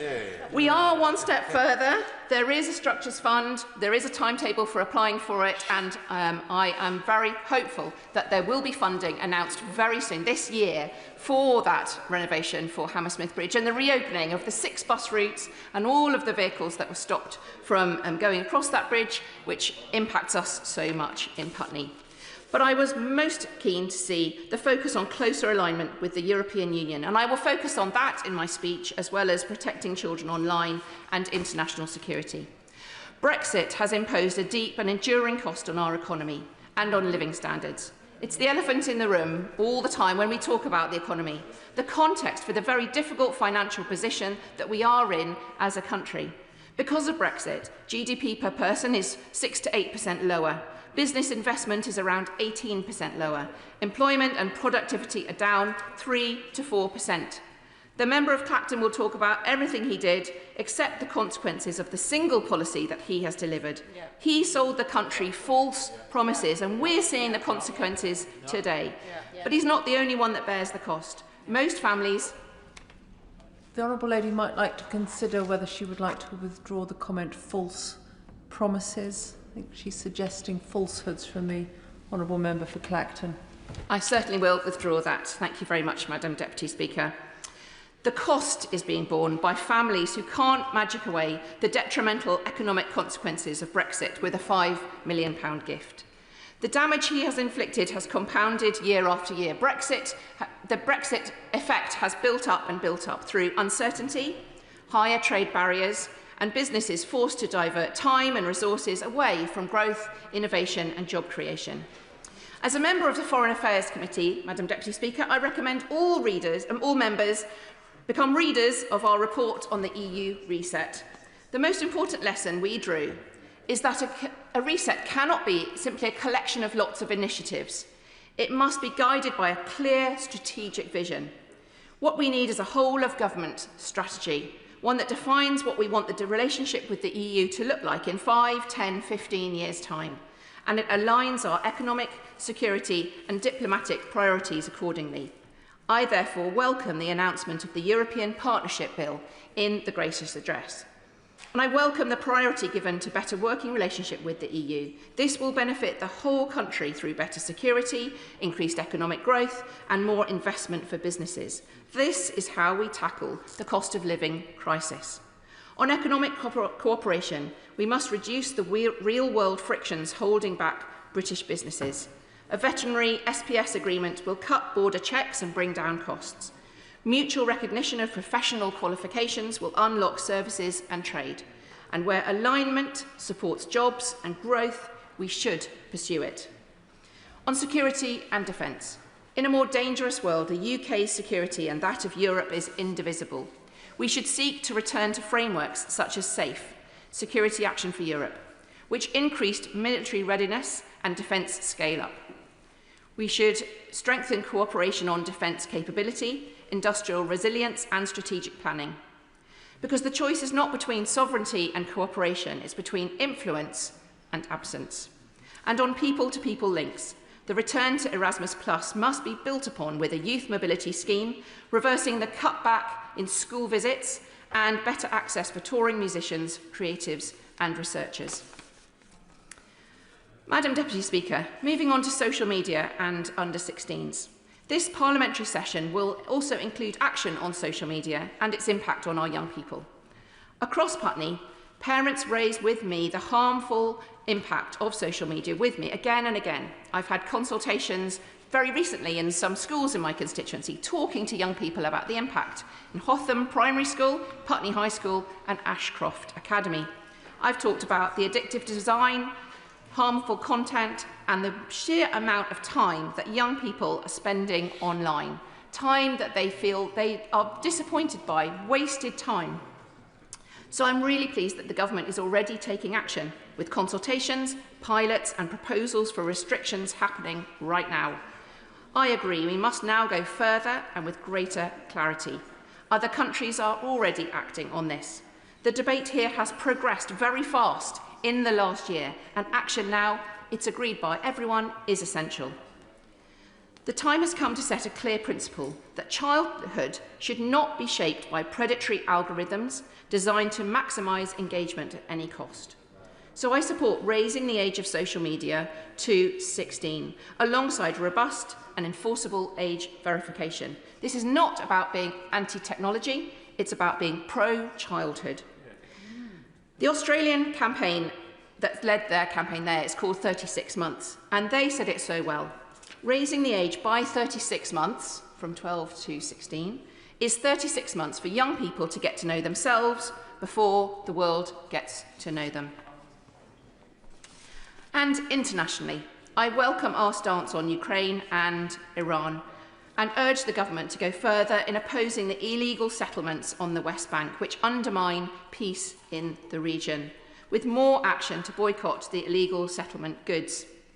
In Sudan, 25 million people need assistance, and yet the funding gap means that food, medicine and water, sanitation and hygiene services are being rationed. Next week's development conference, at the beginning of this new parliamentary term, is a test of whether the changes are more than rhetoric, but will be backed up by action. If we reverse the cuts, we put money behind frontline health and water systems and back local leadership instead of bypassing it with top-down contracts, we can affect real change.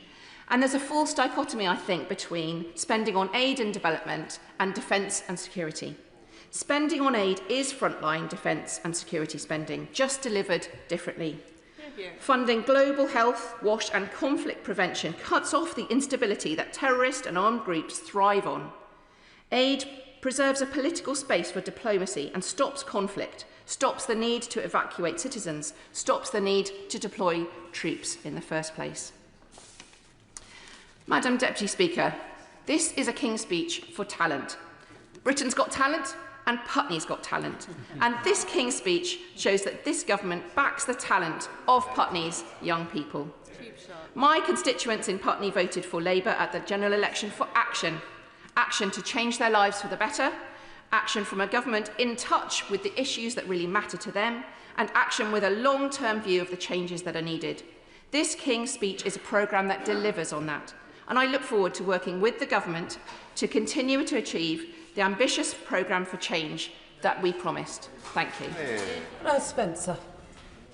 Thank you, Madam Deputy Speaker. I'm grateful to be taking part in this debate on the Royal Address and honoured to be doing so on behalf of the Green Party. And this is only the second time I have made a speech here, so I hope you will all bear with me if I get any protocols wrong. In my maiden speech, I gave a shout out to the many professions and communities that haven't been well represented here in Parliament in the past, and I made a promise to help give them a voice. And today it feels especially important to keep that promise because there's sadly not enough in the King's speech that is going to make their lives significantly better. And that is why us Greens have tabled a reasoned amendment for all the people working hard or to raise a family or to just get through each day, because everyone deserves a safety net and a chance to get ahead. For everyone who wants things to be different. And 1 in 3 households in Gorton and Denton live in fuel poverty. And the UK has got some of the leakiest homes in Europe, and I know that because I have worked on thousands of them in my last job as a plumber.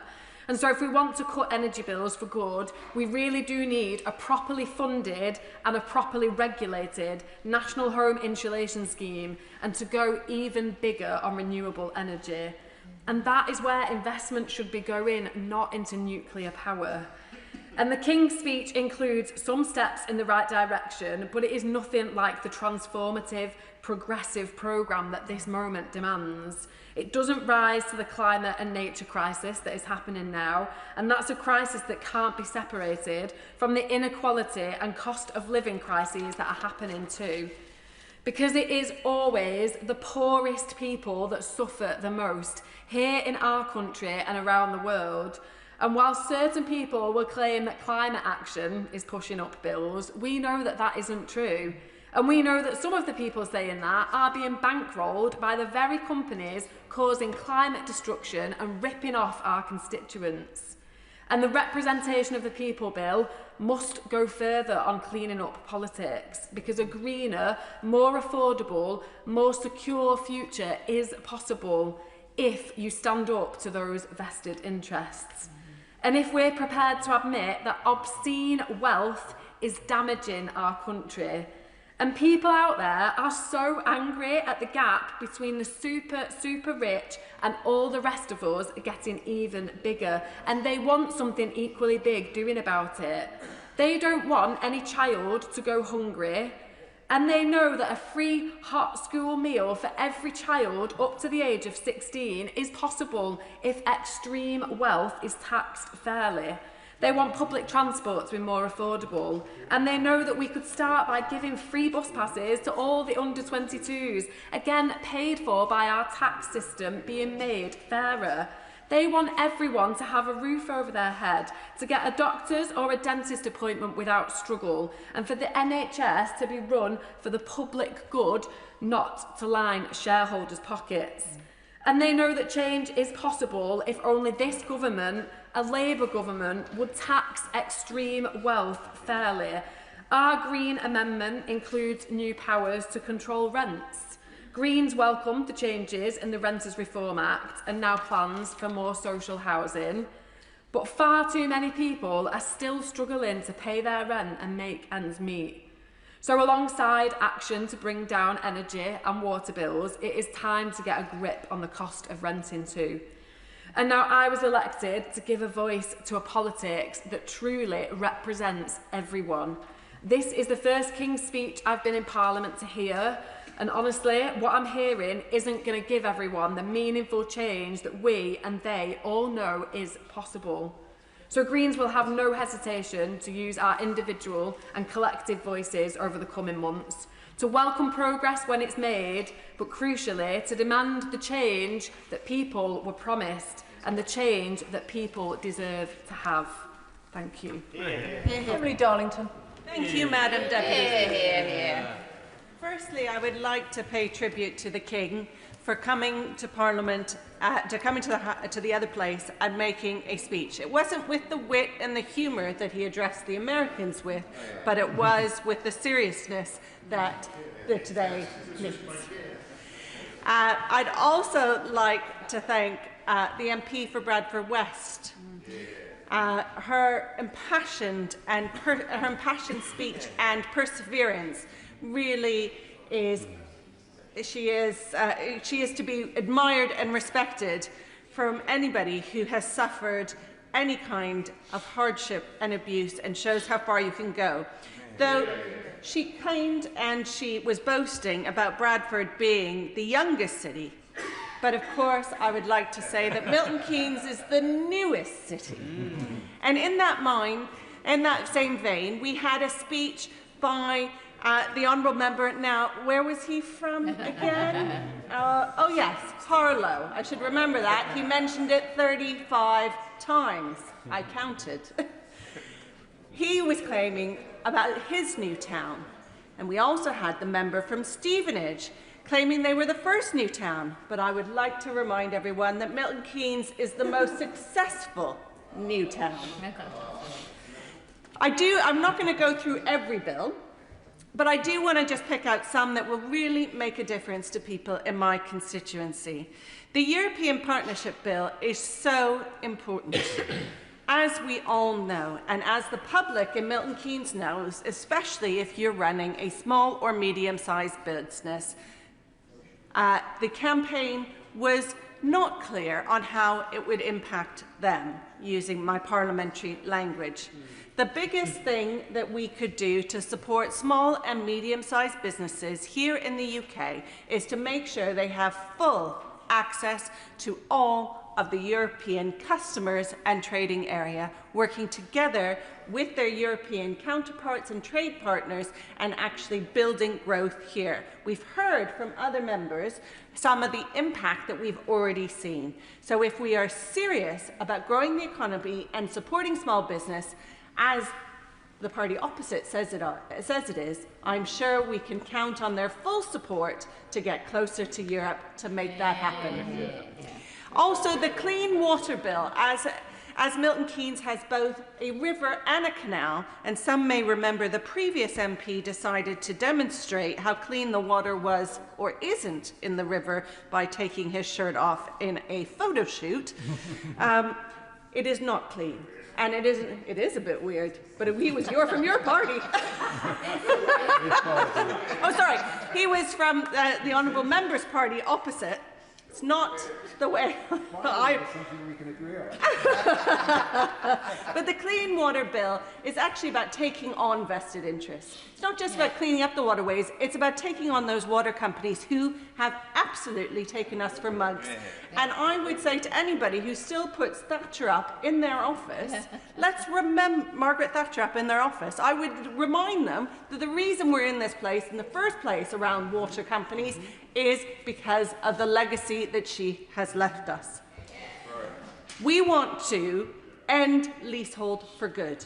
That is hugely important in a city like Milton Keynes, where many people own their properties, because we are that new town, that promise that you can move and own either a flat or a property. But we must go further than that. We must make sure that there's an end to leasehold, because those that buy freehold houses should not continue to pay a service charge for going many years into the future. And this is a huge problem in Glebe Farm, where there are 6 different developers charging 6 different service charges to freeholders, and this must end. We also need to make sure that we have the social housing bill, housing renewal bill. Social housing, which was part of my cabinet portfolios when I was the Labour deputy leader in Milton Keynes City Council, and we were able to build new council homes at high standard green standards with air source heat pumps and solar panels, bringing down energy bills further for our council tenants, as well as a social housing decarbonisation fund, which has supported over 2,000 of our tenants to bring down their bills through installation, new windows. Yes? And regarding social housing, I think in the late 70s and 80s, housing benefit that was paid to low-income families or people on benefits, 80% or more of that went to local authorities, and they used that money to provide services. Today, over 80% of housing benefit is going to private landlords, not to councils. So that money needs to be provided by government to councils for them to maintain their properties and provide the public services. Would she agree? Thank you very much. The Honourable Member makes a good point, and I agree. In Milton Keynes, we did not privatise our social housing stock. We have 12,000 in the housing revenue account, and the reality is that the reforms that were again done under the party opposite during the 1980s meant that it destroyed our council housing stock across this country. And that wall that has been put between the housing revenue account and the council's account means that you can't invest in building new housing to reduce your temporary accommodation. And things like that need to go, as well as making sure that if you are a victim of domestic abuse, you should not be the one evicted from your home with your children. It is the perpetrator who needs to leave. And for the first time, we're bringing forward legislation that will make sure that happens, because the stability for those children and for the victim needs to be absolutely at the forefront of our minds, rather than saying we're going to move them around the country to protect them. We need to intervene to get the perpetrator away and protect them from that perpetrator. Finally, I just wanted to say, a nod to the fact that we are banning conversion practices, which should have been done before, but it's finally going to be done under this government. We're doing the removal of peerages bill, and that is so important. And the digital access to services bill, which people will know my views on, and I think is absolutely vital to making sure that we modernise our public services. But I do want to talk about security, which is the theme that runs through this.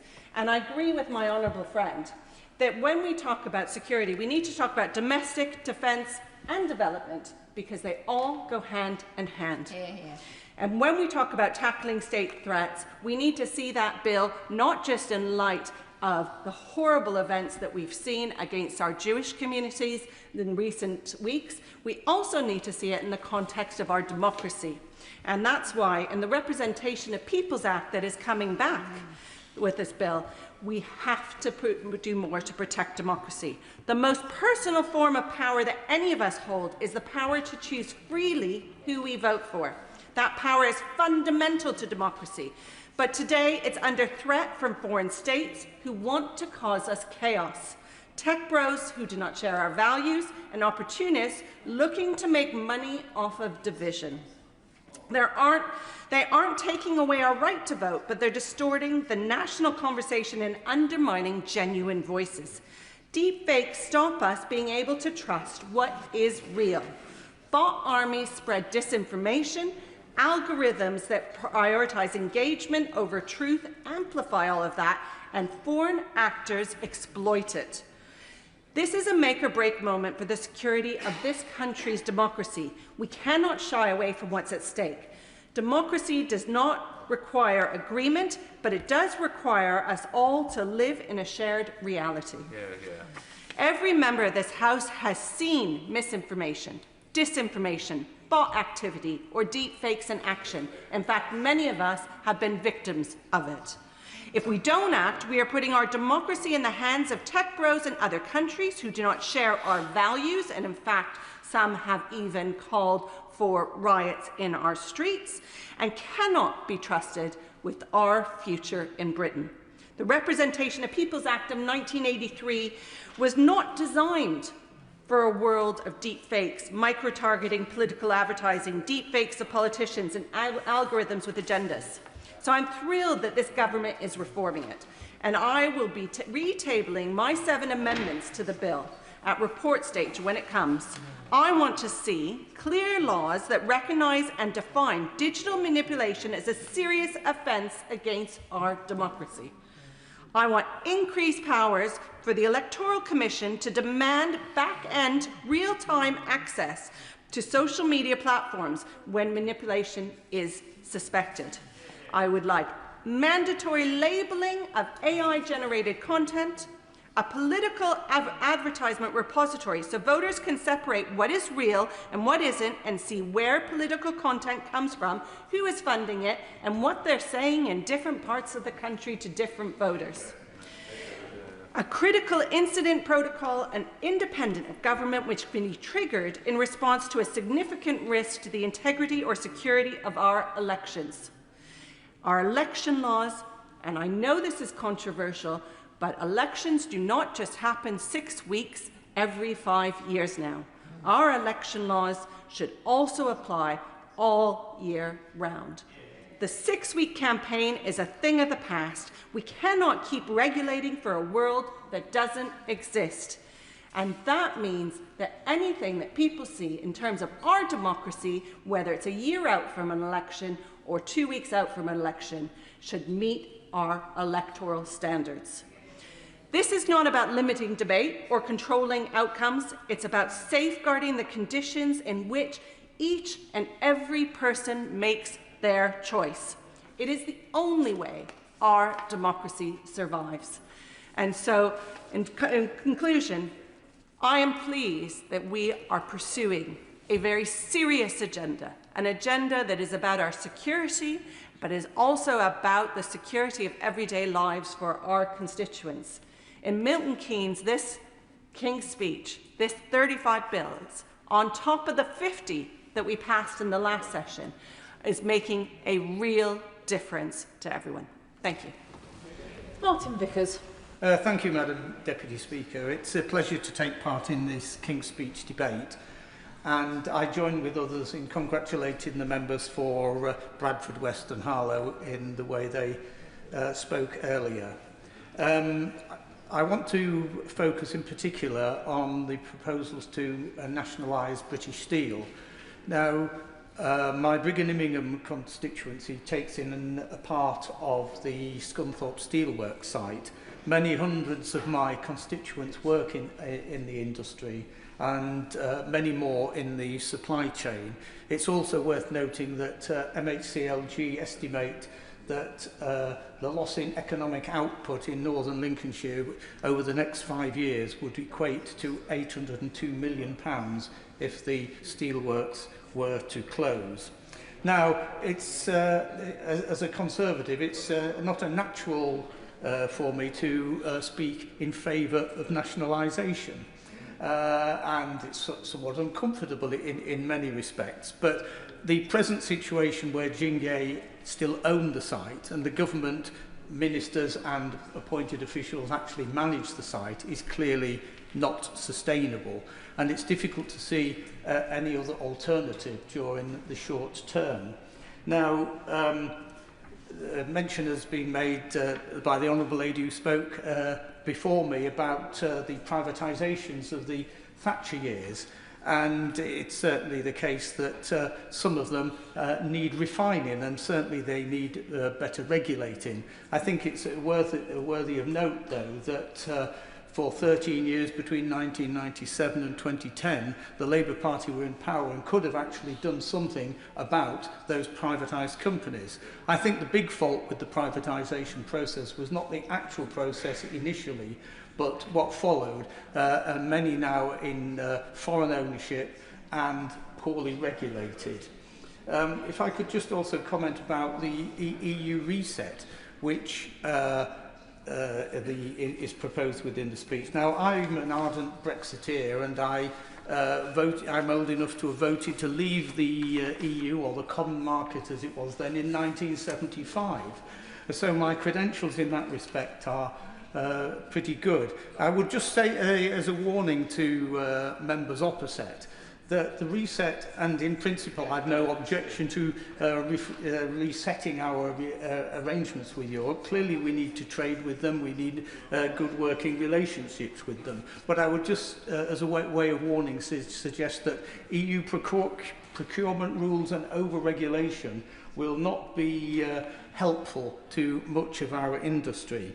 Now, if we are to remain a manufacturing nation, and I think I share the view, I would say across the House, that that should be the case, then we need a domestic steel industry.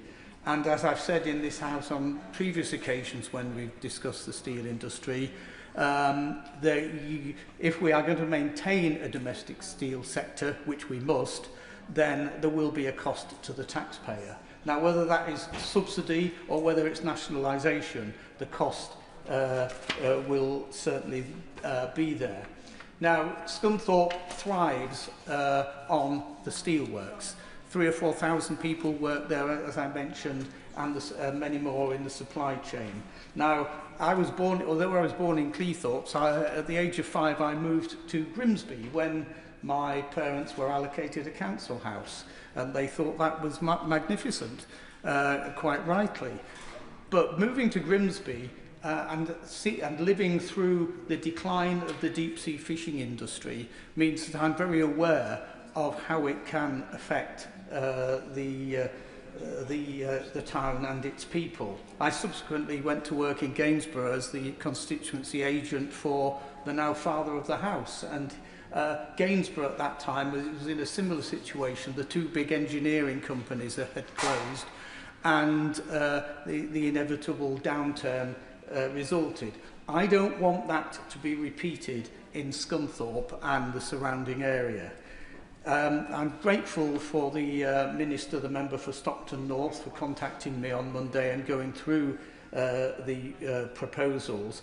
And I would hope, Madam Deputy Speaker, that when the Minister winds up the debate this evening, he will give an assurance not only that the government are committed to the steel industry, but also that they will ensure that the blast furnaces now in Scunthorpe remain operational until electric arc furnaces are up and running.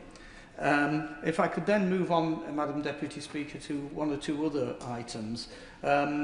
It was mentioned from the Honourable Member for Newport a few minutes ago that the Great British Railways Bill will transform the railway network. Well, I would suggest, Madam Deputy Speaker, that that transformation will cost money, and taking the private sector out of the railway industry will mean that the taxpayer has got to find yet more money, and that may well result from government borrowing. Now, the other hit that my local economy has taken in recent months has been the closure of the Pratt's Lindsay oil refinery at Killingholme near Immingham, and that again results in the fact that the local economy has taken a really serious hit in recent months. And I would urge the government, when anything you've mentioned is oil, that they look again at the licences for the North Sea. The other thing I'd like to talk about is local government, because I see no mention of how we're going to improve local government services in the King's Speech. I was a councillor for 26 years, 14 of those on Grimsby Borough Council, which was in the two-tier system, and followed by another 12 years in North East Lincolnshire Unitary Authority. And I support the changes to unitary authorities as a gradual process. But I would suggest to the government that the local government reform, as it's proceeding at the moment, is just moving the deck chairs on the Titanic. It's not dealing with the serious business of the services that local government provide. And it was the honourable gentleman from, I can't remember, is it Dewsbury? Mentioned earlier about basic council services, cutting grass, parks, libraries and the like. And I see no way that this is likely to change. If we're to create a vision and make people want to be part of their local communities to a much greater extent, then the local authorities can play a major part in doing that, but they need resources. I can remember the days when even the lampposts in Grimsby had the coat of arms on. Now we have street furniture all over the place, but it's just the basic grey, steel, whatever, and the place begins to look a mess. If we are going to tidy up our towns, improve the public realm, that is absolutely vital, and I see no way that the government are looking seriously at ways that we can improve on that, Madam Deputy Speaker. And with that, I will conclude. Thank you. Anna Dixon. Speaker. I'd first like to begin by congratulating neighbouring MP, the Honourable Member for Bradford West, for her humorous and passionate opening speech. It is a true privilege to sit alongside her and together with Madam Deputy Speaker to represent our shared home of Bradford. I'd also like to congratulate my honourable friend for Hull, although he's not any longer in his seat, for again demonstrating his commitment to meeting his personal goals. And no, I'm not talking about getting a PB in the marathon. I'm talking about hitting his 400 contributions in Parliament. Madam Deputy Speaker, just 10 days ago that I stood in the other place to hear the prorogation of Parliament, and I proudly heard an account given of the many things that this Labour government has achieved in its first parliamentary session. Renters are no longer worried thanks to secure tenure under the Renters' Rights Act. Children lifted out of poverty and families supported through the removal of the cruel Two-Child Limit Act, and stronger safeguards through the Children's Wellbeing and Schools Act. Workers no longer on exploitative zero-hours contracts thanks to the Employment Rights Act. I returned to my constituency buoyed up, ready to take the positive message onto the doors alongside hard-working Labour councillors defending their seats and a new group of enthusiastic candidates, some standing for the first time. All of them prepared to stand up for their communities and to be a strong voice in City Hall, wanting to be part of a Labour-led council that, after a decade of overseeing drastic budget cuts handed down by a Tory government, could finally turn a corner.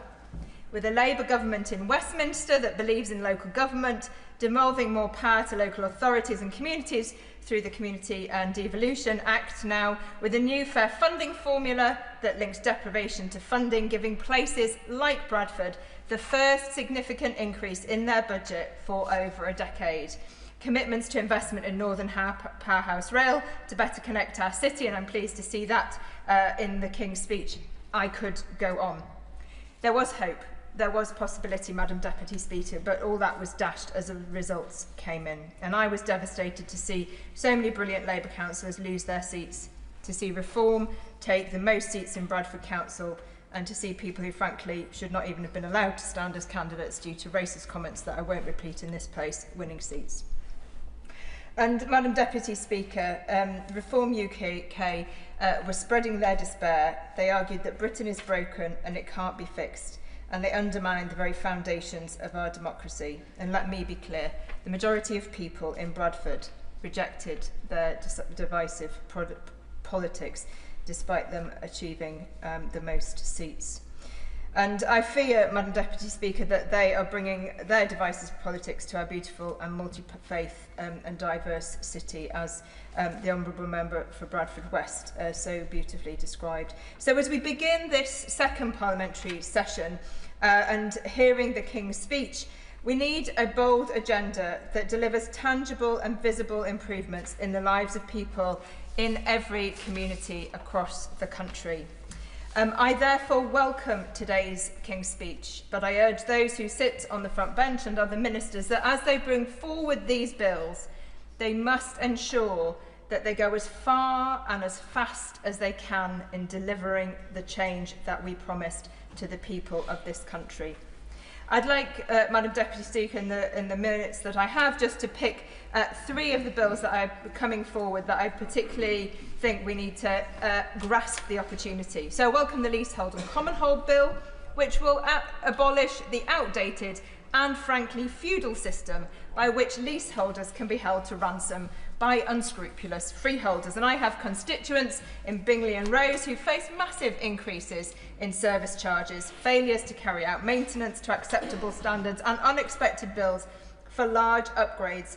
I have estates in Gilston and Cottingley where homeowners are left on unadopted estates paying out extortionate fees for ground maintenance.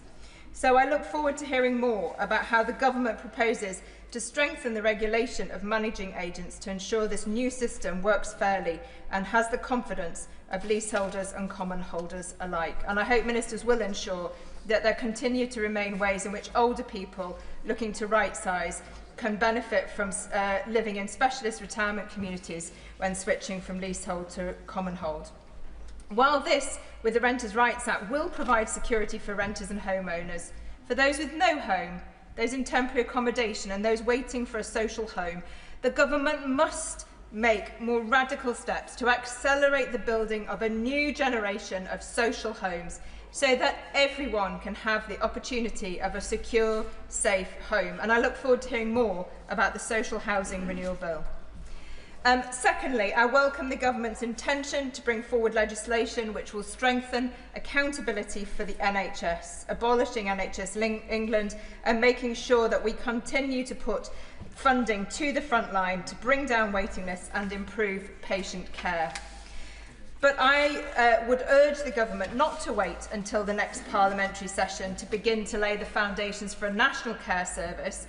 We urgently need national commissioning standards to ensure greater consistency for older and disabled people, a workforce strategy that addresses the need for better training and career progression for care workers.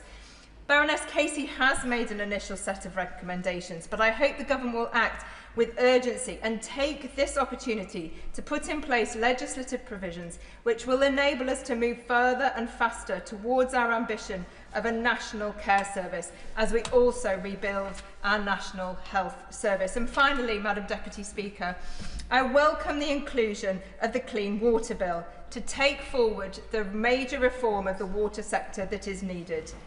But I'm concerned that if we simply take forward the proposals for a new regulator without more fundamentally addressing the financial failings of the water companies, we will only perpetuate a broken model. I have urged ministers to seek to use the existing powers to immediately take Thames Water under special administration and use this as an opportunity to explore alternative public ownership models.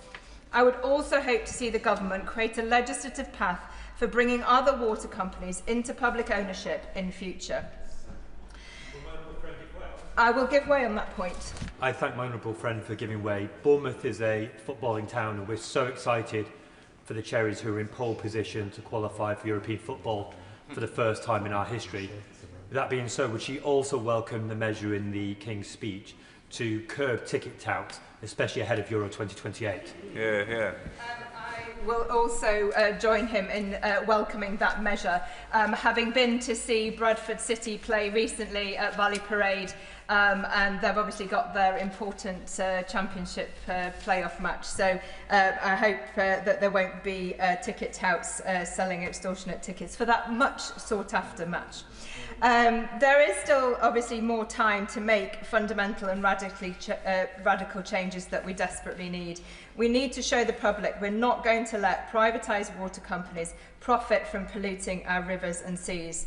And above all, our most urgent priority must be to renew our democracy. And I welcomed the speech given by my honourable friend for Milton Keynes, who was showing how we clearly need to protect our democracy against threats. From my point of view, I think it shows clearly these local election results that two-party politics is dead. The vote has fragmented, people have stopped tactical voting, and therefore I urge the government as part of the elections bill to set up a democracy task force, including to look at electoral reform for both local and Westminster elections.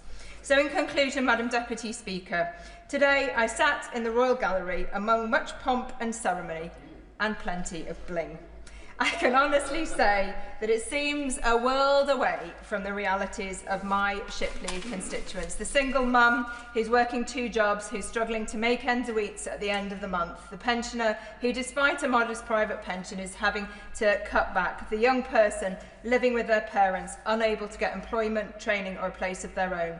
This Labour government has begun the work of rebuilding Britain after the failures of the past. We must now push on and be bolder and more ambitious in delivering for people across every community of this country, delivering a fairer society for all. Thank you, Madam Deputy Speaker. Carbon. Thank you, Madam Deputy Speaker. This debate is taking place in an almost surreal atmosphere, and we have a sort of psychodrama going on about whether the Prime Minister will be challenged for the leadership